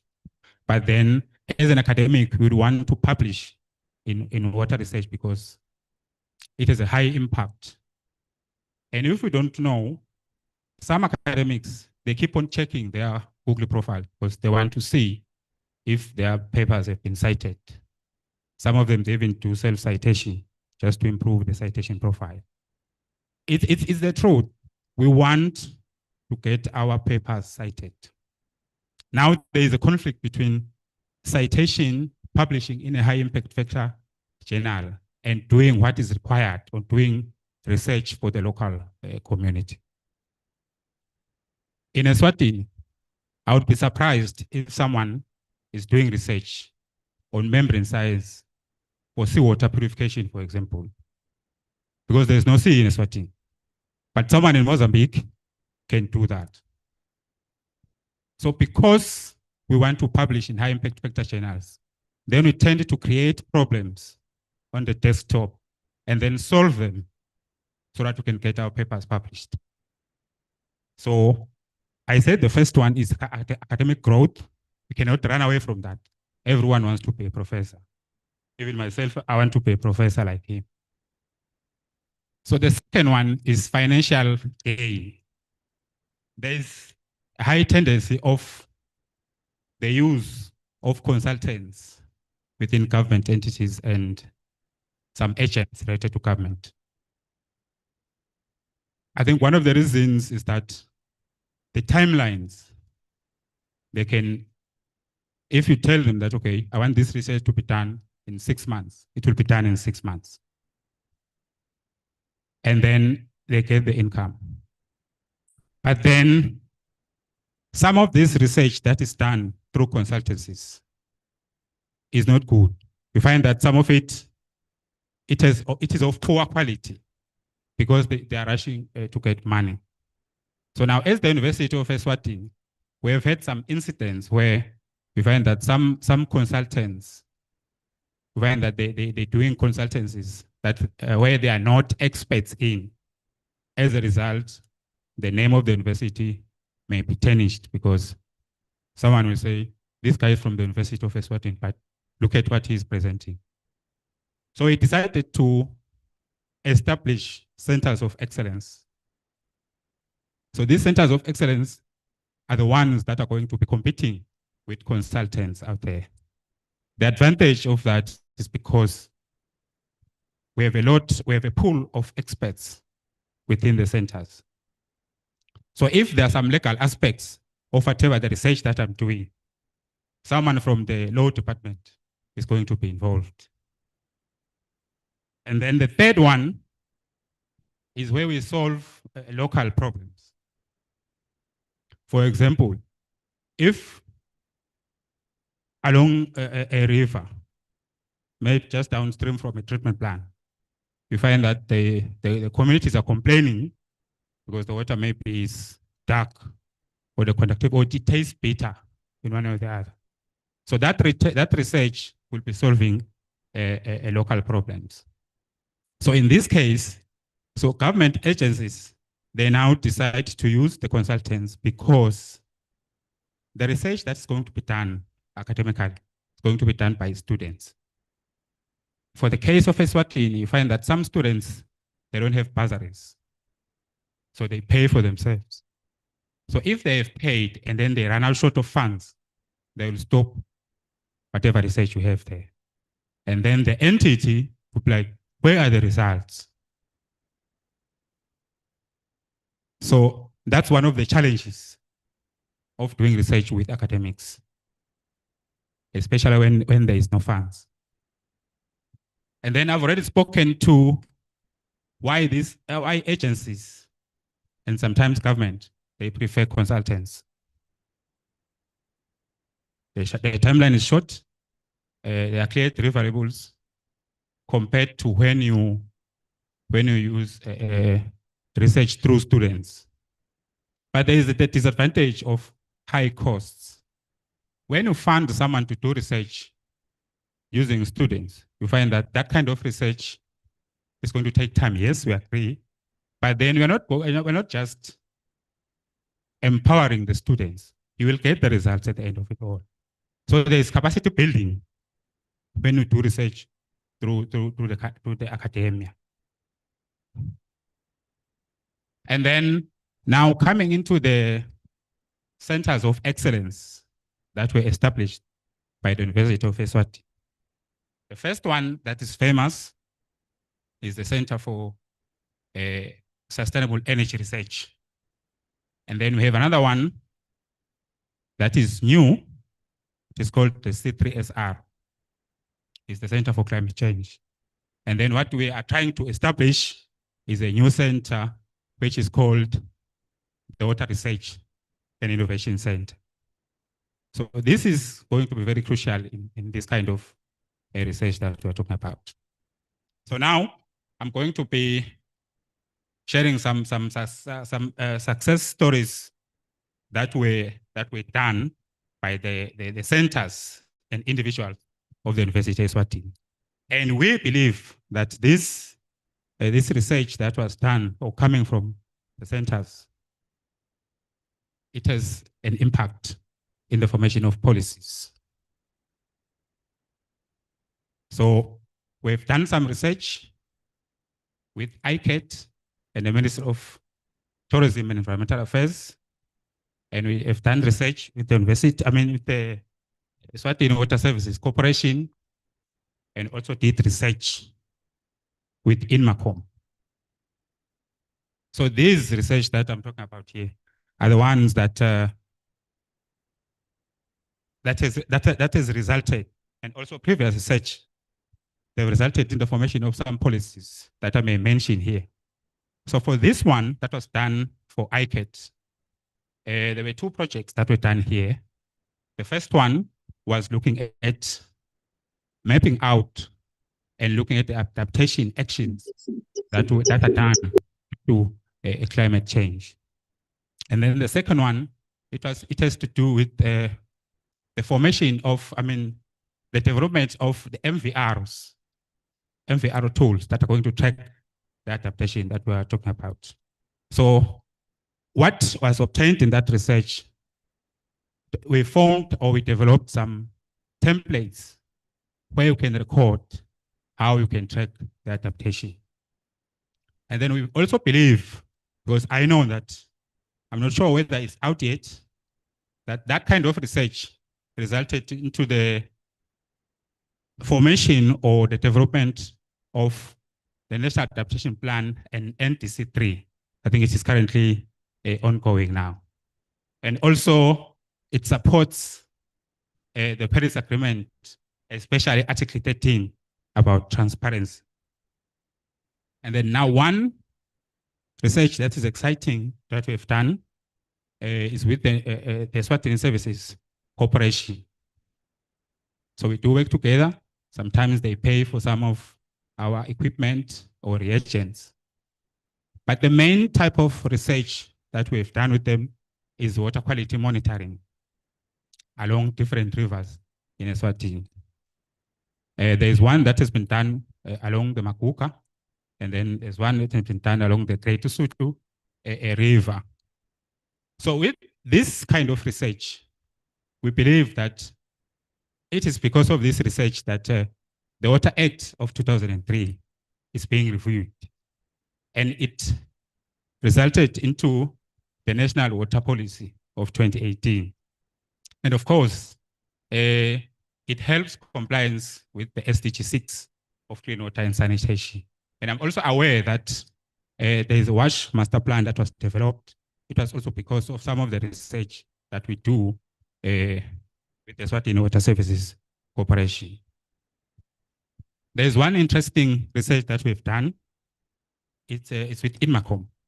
So this one, I don't want the university to take credit, but it was done by staff members from the university. It was the assessment of the capabilities of the different labs along the Inko-Maputo Basin. So these labs were assessed, and as a result, there was a development of harmonized reporting. I think I sent the wrong presentation because I had also included that one of the results was a phased approach of the implementation of the REG water quality parameters. We understood that REG had a long list of parameters, but according to our assessment of the different labs, we suggested a phased approach for that implementation of the assessment of those parameters.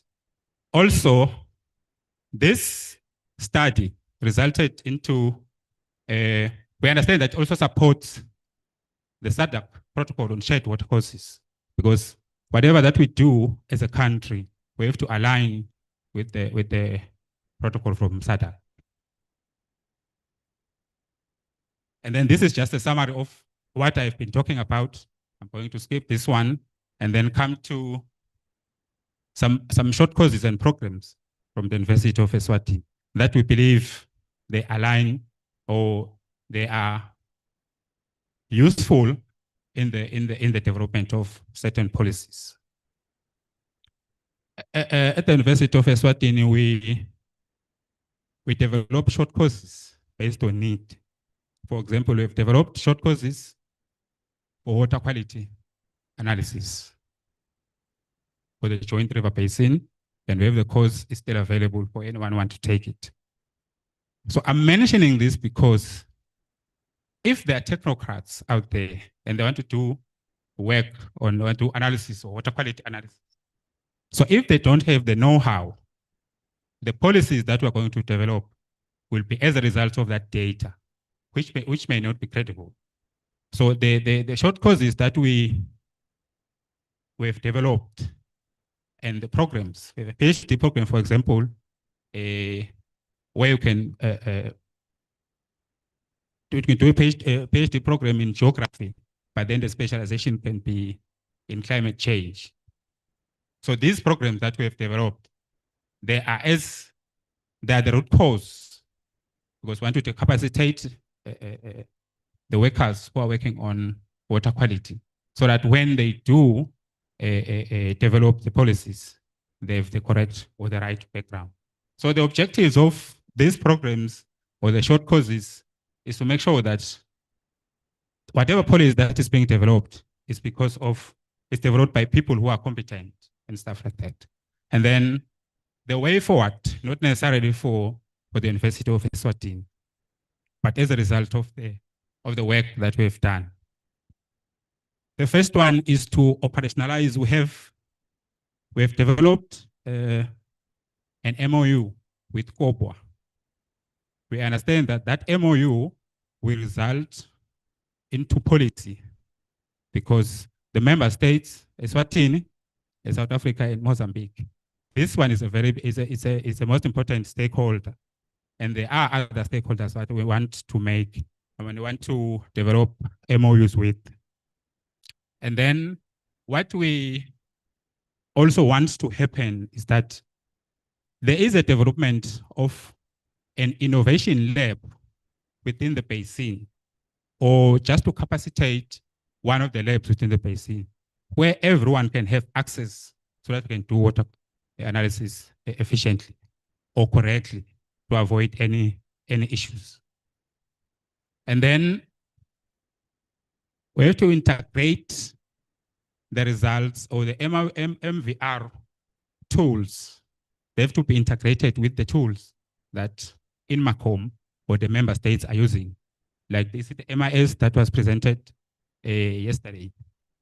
So if they can integrate those tools with the ones that they have, we think that can be good for the basin. And then the last one is to have platforms, is to have open conversations and platforms where science and policy can come together. We don't just have to make presentations in conferences once or twice a year. We have to sit down and look at how can the academia work with the stakeholders in the water sector. And then in conclusion, I've already mentioned the way forward up there. I just want to, I'm not selling the University of Eswatini. I'm mentioning it because it's the only one that is doing research on water resources. So the University of Eswatini or academia, if we consider it well, I know that we have our own technocrats that are doing the research. But remember that we are the ones that taught them. So what can prevent us from continuing to engage with you as our stakeholders? It doesn't only end in class. We have to continue to work together so that we can, because sometimes there's a formation of a policy, which will be difficult to implement. Maybe it's because of the results or it wasn't data driven. And then as I conclude, I want to say that the research that we do in academia, it doesn't only shape policy, we also shape people. Thank you. I'd like to acknowledge INMACOM and the Joint River Basin. I put them in the first slide on purpose because we want to engage them, to have a formal relationship with some of these stakeholders. And I also note that we don't even have a formal MOU with the Department of Water Affairs. So the MOUs, we have friendship, we have relationship, and we work together. But then without a formal MOU, we find that some of the people who are friends, when they leave the entities, nothing remains. That relationship dies naturally. Otherwise, I am done. Thank you very much, colleagues. Thank you very much. Thank you very much, Doctor. We hope you achieve your goals as you show us in your way forward. We'll invite Mr. Selepe, please, to do the next presentation. Up to now, the time is well observed. I hope we continue as it. Thank you. Thank you so much. Good afternoon, facilitator, and good afternoon, colleagues. I wanted to start, whilst they are busy loading my presentation, start by indicating that we have a new kid on the block in the form of INMACOM, which is going to play a pivotal role in terms of overseeing and coordinating the activities of the institutions that are responsible for water resource management within these two basins, Nkomati and Maputo. And to also indicate that as a result, we know that our water resources are constituted of three important elements. The first one being flow, the second one being quality, physical-chemical, the third one being biota.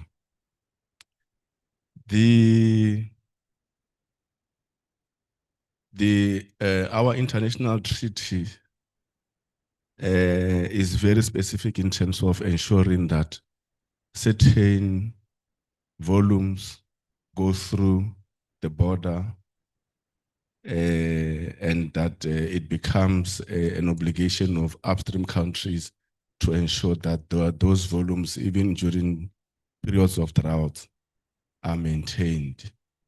Similarly, there's also a resolution on sharing of information or water quality information, which gives upstream countries especially the responsibility to do monitoring and also share that information to indicate that they are complying to their international obligations.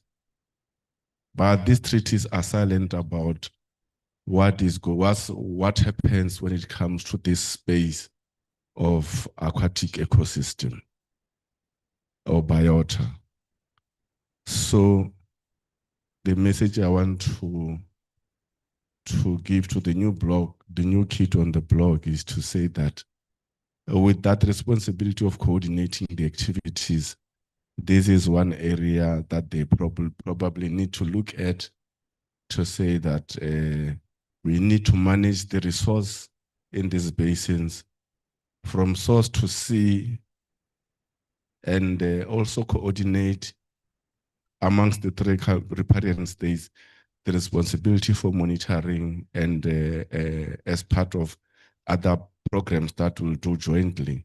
This is an important one that perhaps could be the first on their list, so that we do the same thing from upstream all the way down, because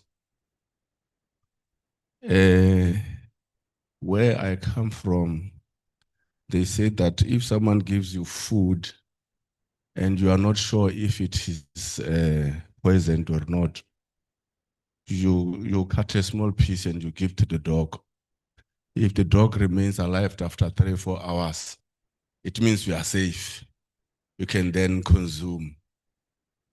In our case, the fish and the macroinvertebrates that live in that column of water serve that particular test case of ensuring that we don't only put in the thermometers to check the temperature, to check the various parameters, but we also ask those that live in there whether the water is safe or is healthy, the quality and the status of water is actually healthy. So that's the short message that I want to bring, and this is the purpose. If I skip some of the slides after having said this important message, then I know that I've done my job.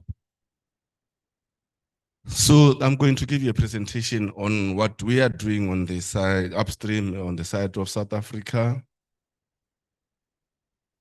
I have already indicated, if you see the 2 sub-points, the sub-bullets under bullet number 3, we talk about system drivers, and we also talk about biological responses. System drivers are the quality, which is physical-chemical, and the habitat and the hydrology.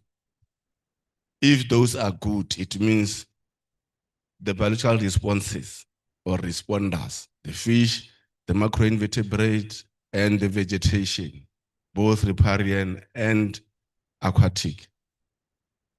They will also show us that indeed they are healthy because they live in a healthy environment. So this can also be shown in this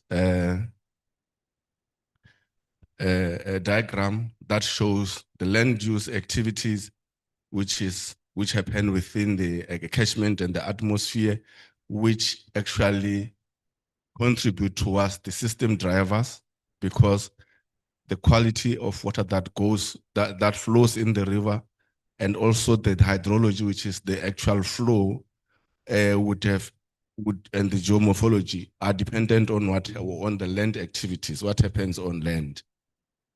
Yesterday they were talking about sand mining, and there are obviously other activities, anthropogenic in nature, that actually change that system drivers, which constitute the habitat, which is in the 3rd row, the habitat where this actual the drivers actually live, not the responders, which are at the bottom of that column diagram, the fish, aquatic invertebrates, and riparian vegetation.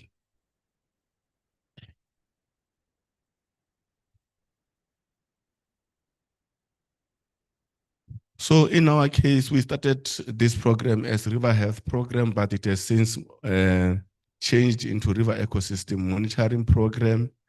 And we use quite a number of indices, the Fish Response Assessment Index, which my colleague from the University of Mpumalanga referred to earlier. And we also have the SAS 5 scoring system that we use, which is used in collaboration with macroinvertebrate respond assessment index, and then also the riparian vegetation assessment index. Those are the ones that we use to look at to also run models to look at the health of those indices, whether they indicate good, natural, and so on. And I saw that she also showed us this table in one of her slides, if you were not distracted by the lunch that we had. So I will not dwell much on it. In our case, we've got 149 sites covering all 4 catchments. And then these are the indices that I already mentioned earlier. I'll pass again. When you look at them, we look at now that key that the key that I referred to, this one. What is the distribution of the sites that we are monitoring? You will see that many of them fall in the category C for both blue being the macroinvertebrates, F being the fish, the red being the fish, and then the green being the vegetation. So the majority of those sites are in that category, which is around good. And then you have a few that are almost in the slightly modified, almost natural, which is a BC. And then you also have some that have degraded to CD and D. Fortunately enough, which is what the Department of Water and Sanitation, as the ones that actually produce legislation for us and also set norms and standards for us as operators on the ground, they have indicated to us that we should not have any of our indices reporting at that level, E and F, which you saw in that key, the rubric. But then, fortunately enough, we are not there. They said, if you've got any ones that are at level E or category E and F, then those you must put all effort in place to try and make sure that you improve them to a D or a C. So the ones that are between A and D, you can maintain. So I'm using the Komati as a test case for this presentation, which shows the areas which we call the EWR size, the ecological water requirements, the quality and flow of water required that must pass through that particular point, but also looking at the biota. So these are the sites. The K1 is in the Komati River upstream by the Vechebom Dam. And then T1 is in the TS plate, which is a tributary. And then you also have the G1, which is Gladysprate, also a tributary. Those that are saying K are in the main stem in the Komati. Then you've got the L1, which is in the Olomati, and then K3 is also in the Komati. Then you will see also the row number 2. It shows you the variables that we looked at, because these are norms and standards that have also been set by the department as part of the management class that has been determined, as well as the resource quality objectives that we must achieve. So you'll see turbidity where it says NR is not required because it has not been set. And then, but we're still monitoring it. You can see the results in the next column. And then the RQOs will then show, okay, no, now I'm in the AC, electrical conductivity. Then it will show you the RQO, the objective that has been set, and what our monitoring shows you. You can see it is in the Gladysprate where we are not complying with the electrical conductivity. Phosphate is not a challenge. Total inorganic nitrogen is also in other areas it has not been set. But in most places where these have not been set, we also use the target water quality limits, which is the last one at the bottom that you see there in the legends. And then again, E. coli is the one that actually gives us sleepless night, is the one that doesn't comply at most places. But then we also use, apart from the actual RQOs, we also use the risk matrix to see if the risk of what you are getting is actually too high or is too low. So it's actually divided into 3: low, medium, and risk, and high. Low is between 0 and 600, between 600 and 1,200 is medium, then anything above, no, it's actually 600 and 2,000. Then anything above 2,000 is high risk. So as you can see, most of the sites are at low except the T1, EWR site T1, which is at medium. And then unionized or ammonia also happens to also be a toxic. We're also doing well on that one, except at the very last point before it comes into Eswatini. Then flow, we're also monitoring it.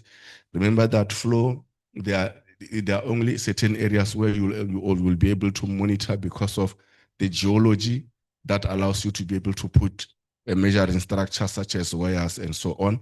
So in areas where you say BA or variable not analyzed is because we are not measuring, we don't have a station in that side. But then we're doing well when it comes to that. Fish is also okay. Macroinvertebrate only in the headwaters, and then riparian vegetation, you can see that we are complying with the RQO. But then having done that, you also have a classification. Let me give an example. If all of us that are sitting in here have to go through one door and they say that the average age or weight of all of us when we go through there should be, let's say, 80 kilograms. And amongst us, let's say 40% of us are above 400. Then by the time when we go there, there's something that actually calculates the number of people that have gone by and gives the average. By the time we get to the last person, you find that the average is actually exceeded. So what happens here in the first column, which we call the IUA, Integrated Unit of Analysis, is the areas upstream of the EWR side that actually drain towards the area that we're going to comply. Because if you don't manage the area upstream of the EWR side, then you're not going to comply at the EWR side.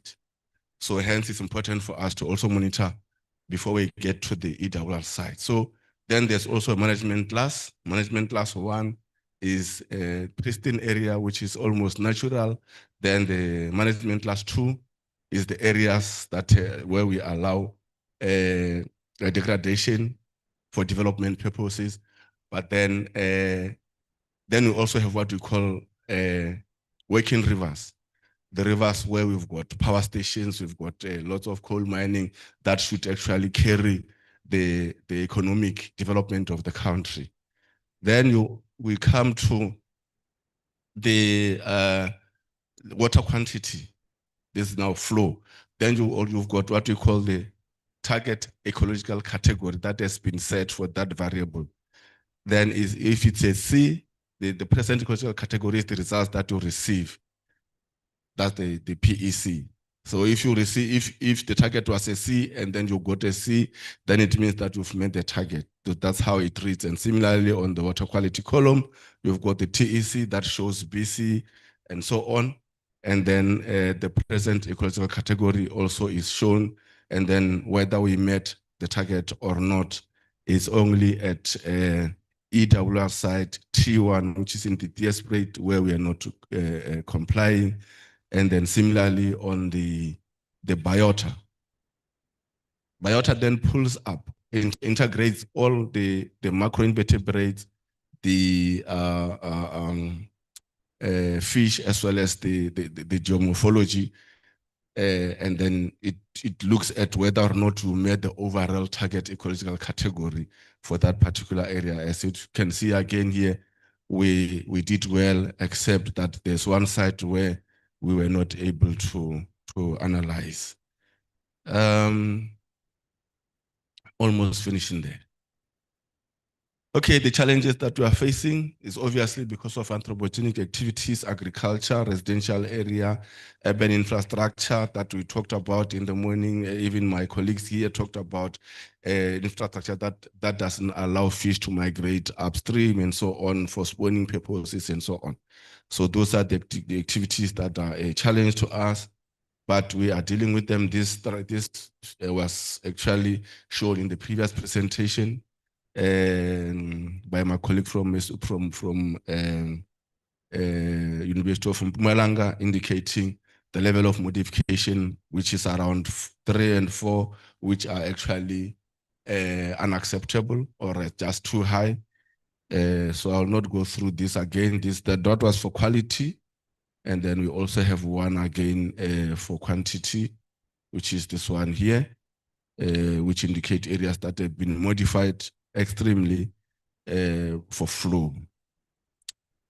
And then now the challenges overall of us being able to maintain this program is that in terms of human resources and budget availability, we obviously have a challenge because this is a highly specialized function. We require highly trained people or skilled people. Then we do not have a management information system for this. We do have water management system for water quality, WMS. We've got other types of management systems, but the department does not have one here. They do have one that has been developed by an agency, I think, of the municipality in Cape Town called FBIS, Freshwater Biodiversity Information Management System. And then integration of results. We need to be able to start integrating the result that we get between biological, chemical, and hydrological data flow and so on, so that we do not see one side of this prism. We should be able to see the overall status, like I was saying earlier, that if you put an instrument in the water or you take a sample to the lab, but it shows you what the quality is, but you find that the fish still tells you a different story, then you must know that there's something else that you have missed. So you have to be able to see holistically everything, all the entities confirming each other. Alien invasive species also modify habitats. They also compete with native species, and they also kill them. They are predators. So you end up losing also the biodiversity of some of the fish as a result of the pictures that were shown by my colleague from the university earlier. Those I think she shows what do you call that thing that looks like it can even injure a person. Okay, further challenges, technical and scientific skills. I mentioned that part.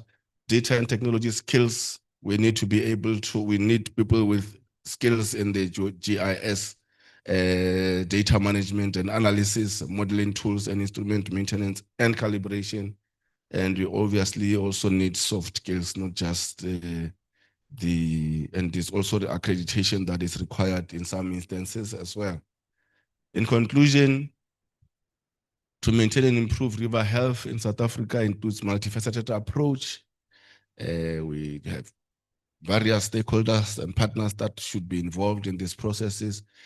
We need to also improve water quality through management and implementation of source-directed controls. Those land-based activities, we must make sure that they do not impact on the resource. Manage and regulate water use through water use authorizations so that we are able to meet our international obligations. And we also need to encourage the involvement of stakeholders like citizen science, so that people can assist us in collecting information on, and also have what we call adopt a river. So they take interests in the health of the river that pass in their own areas, knowing that this actually gives them supplementary food because they can go and fish if we still maintain the fish in there, and the fish are able to spawn and multiply, so it can be a source of food for them. And we must also restore floodplains and wetlands to manage stormwater and reduce flooding. Stormwater or storm actually, or high flow actually sometimes also deposit lots of sediment that actually covers the cobbles and pebbles that actually become habitat for macroinvertebrates, because macroinvertebrates actually live under those rocks. So if it's covered by sand, then it means that that habitat is no longer available for the macroinvertebrates. 1 minute, please. Yeah, thank you. We need to also adopt holistic basin-wide approach. This is what I started with, and I think that I have indeed delivered that message already. Thank you. Oh, thank you very much. What it stays as an example is when we are invited in a home, you give some pieces of food to the dog. If I invite you without the dog in my house, what we're going to do? If I invite you to my house, I don't have dog, what are you going to do?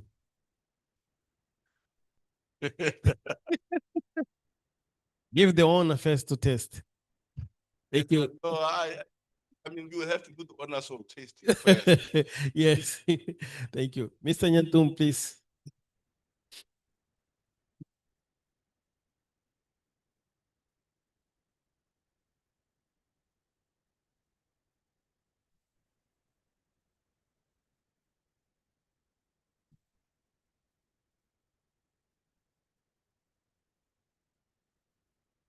Good afternoon. So I'll go in Portuguese this time. Please. Yeah. One second, just to have people put their headphones in order that they can follow it. Yes. Minha apresentação é sobre modelos de alocação de água para as bacias do Incomate e Umbeluze. Esta é uma atividade que está em desenvolvimento, não, por isso nem coloquei conclusão. Conclusão iremos partilhar nos próximos eventos. É um trabalho que está ser desenvolvido para apoiar a área sul pela Universidade Eduardo Mondlane e envolve vários especialistas. Mas estão na liderança, está o professor Denis Juízo, eu, Clemência Antumbo, está o Nordino Palulano e muitos outros. Temos uma equipe muito grande, irão ver nas fotos de campo. Primeiro é o seguinte, bacias do Incomate e Umbiluze já foram apresentadas várias vezes aqui, mas são transfronteiriças e a particularidade delas é que para nós em Moçambique 41% do Umbiluze é que está em Moçambique, o resto está fora da bacia do Umbiluze, 33% de Incomate é que faz parte da área da bacia que está em Moçambique. Então, a bacia depende muito das atividades amontantes do que é feito na Suazilândia e na África do Sul.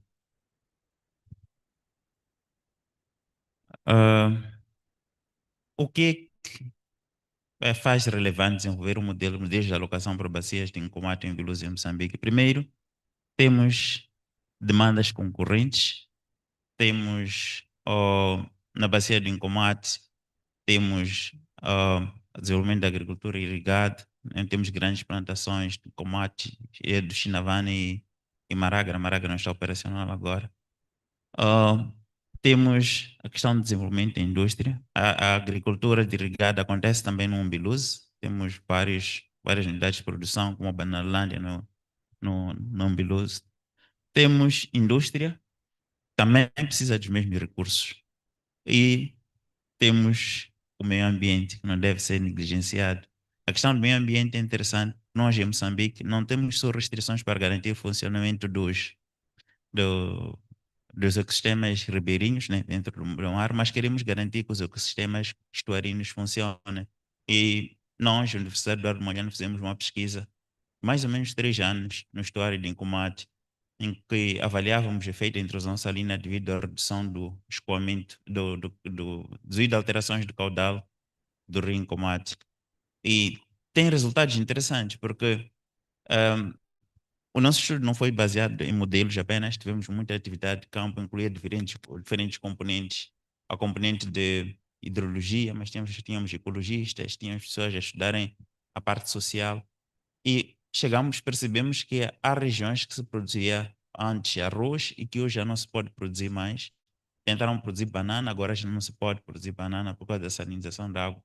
E aquelas comunidades dependiam disso, tem que se adaptar e arranjar outras formas de viver. Temos regiões muito sensíveis em Montanhana, que é na zona próxima à boca ao estuário do Incomate, em que as comunidades dependem da agricultura, mas a agricultura é limitada porque de vez em quando os solos ficam salinizados e a produtividade agrícola baixa. Então precisamos garantir que a água para a agricultura, para a indústria, mas também garantir água para o ambiente. Temos também a questão não coloquei ali, abastecimento da água, está lá no princípio, abastecimento da água, que é a primeira prioridade, queremos garantir água para o consumo humano. Temos a questão da variabilidade sazonal, né? As alterações sazonais também são um desafio.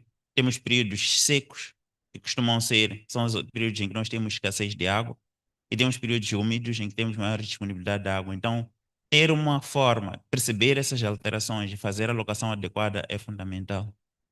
Temos a questão das mudanças climáticas, que depois, para aquele que não concorda muito com o conceito de mudanças climáticas, nem para a variabilidade climática.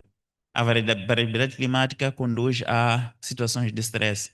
Tivemos a situação agora, foi 2016, 17, se não me engano, que a bacia do Umbiluza experimentou uma situação de escassez de água devido à prolongada, né, falta de chuva. E tivemos restrições. A Universidade de Maputo viveu isso, houve restrições nos diferentes usos de água. Foi a direção certa. Também tem a questão da cooperação transfronteiriça para a alocação de água. É assim, as bacias, como eu disse, a maior parte das bacias fazem parte estão nos outros países, e é importante, nós temos a questão dos acordos que definem os caudais de fronteira, mas é importante porque assim, tem períodos de pico de chuva, que é preciso, de pico de caudais mais altos, que é preciso gerir, mesmo para caudais baixos, quem sabe talvez negociar os caudais de fronteira, se for possível, com os colegas. Bem que essa conversa não é muito boa, mas se nós conseguirmos mostrar que de facto estamos a precisar, há espaço para, como se chama, qualquer negociação baseada em qualquer negociação informada tem mais peso e relevância que uma negociação não informada. Temos a questão da poluição. Temos poluição do caso do Umbiluza, mas temos outras questões que nem a extração de inertes. Um fenômeno que nós observamos agora, começamos de atividades de campo, colher informação no Incomate, é que a extração de inertes no Incomate faz com que o caudal liberte, o mesmo caudal liberte na barragem de Corumane, não consiga garantir água para a irrigação nas zonas abaixo. Antes libertava-se um caudal, se manter-se o mesmo caudal, ele não consegue satisfazer as necessidades abaixo.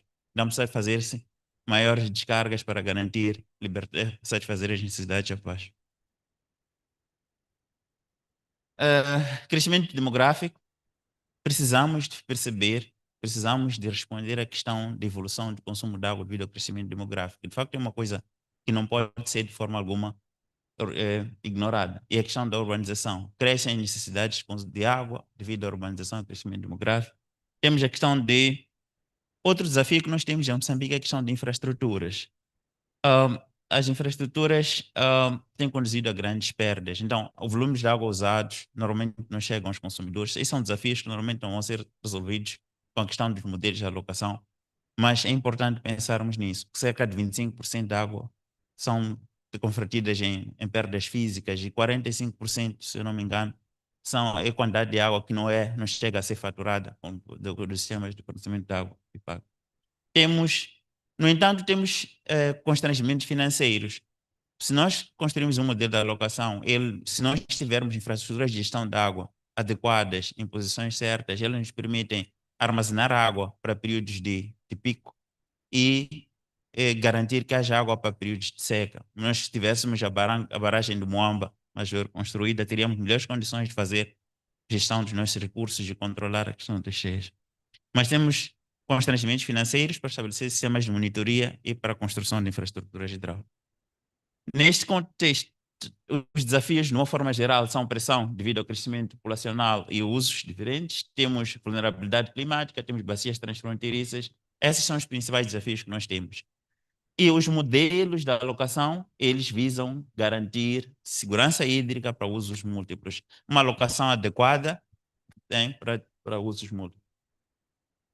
Então, o objetivo geral é desenvolver modelos operacionais de alocação de água para bacias de Incomate e Umbiluza, para prever cenários climáticos futuros, garantir as demandas, responder às demandas urbanas, agrícolas, industriais e energéticas, e a questão de responder a acordos transfronteiriços.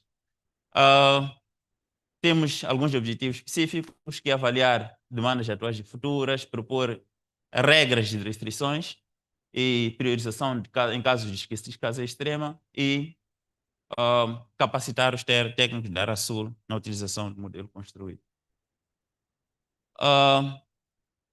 O foco desta modelação é a parte de Moçambique, mas o modelo será para a parte de Moçambique, tanto para a bacia do Incomate como a bacia do Umbiluze.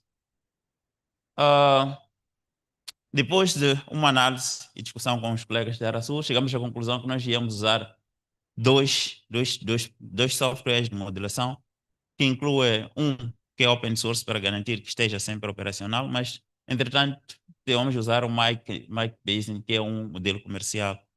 Vamos garantir uma licença mínima de 5 anos depois da elaboração do modelo. Faremos modelos de alocação, mas temos que ter primeiro os modelos de escoamento, chuva escoamento, para garantir, perceber a disponibilidade para depois fazer a alocação. Os dados sobre análise climática, vamos usar que são dados da Cordex. Já fizemos o primeiro mapeamento chama o esquema de fluxo de água no Incomate. Este é Incomate, não irei seguir tudo isto, mas esta é a nossa região de interesse, essa que está marcada vermelho. Se nós ampliarmos, conseguimos perceber que temos dois pontos importantes, que são a questão as duas fronteiras, dois pontos de fronteiras. Uma que entra antes da barragem de Corumane e o outro que é em Ressano Garcia, onde se espera construir a barragem de Moamba. Mas depois temos diferentes usos, né? A agricultura, e não irei seguir com detalhes, acho que não será útil. Construímos também um esquema do modelo para a bacia, este ainda em Comate, para a bacia do Umbiluze, os diferentes usos. A questão é, naqueles esquemas que nós vimos, temos uma série de utilizadores e classificamos eles como irrigação. Temos os canaviais, são 2 no Incomate, temos cerca de 81 outros utilizadores. Temos indústria, temos vários tipos de indústria, açucareira, processamento de alumínio para o Umbiluze, temos a sulbrita, pecuária. Pecuária nós temos que confirmar no terreno, temos colegas ainda a trabalhar. Grandes produção de energia e por aí vai. Temos abastecimento de água. No Incomate temos 3 pontos de abastecimento de água e no Umbiluze 4. Temos descargas de efluentes que precisamos de confirmar os pontos de descargas de efluente. Por que nós falamos de descargas de efluente? Porque normalmente quando se fala de disponibilidade da água, tem 2 componentes importantes. Uma que é óbvia, é a água está acessível, né? O acesso. O acesso faz a água estar disponível ou não estar disponível. Mas tem a questão da qualidade. A água pode estar disponível, mas não ter qualidade suficiente, qualidade para ser usada. Então, faz a água... Quer dizer, a água pode estar acessível, mas não ter qualidade. Então, a água continua a estar indisponível. Então, precisamos de garantir 2 coisas. Que o modelo de alocação, sim, faz a alocação do ponto de vista de volumes, mas temos que conseguir perceber até que ponto podemos não ter restrições devido a questões de qualidade. Fizemos um mapeamento do tipo de dados necessários para cada tipo de utilização, para irrigação, indústria, abastecimento de água e caudais, de acordo com os modelos. E também observamos as condições de fronteira, temos alguma informação disponível sobre as condições de fronteira, ela pode ser atualizada, então, pode ser atualizada, mas temos informação disponível. Infraestruturas disponíveis, né? Temos 2 barragens principais, depois temos açudes e por aí vai. Temos outros dados necessários, que são dados sobre precipitação, temperatura e por aí vai. Esses dados também temos disponíveis para a elaboração do modelo. Agora, o que é preciso? Apesar de alguns dados estarem disponíveis, precisamos de validar os nossos utilizadores e as demandas, que é fundamental para a desconstrução do modelo de alocação. E antes de nós fazermos isso, nós tínhamos um mapa de utilizadores, de acordo com as suas licenças, e priorizamos aqueles que nós tínhamos de visitar. tínhamos cerca de 84 utilizadores listados naquele mapa. E nós avaliamos que cerca de 23, apenas 23 utilizadores já contribuem para cerca de 95% do consumo das demandas. Isso chamou uma atenção àquela questão que nós vivemos no terreno agora com os colegas, é que nós estamos a falar de, como chama, cobranças sobre o uso da água. Eventualmente, os pequenos utilizadores não contribuem muito para essas demandas e talvez poderiam usar água sem precisar de serem cobrados, porque a sensação que nós temos quando vai ao terreno, quando aparece o carro da Área Sul e os outros, esses vêm nos cobrar, e os pequenos utilizadores realmente fogem e nem querem colaborar, então fica um bocadinho complicado. Porque os grandes utilizadores, de facto, os grandes consumidores são poucos. Temos os pequenos. Fizemos o mesmo para o Umbilose. Temos 74 utilizadores mapeados nas listas que nós tivemos das áreas. Apenas 28 contribuem para 95% dos consumos. Esses, de facto, são significativos. Isto não é para perceber mesmo. É só... Há coisas que eu coloco porque não é para ver. Reparem que eu passo rápido. É só para uma questão artística. É assim, nós fizemos questionários. Estamos a usar o M-Word, mas também decidimos construir planilhas em Excel, que nem este é artístico, onde os utilizadores preenchem e partilham a informação. Depois de preparar um material de campo, agora está a acontecer isto. Estamos a fazer visitas de campo. As visitas de campo o objetivo é tentar alcançar esses pontos que estão nesses mapas, em azul. Esse estamos a tentar fazer. E temos equipes grandes. Formamos primeiro uma equipe muito grande. Fomos para harmonizar a metodologia, visitamos 2 utilizadores grandes, recolhemos informação e agora os grupos foram divididos em 2 e temos 2 grupos a operarem na bacia do Umbilose e Punga de forma separada. Essas fotos refletem várias coisas. Primeiro, apesar de termos percebido que os pequenos utilizadores contribuem muito para as demandas de água, é preciso perceber as histórias deles, porque alguns deles podem ficar com deficiência de acesso à água por causa de qualidade, por exemplo. Precisamos garantir acesso à água. E é por isso que durante as visitas nós conversamos na foto, não sei porquê. Sim, eu estou à procura do apontador, ele não vai refletir, sim. Na foto à direita, nós estamos ali a conversar com um pequeno consumidor, um pequeno agricultor, né? Mas também temos grandes agricultores, alguns que nos serviram água, colocaram de mesa, e aí era bem mais conveniente e confortável ter aquele tipo de atendimento.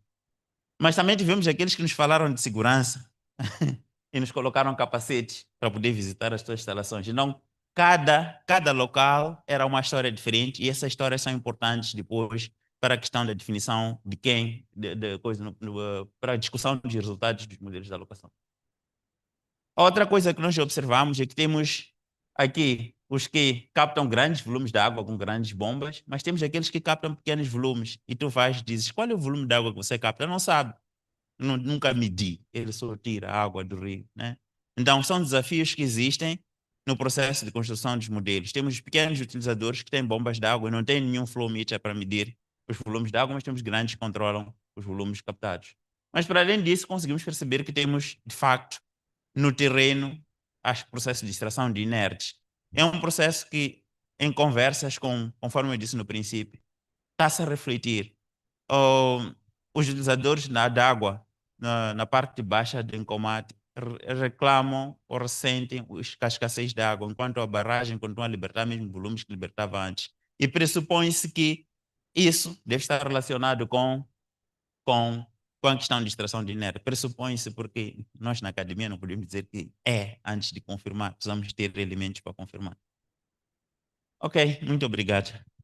Muito obrigado, Antônio.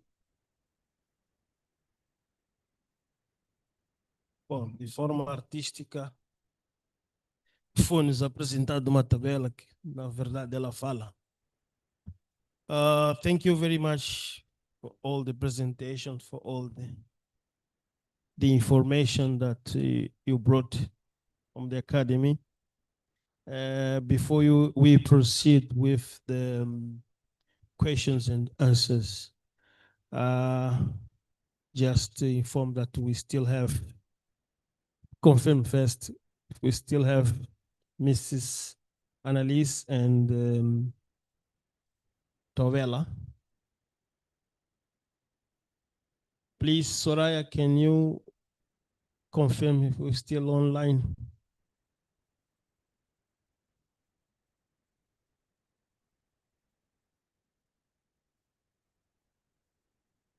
Thank you very much. So, as I said, now is time for questions and answers. Consider the time. I would like to have 4. I'm sorry, we are twisting because of the presentation that we had here. There's a lot of information we still have. We need to do many questions to understand it well, but please forgive me. Can I have 4? Who can be the first? I see there one lady. The second one here. That one. You can take that mic. Good afternoon, everyone. My name is Sipesihle Makakula from Eswatini. So this question is directed to Dr. Vilagade from UNESCO.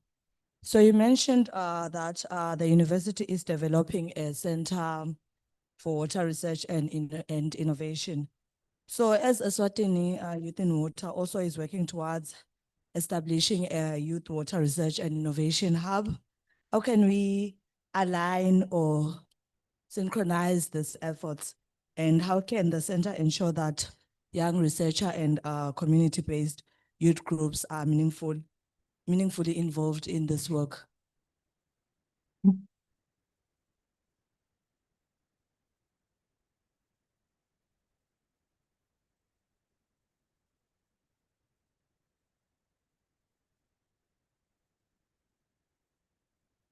Okay.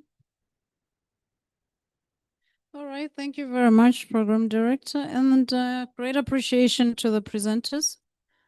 I just have about one question for the online presenter. You said she's available. All right, I noted that there was expectation to find about 77 fish species and only 50 were found. So my question there is maybe because the presentation was not completed, but my interest is to say, over what time period had they observed the extinction or the disappearance of the 27 species? I'm asking that because then that drives the speed at which the solutions need to be crafted towards addressing the problem. Then coming to Dr. Vilakat Pepet, we're talking about bridging the gap between science and policy, including decision making. So what I would want to discuss there is to say the bridge. I'm not sure whether it's a design issue of the bridge or the bridge was misplaced, but the gap still persists for a long period. So we need that bridge dock. Now my question is, at what phase of policy development do we as academia identify as the ideal entry point to be better able to inform policy and decision making? Then my last one to you again, Doc, is to say, or maybe on or before that, I wanted to say policy normally we give it a lifespan of 5 years. So maybe during the 5 years, what's the ideal phase to influence policy? Then the last one is just to say, I realized on your MOUs that you listed, maybe I missed it. The IUCMA, we've been preaching, we are data rich. As an individual responsible for water resources, I would gladly appreciate a working relationship with UNESCO But again, I would also hope that as we discuss transboundary issues, in the morning I said we are in a country called Inco Maputo. The fish species that we're discussing here are showing us exactly that. I learned that some fish species are born in salt water, but for them to develop into a certain growth stage, they must travel, get to fresh water.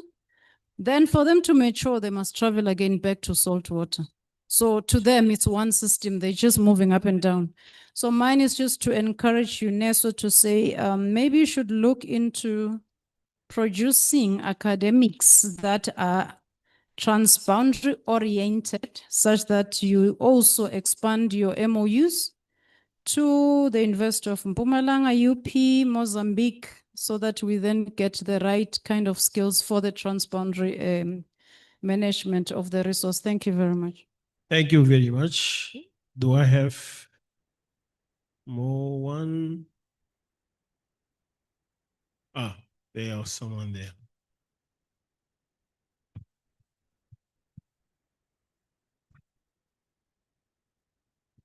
Yes, thank you so much. My question goes through to presenter online, Miss Tovela, I think so. Was during the research she did, and she concluded that there are serious problems regarding the habitat degradation. I would like to listen or to hear something related, looking for the entities or communities who dealing with fisher, which the action plan or strategic that she can recommend in order to improve this situation. Thank you. Thank you very much. Is there any question? Bom, Yes, I have. I think I said 4 will be the last one. Ok, obrigado. A minha questão vai para Mr. Celep, que falou da qualidade da água. Please wait. Aguarda um pouco para ele poder. Porque ele percebeu só foi o nome só. He knows that he's celeb. That's why he said wait. Sorry, Mr. Celep. Are you ready? Yes. Ok, dizia que a minha questão vai para si, Mr. Celep. Mas se calhar não só para si, porque parece que a primeira apresentação também é sobre qualidade da água. Será que é razoável nós avaliarmos a qualidade da água de igual forma, tanto durante as cheias como durante as secas? Usamos os mesmos parâmetros para comparar, para avaliar a qualidade da água ou não? Será que é razoável nós avaliarmos de igual forma a qualidade da água na nascente e na foz? Usamos os mesmos parâmetros ou não? Há alguma forma de nós avaliarmos de forma diferente em função dos usos?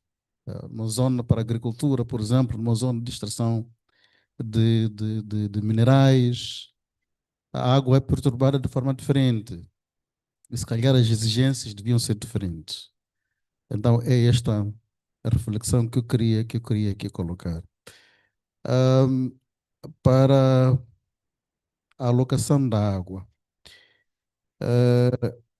eu percebi que os areieiros também podem ser considerados utentes. Não sei se percebi mal, se eles usam água ou se eles desviam água, ou se eles usam que nem uma central hidrelétrica.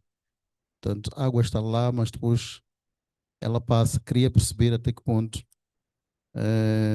este meu raciocínio é lógico, por um lado. Por outro, percebi que mostrou-se um pouco reticente em considerar que os areieiros são, de alguma forma, prejudiciais ao fluxo normal da água.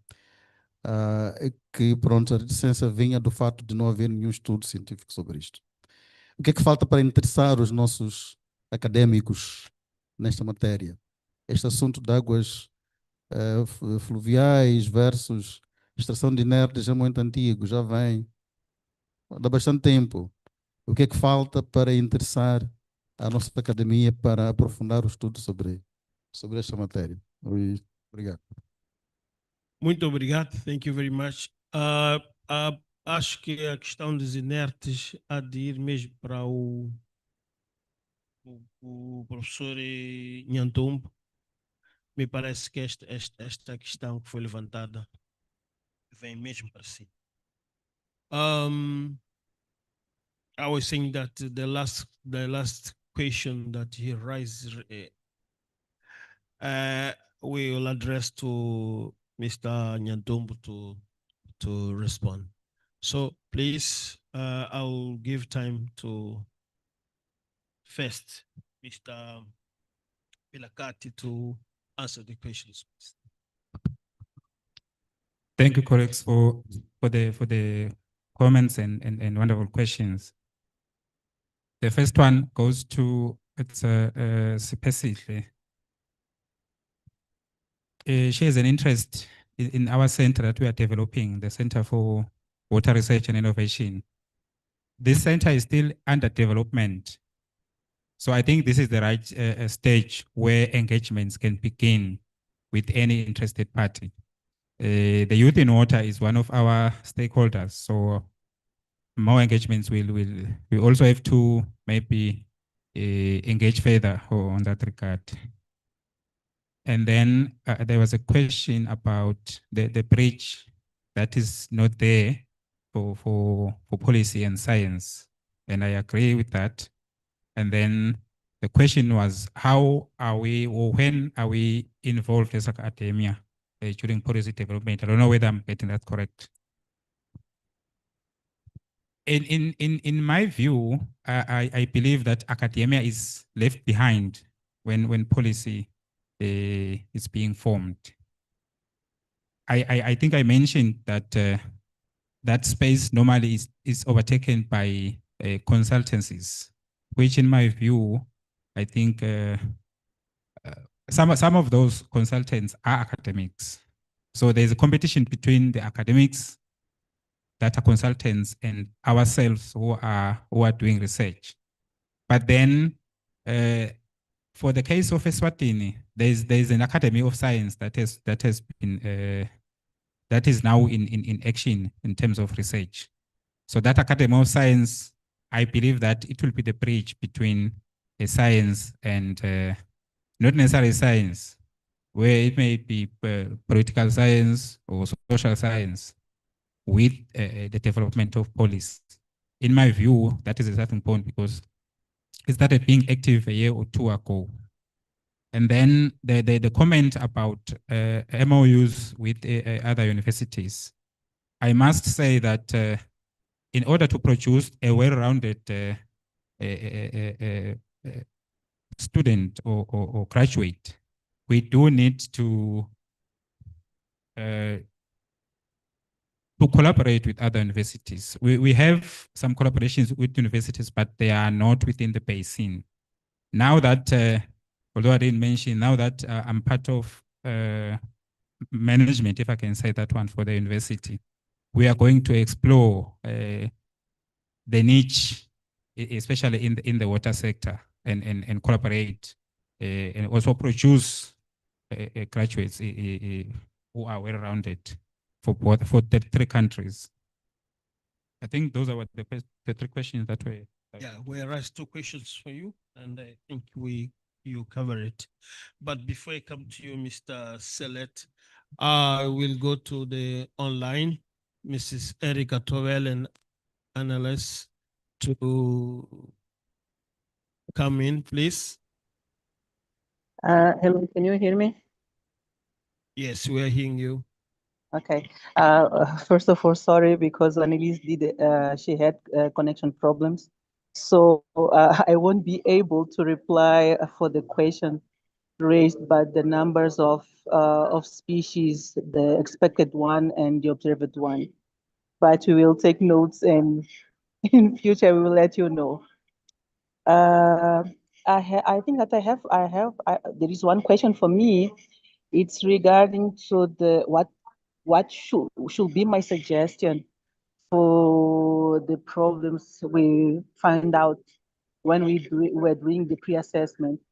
I think that some of the responsibilities are on the government or on the local government, because it's something that it's known that there is people taking sands from the rivers, there is people cutting reeds, and no one is doing nothing. And the fisheries are declining, the water quality is also not so good, but giving them suggestions should be a kind of tricky, because if they have to stop the sand mining, I don't know how will be for the community that lives based on that.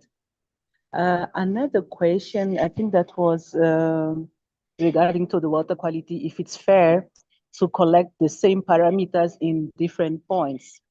When we have the standards, we can compare, even if we do have different activities in different points. For example, in some places we have farm, we have banana farm, for instance, we have minings, but we have the standards. We can try to compare, and we will see that based on the place where we collect the parameters for water quality, these are the issues. And based on that, we can give suggestions and what can be done to improve this water quality. Thank you.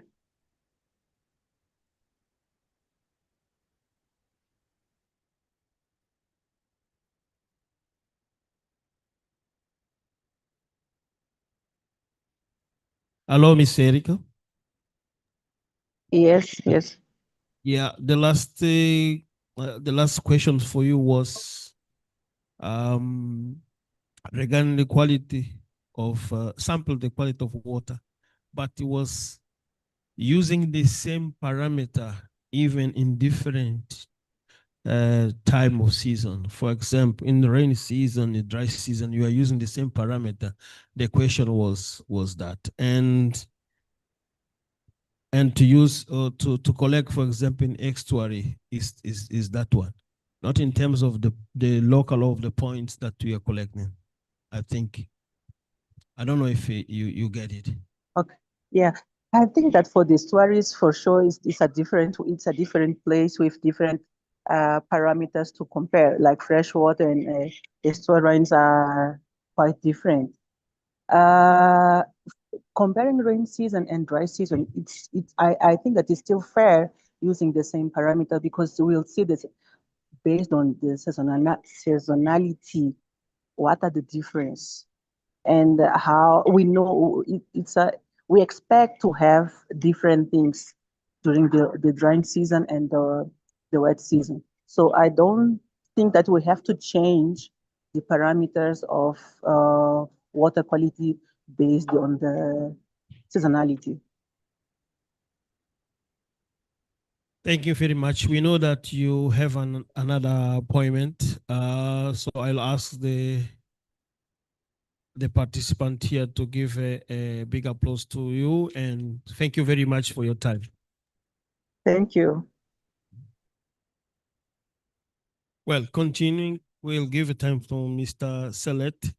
This last question was for you and for her. Maybe you can add on it, or you can answer the other one. I think it's Okay, thank you so much, Mr. Facilitator.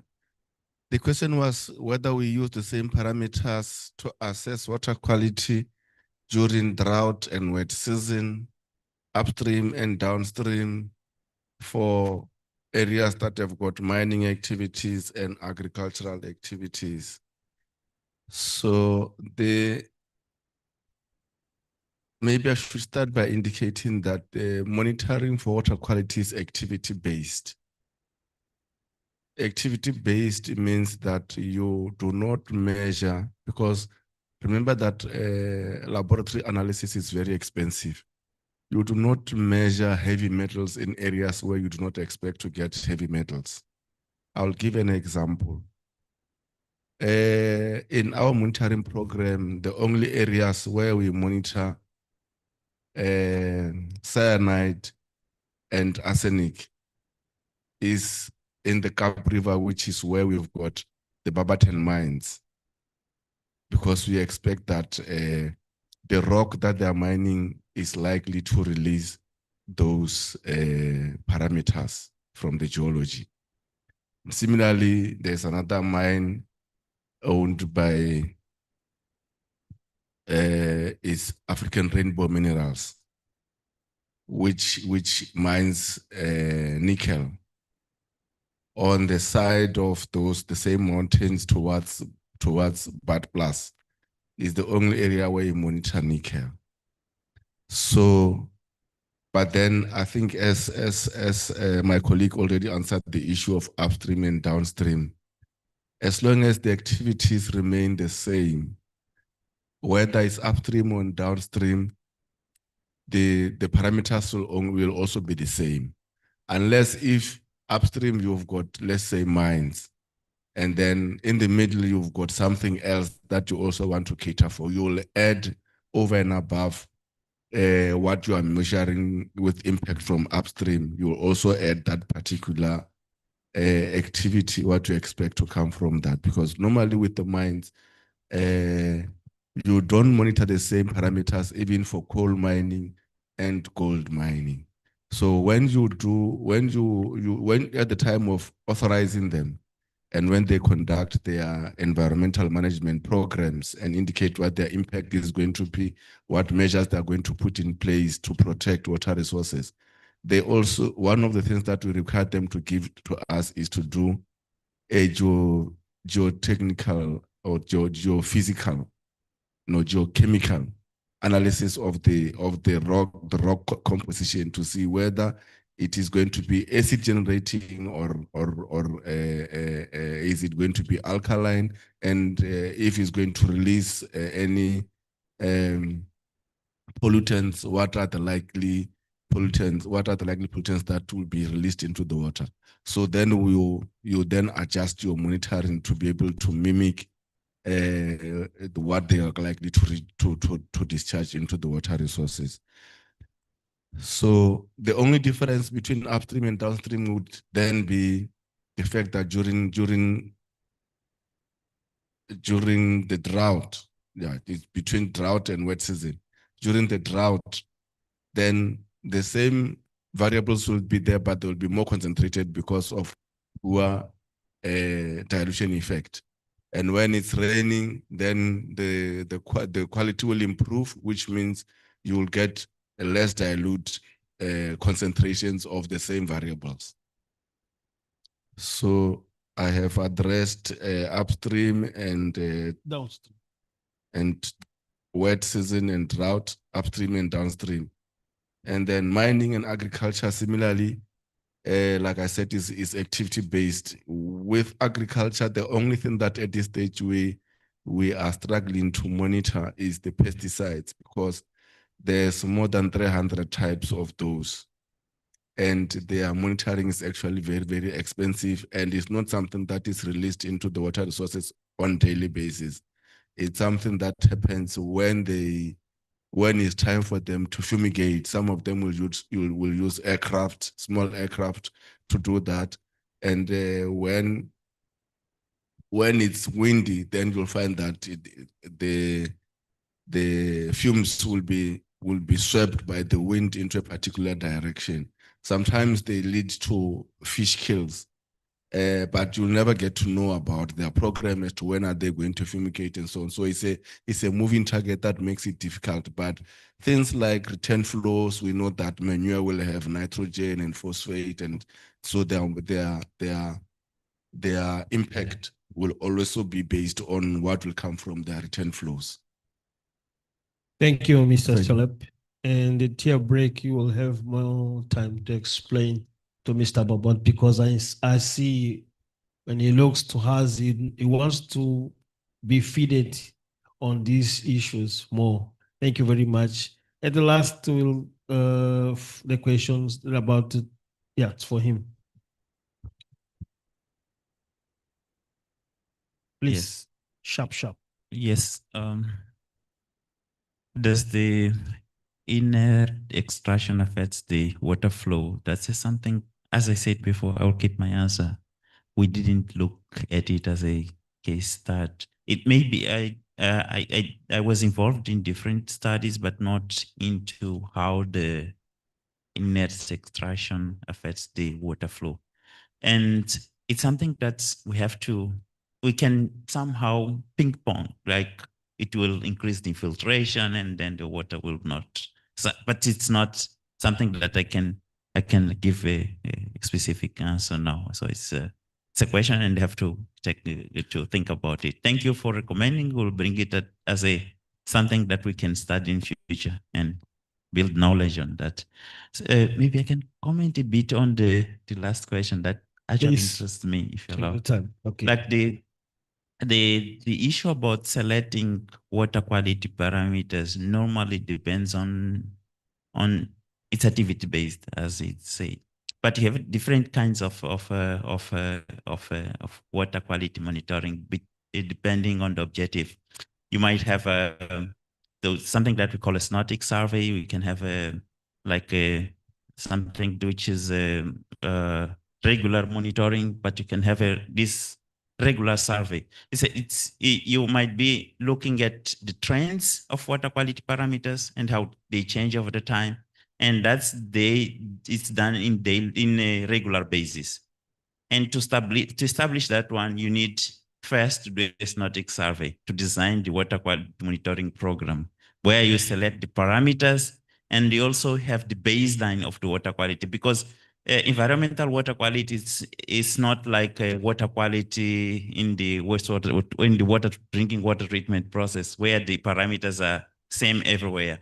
Depending on the geology, the activities going on, you might have different standards, like different baseline values. And the issue is we try as best as we can to ensure that the environment is not affected. And not being affected means that those parameters not change a lot over time. So for you to establish a regular monitoring, you have first to do a osmotic survey.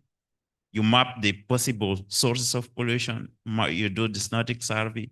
You select the parameters to be monitored over the time and to understand the trends. And actually, that has to be based on what activities are there and what are the possible factors that can affect the water quality. Thank you very much, everybody, for being here, and thank you for the participant. Before we close, may we give a big applause to them and to us.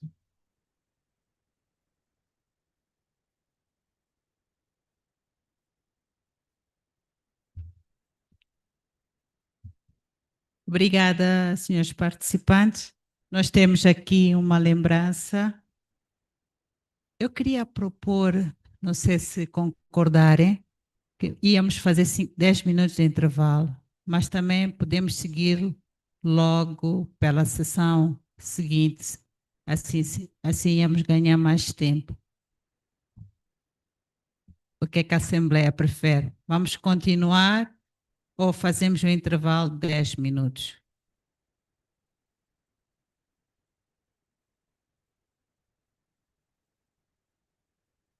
Ainda não acabou? Outra sessão? Sim. A minha proposta será começarmos já para a sessão seguinte. Estamos ligeiramente atrasados. Talvez só 5 minutos para levantar e buscar o café e voltar para podermos fechar esta sessão. Porque Dina Gala está marcada para as 7 da noite, portanto às 19 horas. E o tempo já é muito curto. Podemos fazer 5 minutos de intervalo e voltamos. Até já. Obrigada.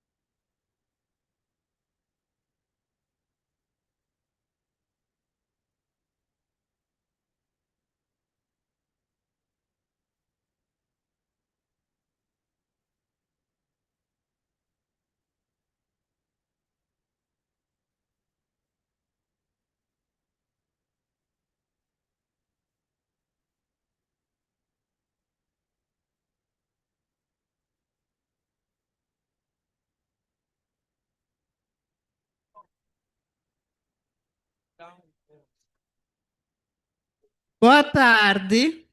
Já passaram 10 minutos. Por favor. Podemos começar?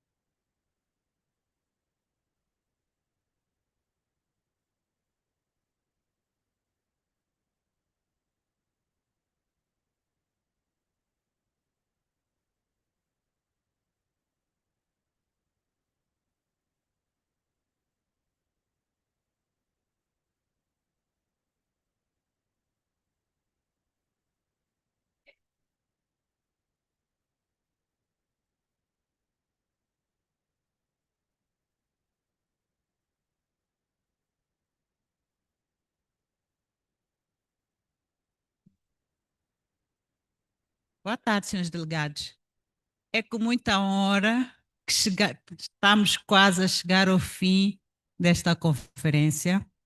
Foram 4 dias árduos e espero que tenhamos alcançado as expectativas que nós tínhamos criado no princípio. E sendo assim, uma vez que temos o tempo muito curto, eu gostaria de chamar o senhor Simamanga para fazer um reporte, um resumo da conferência. Nós temos a sorte, temos muitos cientistas aqui, então temos alguém que foi fazer um apanhado e vai nos apresentar o que é que aconteceu nesses 3 dias. Dizer que ele fez o resumo da segunda-feira, que foi a Conferência de Jovens e Mulheres, e hoje vai fazer um resumo dos 3 dias. Então, eu ia chamar para fazer esse trabalho. Obrigada.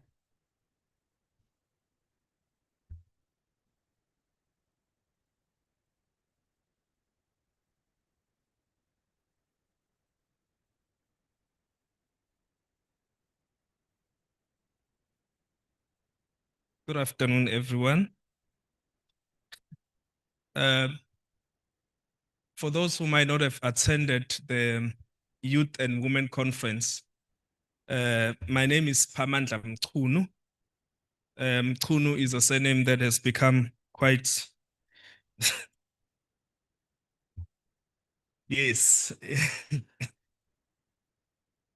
I bear no relation with. So again, so those who might not have been able to attend the Youth and Women Conference on Monday, should I be quick or should I take my time? I'm standing in between people and gala dinner, so I'll try and be quick. But I want to take the recap from Monday when we actually kickstarted the program and see if I'll be able to capture sufficient information until now. If I do not capture what you have presented with adequate particularity, please forgive me. Or if I am unable to capture it at all, it was quite an impossible task to be able to capture everything, but I'll try and do my best. So we opened the first part of the conference with an opening remarks from Mrs. Lizette Diaz. She spoke about the role of women as natural protectors of water resources and the need for them to lead in the decision-making when it comes to water resource management. We received a message of support from the IUCMA board chairperson, who emphasized the social aspects of water resource management, emphasizing the women's role once again, which is linked to traditional roles and cultural imperatives. We then received a keynote address on breaking barriers and driving impacts, and we were challenged to assess the barriers, the opportunities, and the concrete solutions in the sector, among which were gender mainstreaming and youth development. And we learned about the essential traits, skills, and necessary character to break those barriers. We then learned from a very informative address from Dr. Davison Saruchera about speaking about the disproportionate youth participation in Africa as a continent and in Southern Africa as a region, and emphasizing the voice that says youth need not be given a voice. So, Dr. Saruchera, I hope that you are going to get your birthday present, which was a request that you be given an opportunity to work with the young people. We moved to session 2, where we started speaking about the SDGs, which actually set the tone for the work, the kind of work that we are doing. And Dr. Mhlanga-Ndlovu told us that we cannot really, well, before telling us that, she reminded us of the inherent power and beauty of our women, especially the ones attending this conference. So may we give hands to the women attending this conference.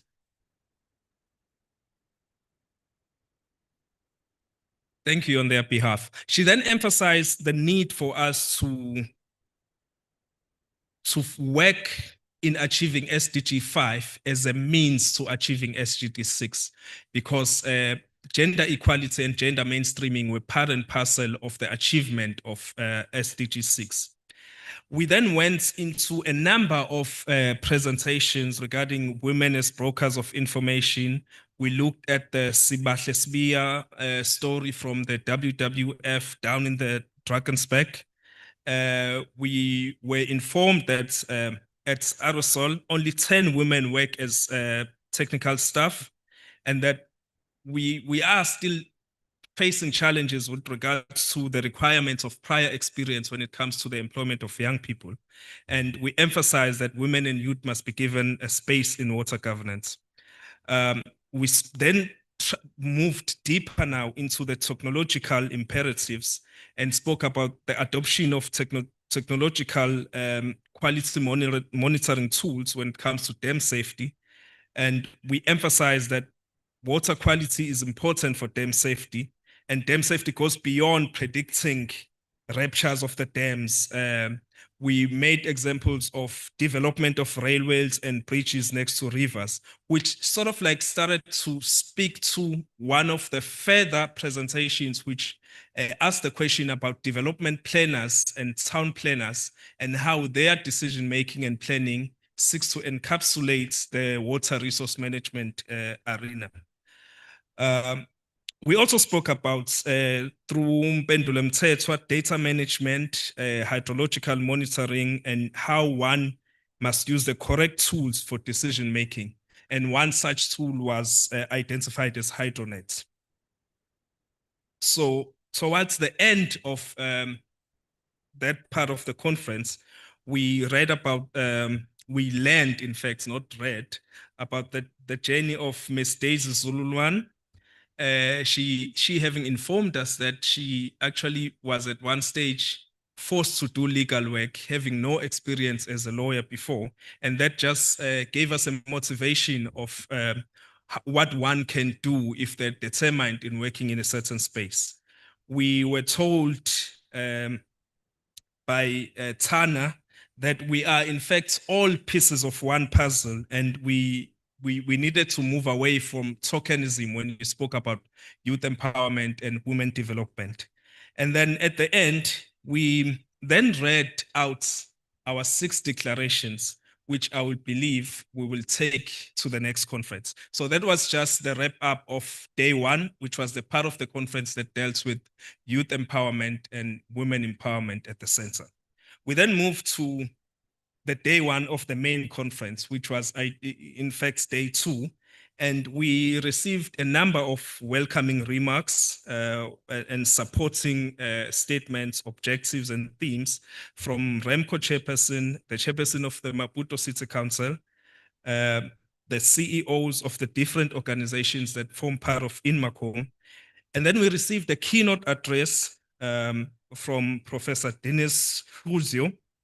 And what I captured from his address was the fact that we must work cooperatively across borders to adapt to challenges like climate change, population growth, and competing national interest. We then had an opening address, an official opening address by the Permanent Secretary of the Ministry of Public Works, Housing and Water Resources in the Republic of Mozambique, who welcomed everyone to the Republic and emphasized the need to protect water resources. We then moved to session 2, where there was a large number of activities, first among which was the address on the GEF 8 projects by Usis Cindy, who emphasized that we needed to promote integrated source-to-sea management of the Inkomati and Maputo River Basin. Those were amongst the things. I don't intend on going on each topic individually, so I'm going to try and save time. We spoke about the Lomahasha-Namahasha cross-border projects, which aims to deliver water for about 40,000 people. We spoke about the Mpandankuwa hydroelectric construction projects as well, which is located in the Zambezi River Basin. We spoke about how one can access the green climate funds and what are the technicalities that one would need to follow in order to make sure that they qualify to access this fund. We also spoke about the establishment of the transboundary multi-stakeholder platform. There was a question regarding whether that platform is necessary, notwithstanding that the fact that INMACOM is already in existence. And the answer to that was that, look, INMACOM exists as a structure, but this is going to be a multi-stakeholder, which is not limited to the members of INMACOM. We spoke about citizen science, paying particular attention to a project which was done in the Limpopo province of South Africa and emphasizing the importance of citizen science. I'm not going to talk about my presentation because I've forgotten everything I was saying that day. But yes, we again delved into youth participation. We learned from Ms. Pesihle Makakula, the work that Eswatini Youth in Water is doing, and the fact that that work that they are doing aligns with the Water Act of 2003. We also learned about the challenges in the Greater Maputo and Greater Limpopo regions about invasive species and sand mining and how WWF is training communities in order to make sure that they are empowered. We then went back to Ethiopia, to Tana, our anthropologist, who emphasized that water management in Ethiopia at the center of it is social inclusion. That was when we were starting to address the Blue Deal and how it is working in Ethiopia. We also looked at the groundwater protection in the Arasul pilot's experience in Mutamba Basin. And we identified that it requires people to be educated on the linkage between groundwater and surface water, and that financing groundwater protection zones needed more than the monetary financing. It needed all other things to be taken into account. We then spoke about disaster mitigation measures in the Maputo River Basin, and we spoke about the building of new dikes to mitigate floods in the Matutuine district. We spoke about data as a basis for cooperation. We heard that from Mr. Buyan Fagute. We also spoke about the impact of climate change in organization. We heard that from Futsi Mazibuko, and she had emphasized that in her organization, they are facing challenges regarding infrastructure damage due to floods, and those floods are occasioned largely by the severe weathers which are brought about by climate change. I hope everyone is still with me. We then looked at more scientific questions in order to come with scientific answers. We spoke about the targeted programming of improving water quality monitoring in Eswatini, and Dr. Lihle Mafu did submit that there is a need to strengthen laboratory capacity so that we are able to be on par with the information that we are collecting and producing. Moving further down, speaking about water governance, Mr. Shongwe from the IUCMA identified the fact that risk management is crucial in water resource management because it allows us to plan for things that are unforeseeable from where we are sitting while we are doing water resource management. Mr. Kona Dlamini spoke about the involvement of communities when we are operationalizing the decentralized water management in Eswatini, and identified the fact that we need to invest in resilient infrastructure, echoing the words of the colleague who had said that the infrastructure is dilapidating due to, among other reasons, the floods which are brought about by extreme weather. We spoke about mainstreaming climate change for the water sector in Mozambique. We heard from Mr. Clemencio, who identified the need for the development of the climate action policy for the water sector in Mozambique, which I believe will be a very good initiative, which might echo my suggestion in my presentation about the Climate Resilience Fund.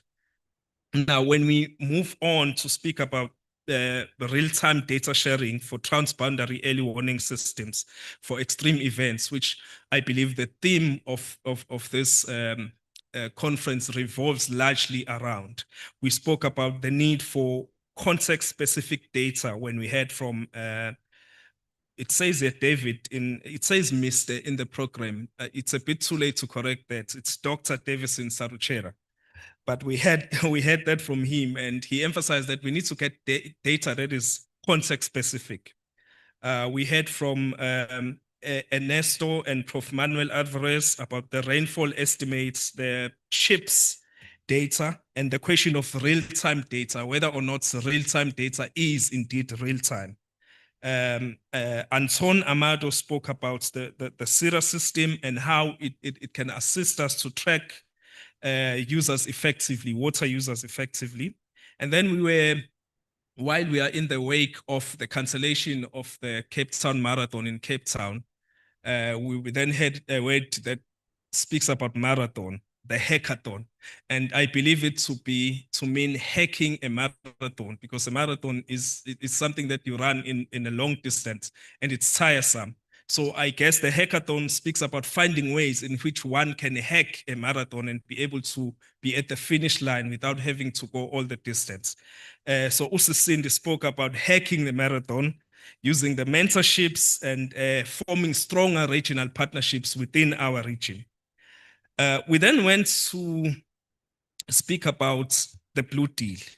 And we heard from different stakeholders from different regions, different partners and countries who had their own experiences to share in regard to the Blue Deal. We heard that in Ethiopia, one of the major important things with regard to the Blue Deal is data, answers to why we need the data, how do we get the data, and how do we use the data once we have it. Back home in South Africa, Mr. Slepe told us about this great certification program, which I work intimately with, the Green Drop certification program.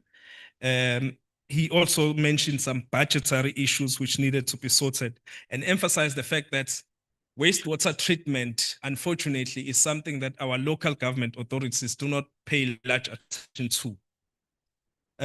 Towards the end of the conference, we separated once again into different sessions, and what I could gather from the different sessions as I had to jog around both of them was from Mr. Mwelase or from Eswatini, emphasizing the fact that there are legislative deficiencies in groundwater resource management in Eswatini, and that they needed to be gaps which needed to be closed in legislation before we can actually come and work the ground. We learned from Dr. Teboho that I was learning it from the first time, that 77% of South African water is from groundwater, and that data volatility does not enable us to be as resilient as we ought to be, because it means that it changes all the time, and something that we need to work on. We also learned about the different methods that are used in monitoring the contamination plumes in groundwater at the Great Maputo. One of such method which I learned about was the drastic method. We learned about the effects of climate change and population growth on water resources in the Inambane Mutamba groundwater system. We also learned that there is now going to be an establishment of the Center for Water Research and Innovation from the Dean at the University of Swaziland, Dr. Gcina Vilakazi. That is what I could capture, colleagues. Forgive me if I did not capture everything accurately. Thank you so much.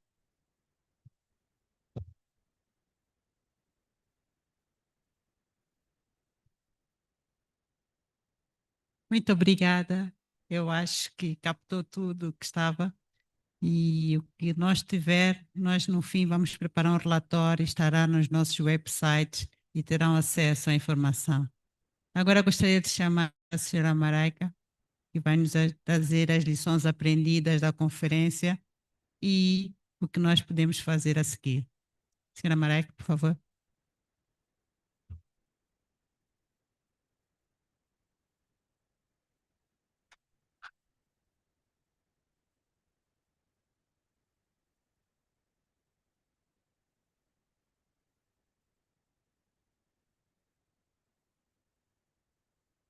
Yeah, thank you. In the program, there is now, I think, 25 or 30 minutes lessons learned. That's not what we're going to do. Thank you for the great summary of what we all did. And when I was here on Tuesday morning, I said I had high expectations, but I didn't expect this conference to be so great.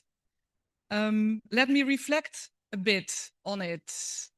I would like to go behind the scenes, because I think everyone here in the room was very active and very pleased with all the discussions, but there were so many people working behind the scenes all the time from early day until late in the evening.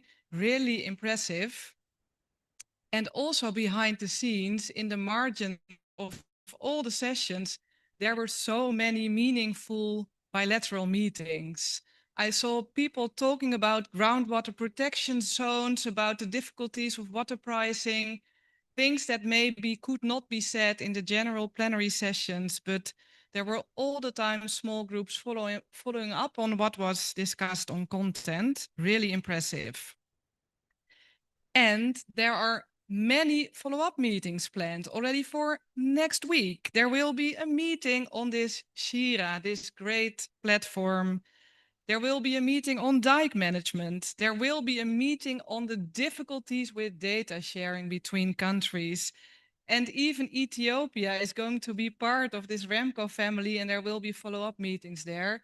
And rest assured that the Blue Deal Partnership annual plans for 2026 will contain a lot of follow-up activities of this great conference. Let me shout out to the youth in this room. Your presentations were the best of all.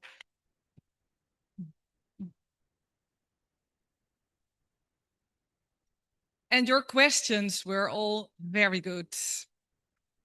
There are people in this room who call themselves youth alumni. I really like that term. For the people who feel themselves youth alumni, please make sure that tomorrow you also reach out to other youth to talk about water, transboundary water management. Another shout out for the hackathon. Fortunately, it's not a one-day event, it's really a year. Please subscribe, it will be very much fun. And I think this will be a global movement. Let's see, yeah, Cindy is nodding already. So big gratitude that I have standing here. Let me go back to my hometown, Amsterdam. This year, the Water Authority of Amsterdam is 500 years old.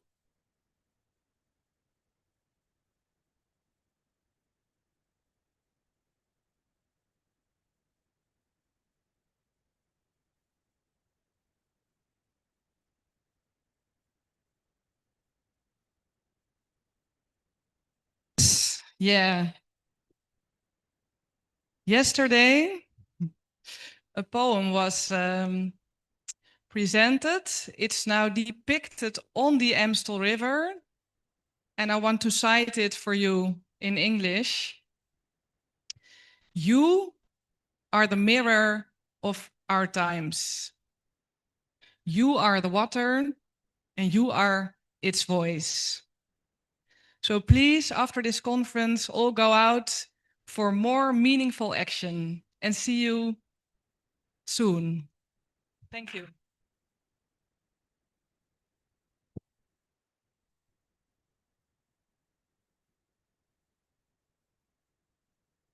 Com as palavras da Maraca, eu vou convidar um jovem que esteve a trabalhar arduamente para esta conferência para fazer a declaração da conferência. David Mucam, por favor, uma salva de palmas.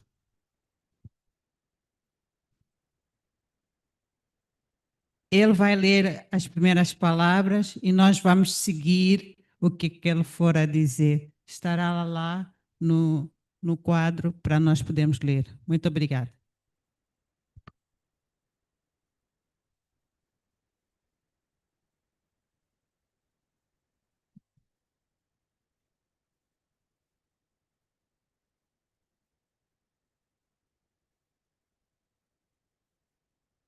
Yeah, good afternoon, everyone. My name is David Mukambi from RSUL, and I'm also part of LOC. First of all, I would like to say it's a big pleasure to stand up in front of you all. Me as a member of LOC, it's a great honor to have you all. I remember the previous days, it was very tough days. And I remember the list of all you guys. And now I'm thanked that I can see most of the people that were in that list here sitting in front of me. And I will not take long. I will read the declaration, which is some of the results that we've been discussing during the last 4 to 5 days. And as you can see, before the main conference, we had a Women and Youth Conference, which we had developed 6 declaration, which we had the opportunity to read and reaffirm during the conference, but I will go right to the 13 declaration that we're developing as a result of the conference. So I will read, and then I will call all of you to repeat with me. So the first declaration for the conference is strengthening adaptive and inclusive water governance.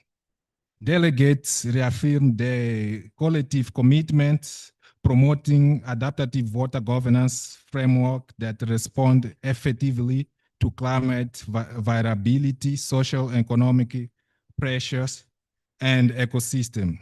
Needs in sharing river basin. Member institution commit to improve coordination mechanism among riparian states, enhancing transparency and fostering participatory decision-making that include women, youth, and the local community. Delegates reaffirm their collective commitment to promote adaptive water governance frameworks that respond effectively to climate variability, socioeconomic pressure, and ecosystem need in sharing river basin. Member institutions commit to improve coordination mechanism among riparian states, enhancing transparency and fostering participatory decision-making that include women, youth, and local community. I will read the second declaration, which is Sustainable Finance for Transboundary Water Security.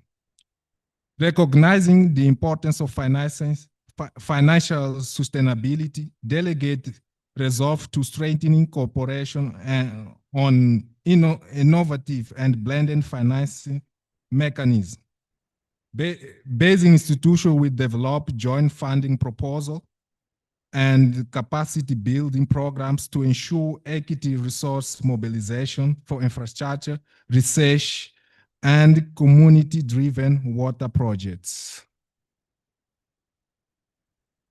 Recognize the importance of financial sustainability, delegates resolve to strengthening cooperation on blended finance mechanism. Basin in institution will develop joint funding proposal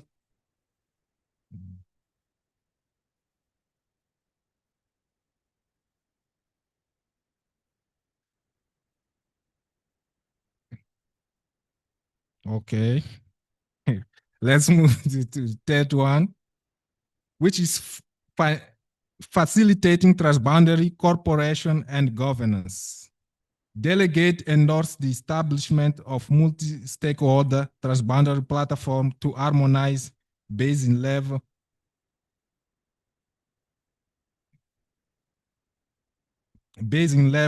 police and enhance joint monitoring system. Corporation will be developed through citizen science initiative, sharing legal framework and the continuous exchange of technical enterprise among RSUL, IUCMA, JRBA, and European partners.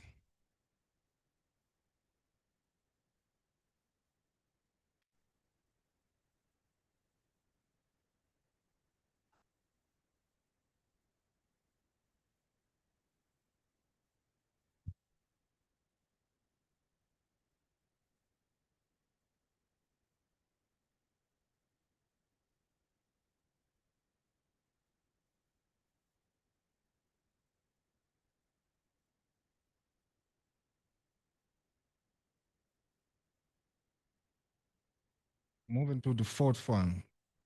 Empowering community and promoting social inclusion. Participants affirm that sustainable water governance must be community-centered and culturally inclusive. Delegates commit to empowering youth, women, and the marginalized group in decision-making process. Community-led projects, traditional knowledge, and cultural heritage will be recognized as integral to basin management and ecosystem restoration.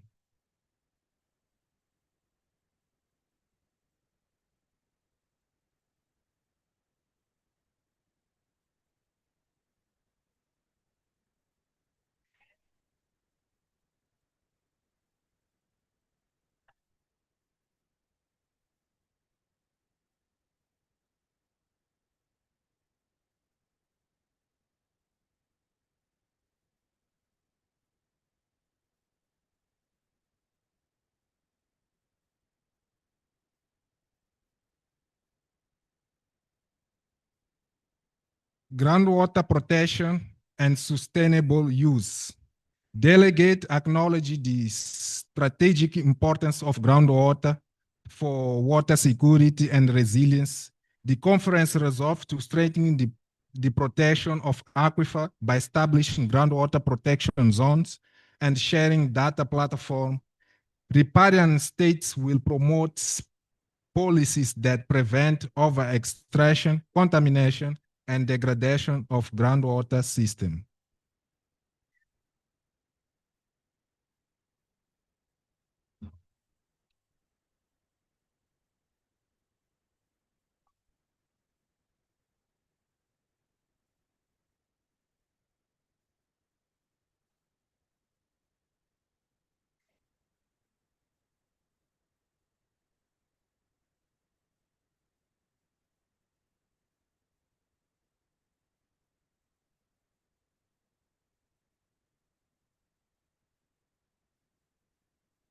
Digital corporation and innovation. Recognizing the transformative potential of digital tools, delegates commit to advancing digital corporation framework for data sharing, hydrological modeling, and decision support. Basing organization will prioritize integrating digital twins, MSCI system, and open source tool to enhance early warning system and cross-border transparency.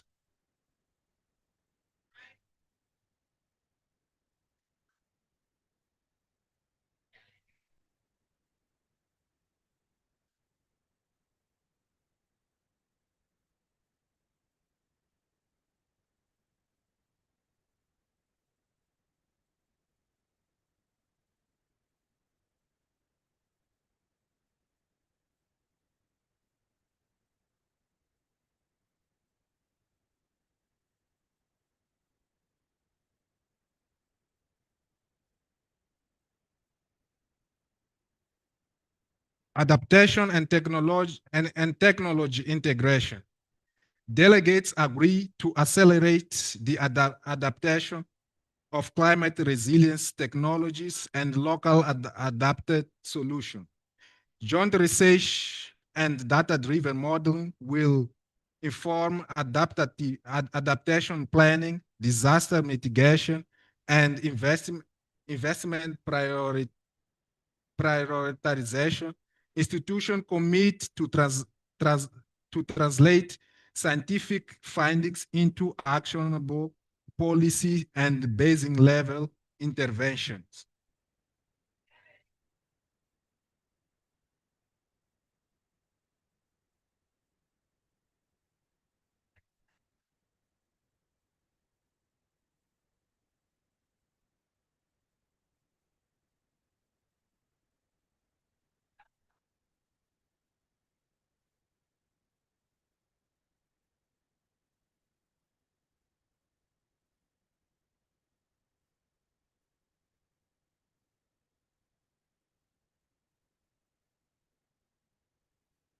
Climate, water governance, and institutional capacity. Participants commit to reinforce institutional governance through robust legal instruments, decentralized management, and strengthening basin committee.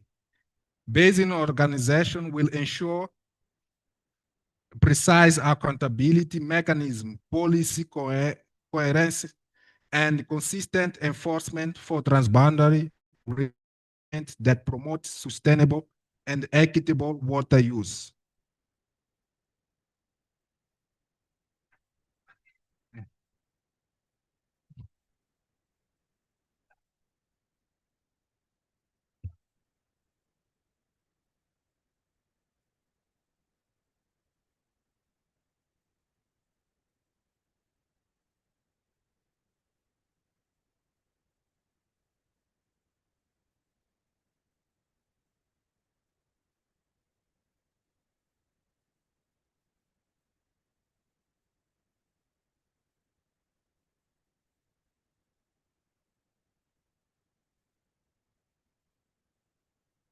real-time data sharing, and early warning system. Delegate recognize data as the foundation of proactive water governance. Member states commit to operationalizing real-time data exchange protocols to support early warning system for floods, droughts, and pollution events. Corporation will extend and harmonize data standards, building capacity, and ensure open access to the critical hydrological information.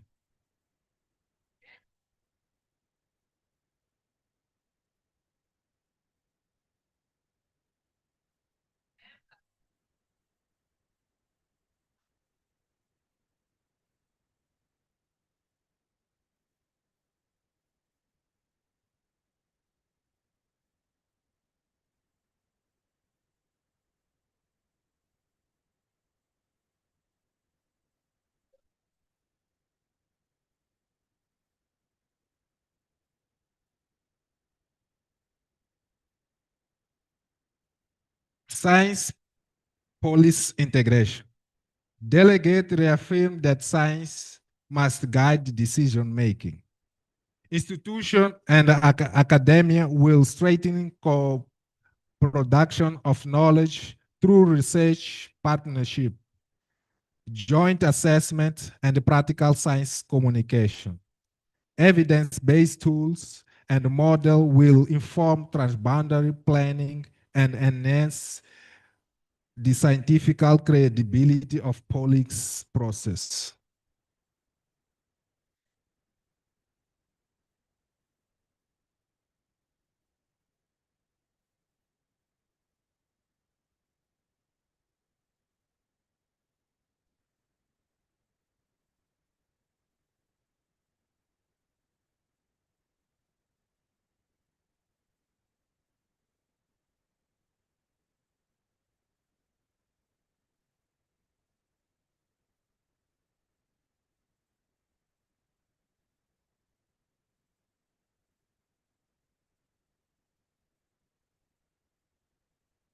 Blue Deal Cooperation and Global Partnership.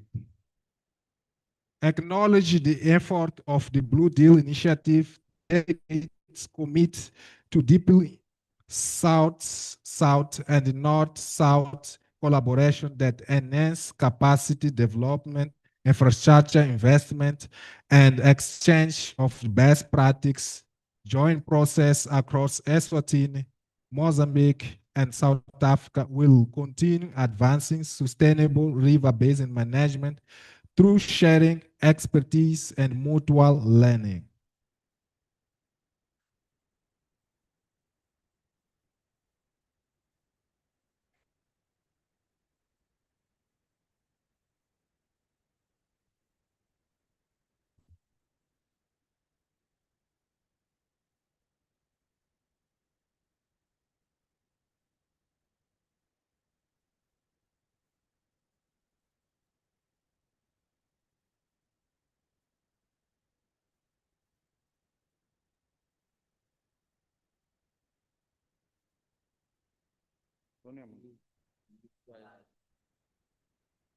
Knowledge exchange and continuous learning. Participants agree to strengthen REMCO as a platform for ongoing dialogue, peer learning, and the sharing of experience among riparian states and partners. Delegates commit to documenting lessons, scaling successful practices, and support the replication of effective basin management model across the region.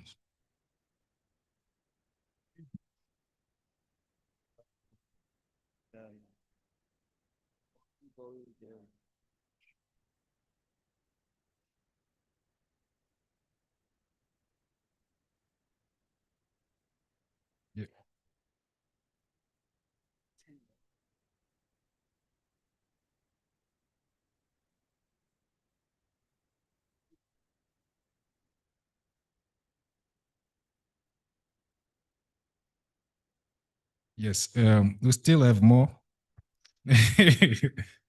I think, but we are getting to the end. Still 13. Yeah, we are going. So, and the dinner is still far, so we still have time to to read.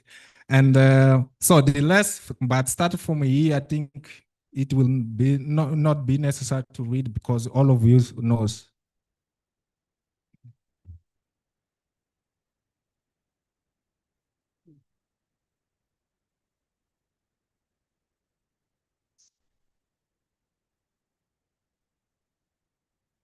Obrigada, David, por este momento.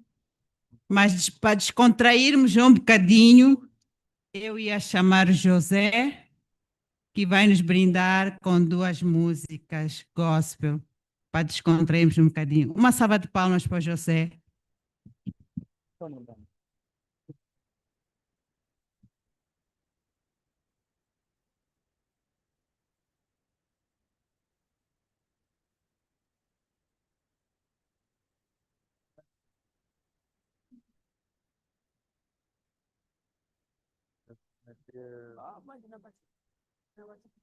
Good afternoon, everyone. My name is Jose Malunga. I am a disaster management. I'm from INGD. But since in the morning, since Monday, there was something coming up on my mind, and God said, if we want to co-produce between countries, there is something that should be done. Can I tell you what it should be done? Okay, let me just present you. There is one slide right there. The slide will be in song. Can we sing together? 1, 2, 3. One Lord, one heart, let's get together, we'll be all right.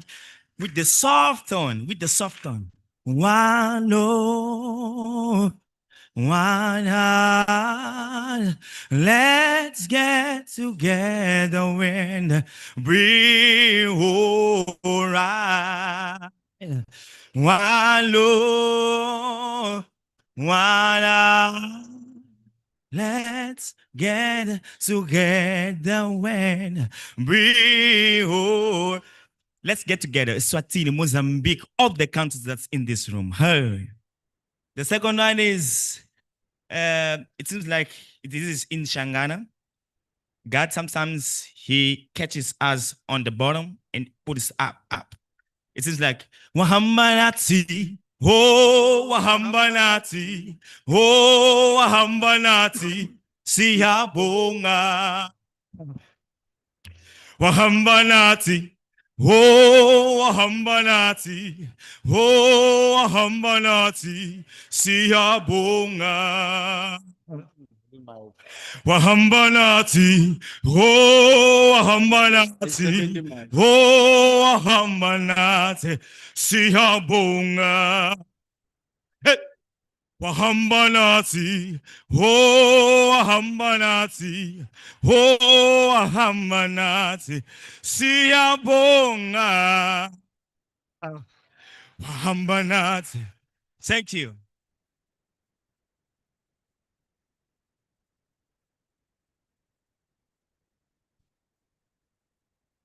Muito obrigada, José, por este momento brilhante. Foi para descontrair e levar isto para conosco.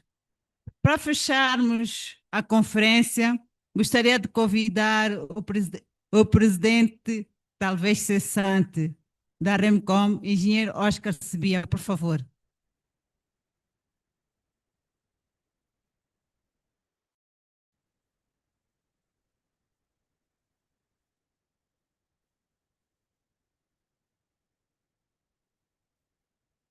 Muito boa tarde, caros delegados.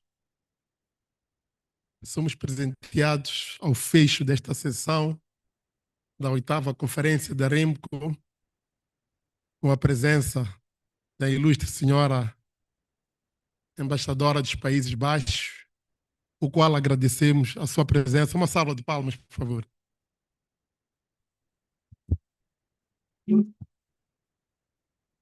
Isto mostra o quão é importante o trabalho que a gente faz. Quando tivemos a recepção na segunda-feira, ouvi pela voz da embaixadora que os Países Baixos apoiam o setor de águas de Moçambique há mais de 50 anos. Temos colegas, eu tenho particularmente um colega meu, Carlos Buch, que está aqui presente, que beneficiou muito dos programas que foram sendo implementados pelos Países Baixos na perspectiva de melhorar o conhecimento no domínio da água. Caros colegas, caros delegados, tivemos uma jornada muito intensa, desde o primeiro dia, já foi aqui dito, o primeiro dia dedicado à mulher, que foi um sucesso, e também hoje tivemos a oportunidade de ler as declarações. Acredito que concordamos com o que lemos. Pelo menos durante a leitura das declarações, ninguém se opôs à leitura. Então, assumimos as declarações como o outcome desta conferência da REMCO. Também quero agradecer a Arasul IP, a Incomate and Sud Catchment Management Agency, a Joint River Basin Authority. Infelizmente, não conseguimos ter os colegas aqui do Pongola que passaram a fazer parte desta família. Quero acreditar que na declaração houve uma pequena omissão de Pongola. Gostava que os colegas que redigiram a declaração incluíssem Pongola, também faz parte desta família, como sendo as instituições chaves para que a REMCO se estabeleça. Também o apoio que tivemos dos nossos parceiros, a Blue Deal, que de ano a ano vai reforçando a sua presença com conhecimento, que é muito mais importante. Vimos aqui que, durante as apresentações, muitos técnicos das instituições que me referi têm beneficiado de formação através dos programas que a Blue Deal tem implementado. A Blue Deal também tem nos ajudado muito na componente de estagiários, de técnicos recém-formados, que nos ajudam muito nas atividades que nós executamos, e é uma oportunidade também para eles poderem aprender e, no futuro, serem bons técnicos na área de recursos hídricos. Eu vou pedir aos meus colegas para projetarem mais ou menos aquilo que foi o inquérito feito em relação à conferência. Não vamos ler para não perder tempo, mas podemos ver qual foi a avaliação que é feita por nós que participamos nesta conferência em relação à expectativa que se esperava desta conferência. Para mim, foi surpreendente, em particular. Acredito que para muitos delegados que estão aqui, também se surpreenderam como esta família da REMCO tem crescido ano após ano. Quando estivemos na conferência, na 7ª conferência em Eswatini, em 2023, Eswatini colocou um desafio muito grande, porque elevou a fasquia da REMCO. E nós, Moçambique, também queremos estar à altura da organização que Eswatini nos presenteou em 2023. Mas este trabalho é feito por uma equipe que envolve técnicos dos 3 países, que nós chamamos Local Organizative Committee, Comitê de Organização Local, que tem feito um trabalho muito árduo da preparação dos temas, preparação das conferências, contactar os professores, contactar os speakers. É um trabalho muito árduo e, como sabem, é um trabalho feito nos 3 países mas quando é agregado, acaba sendo uma coisa bonita. Temos de ser um único coração, como se referiu aqui pelo artista. Somos uma única bacia. Há umas palavras que me tocaram profundamente, que a doutora Nicolete pronunciou, que a bacia do Incomato e Rio Maputo devia ser um país em que devíamos ter um passaporte. É um país, de facto, partilhamos o mesmo recurso, partilhamos o mesmo rio, o recurso, e daí temos que funcionar como uma família e como um país. Felizmente, a nossa região da SADC é uma região estável, em que a cooperação a vários níveis em que estamos envolvidos. Em Moçambique, como se referiu, nós partilhamos 8 das 9 bacias da SADC. Temos tido, felizmente, uma boa cooperação com os países vizinhos. Isto é muito positivo.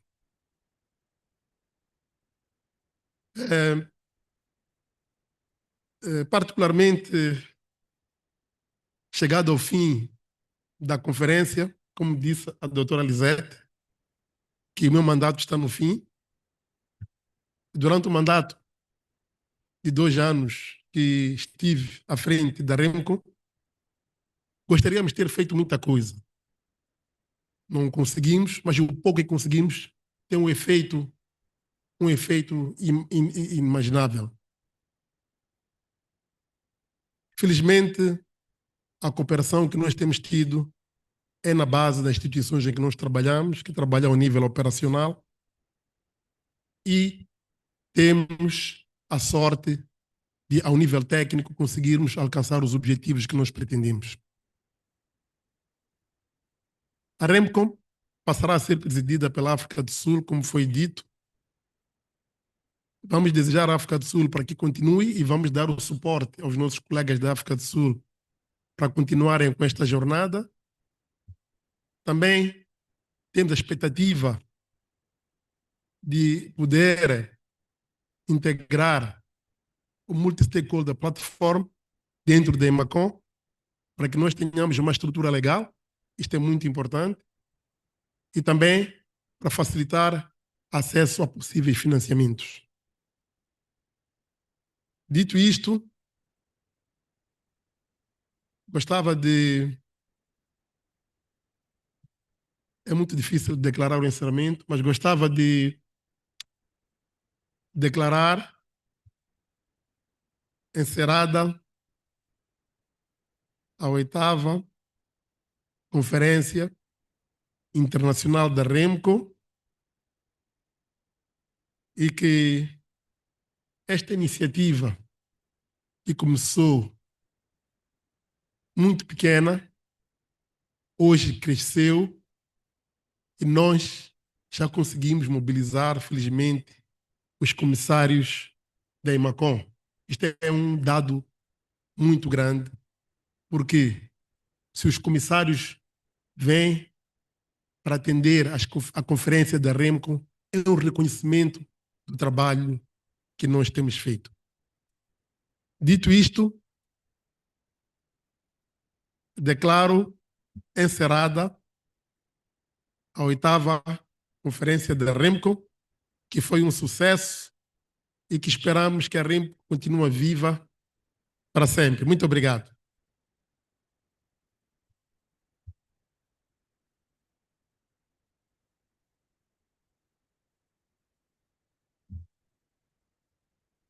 Depois dessas palavras do nosso presidente cessante, também já não tenho palavras para dizer. Dizer que estão todos convidados ao jantar de gala, às 19 horas, será na sala ao lado.